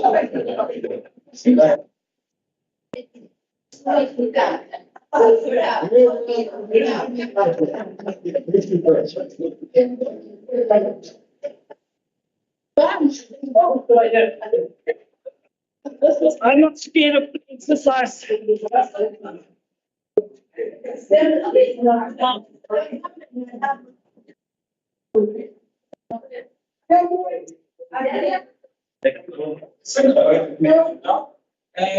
raised on point 70, members to address the presiding officer. Never must address the presiding officer when speaking, was doing so, and cannot address other members of this house or this house directly as a speaker as well.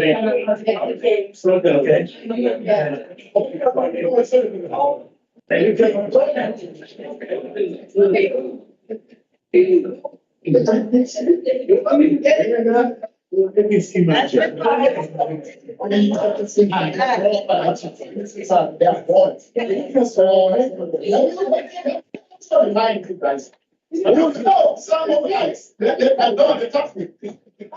problem is that you believe when you talk about only that basic question, you are not important to us. There are no these are not people with this. Some of us citizens who are starting now abantu abakhubazekile khona kusengathi kuyisiqaleti imfihlo bengenazi iy'ndawo zokuthi bazofunda izindaba abazoya zona eziy'bhedlela bazosizakala kanjani because of this thing esithumathona. The disabled people were, our family is used to hide them. Because it was like, it's wrong to have a disabled person. Because the government, that's why they never took care of them.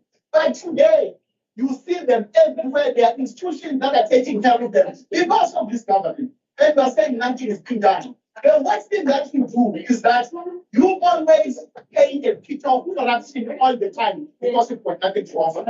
You want to drill it in the mind of our people as if there is corruption everywhere. And that's a lie.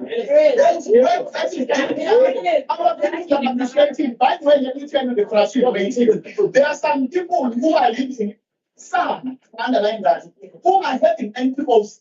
They just take a corner from their yard and saying, well, looking after the kids or whatsoever, and we end up paying the entire bill of that stadium. That's what is happening. And some belongs to you. By the way, 80% of the NPOs that are hitting are white. So, what I'm saying, no, you don't want to be sick. You don't want to be sick.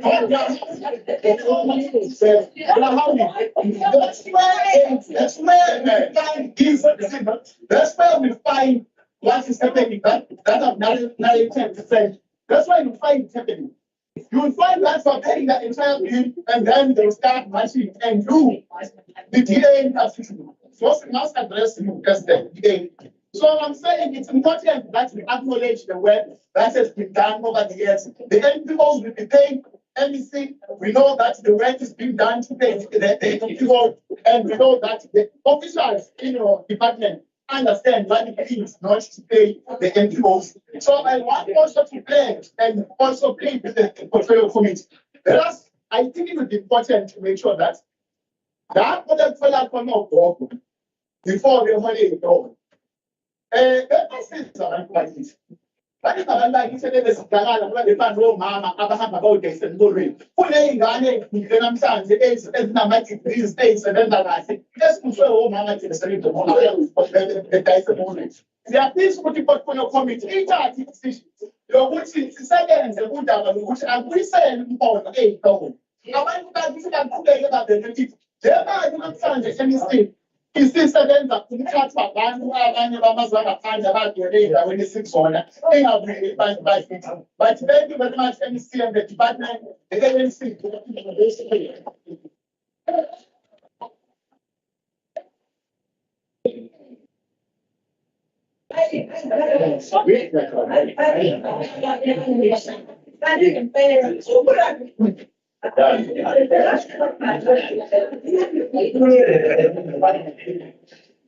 Honourable members, MC for 70 minutes. We have a point of view. I would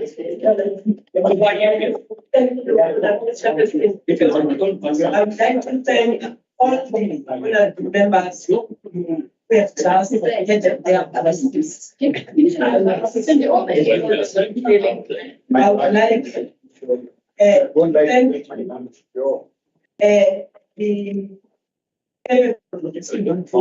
who was working on this meet, especially led by the HOD, Umama Viagas. Nikwenza kuvuka kwami ngizakusebenza emnandi. You are always there to keep you support. And ukudlakaza kwenkosi. Hlakani, we are going to miss you. And honorable members, I want to assure you that Udlakaza will be leaving us anytime soon. And the recruitment process of the CFO has been finalized. As of now, we have someone who is going to start on the 1st of June as the CFO.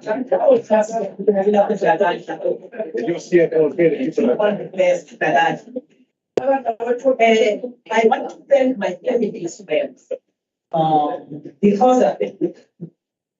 I just want and you have given me this opportunity to shine. And of course, your support doesn't have a limit. And you are able to share your mom with the whole of KwaZulu-Natal. Thank you so much. Yes. I would like to thank the members, the mayors, the deputy mayors, and speakers present here.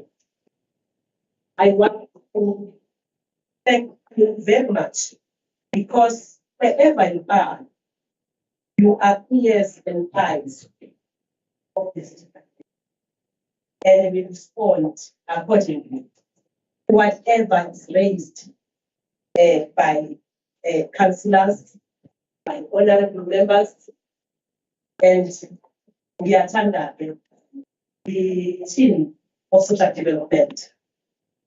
I beg that they respond ngaleso sikhathi kwenzeka leyo nto. Any member, honorable member, ukuthi vela phansi ayibheki. That's the team and them. And that's what we must try to do. Yes. And to honorable members, don't oppose the country. I want to thank provincial treasurer for our funds as usual, our years ago.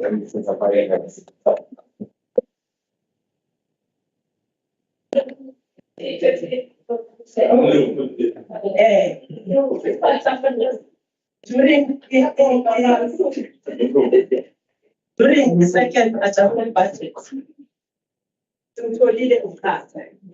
that is why I'm able to stand in front of you, this August House, and tell you that by the end of March, all NPOs have been paid. But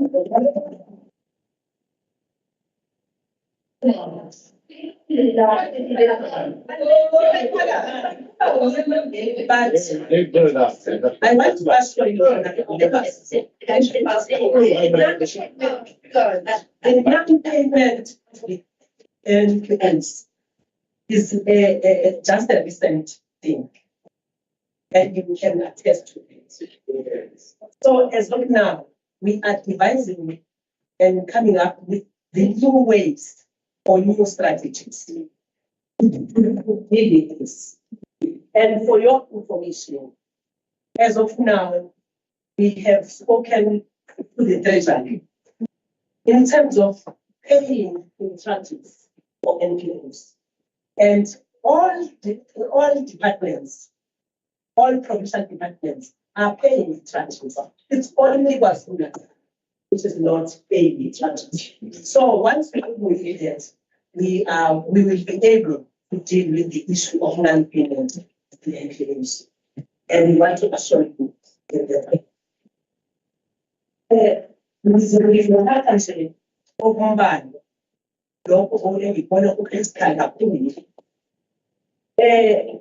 awasike remember umthali ukhona umfake ehlathini. Remember, you are the member of this portfolio committee. Siyacela kungabi khona umuntu ovumayo ukuthi akufake ehlathini.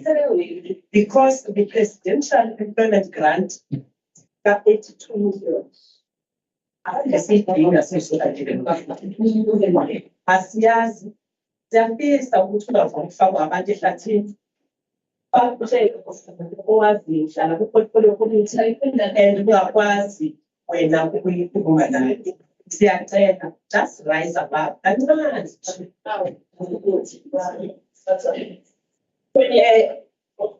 As of now, we have improved the social development in terms of the payment of suppliers. We have improved, and I want to tell you and assure you in front of the MEC that as of now, in fact, the previous year we were still at 97%, but as I'm standing in front of you, we are at 99.7%. It's kind of payment of this providers. We have that number. And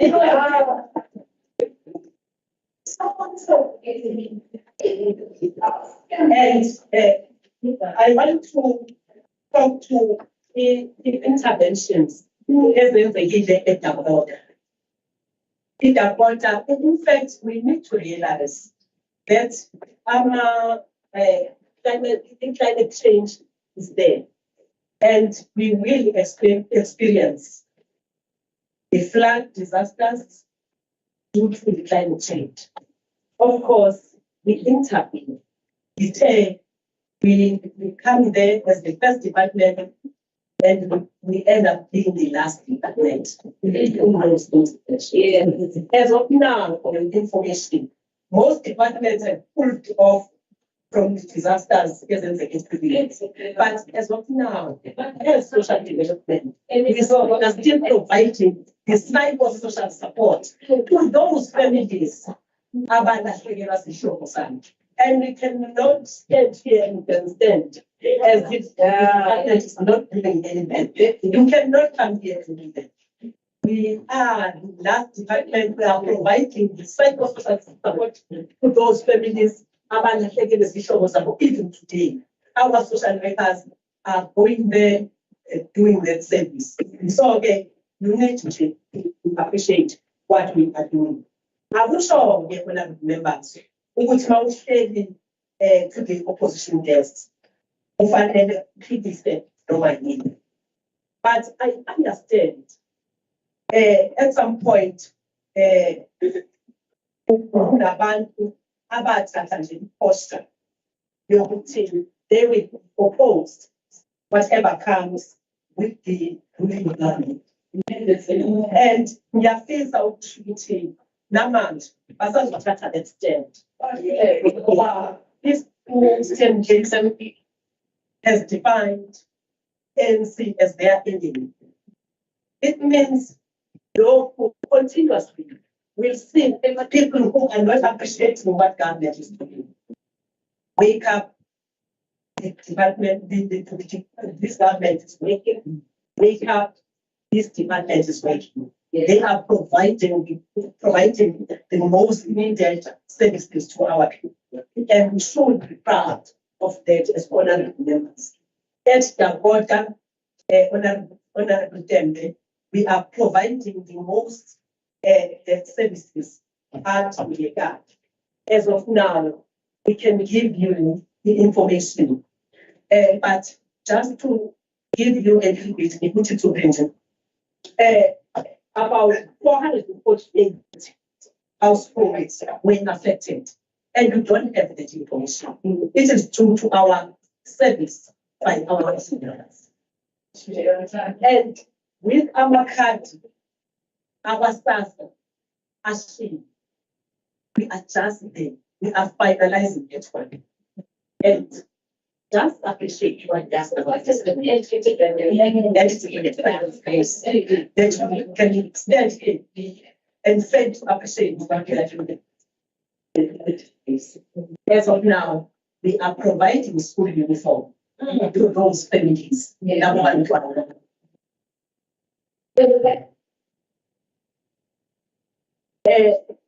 Ngiyafisa ukukhuluma ngiyacela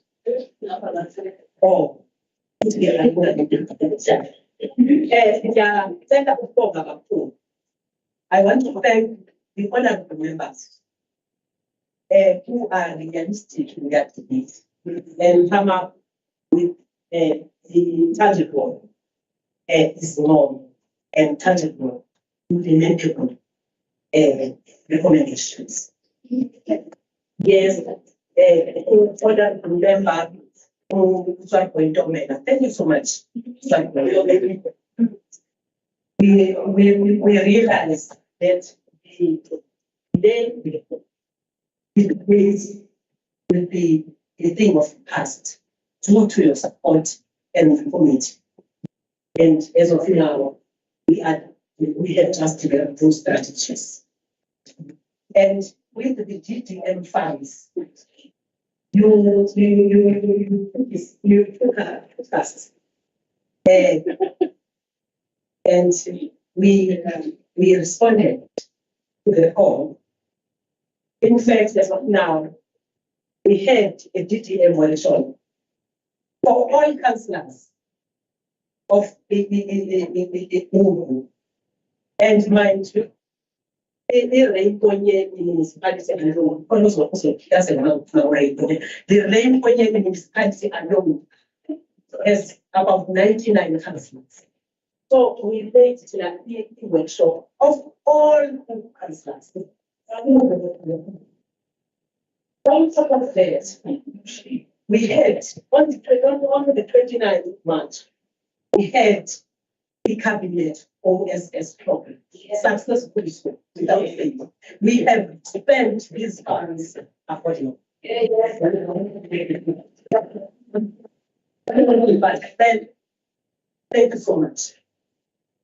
With your support, the committee, the portfolio committee, extending portfolio committee, doing what is expected of them, giving support, doing that groundwork. You are proud to say you are doing, and I appreciate it. You are ears and eyes of this department. And on the SRT, yes, as SRT is factfulness as compared to the demands out there. And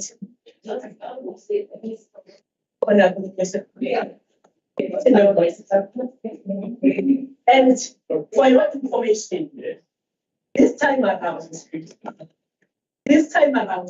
I'm proud of our councillors, especially our councillors. I don't know about these councillors, about the vouchers, about the food parcels, but I'm very proud of the councillors. We are providing our communities with our vouchers, and nobody takes that voucher.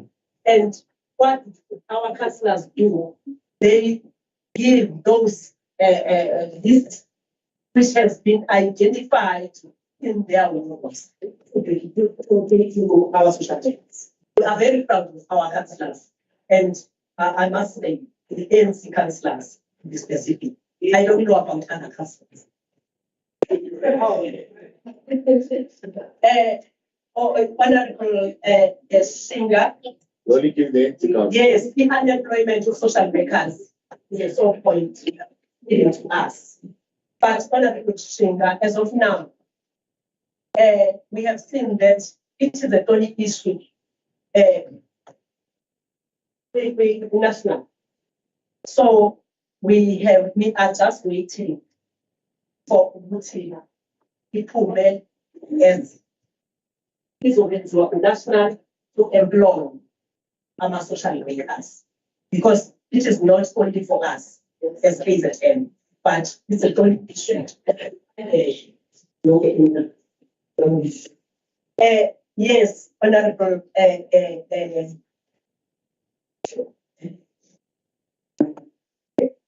yes, the poverty cannot be eradicated if the SRT is not increased. But as of now, you can see that abantu bakithi bayadinga. And in budgeting, really, truly speaking, it needs to be prioritized. Honorable Mubani, and I want to assure you, there is hence ukona amamembers amunashi, ukuthi social development is delivering the quality services to our people. That is highly appreciated, and we appreciate. Honorable Speaker, thank you for reminding us what is this plan.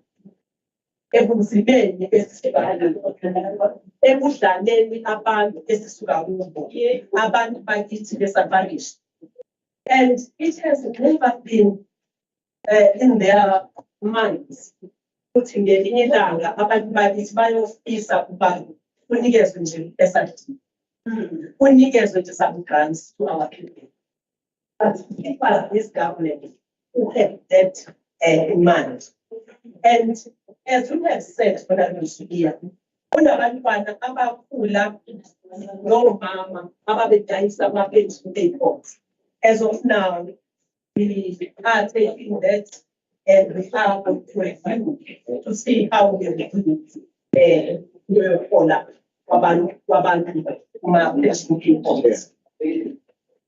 Honorable members, thank you so much for your contributions, and to those contributions which came with the recommendations.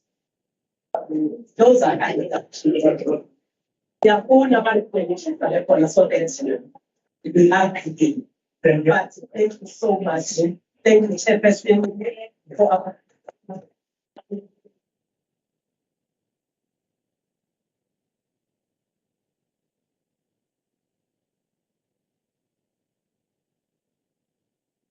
But I'm going to say, on the response that you just given us, honorable members, and we thank you once again for the audience participants in this debate of structural development. Come to an end towards the page. President and also the senior management from ESP providing such a good leadership to the MC. Members, tomorrow, our voting chat page from the main chamber will have agriculture is birthday. This day, work trucks. Also in main chamber and also bones page. And here is workroom we will have both 5, both 10, and both 11. Yeah. We start at 9. We start at 9. And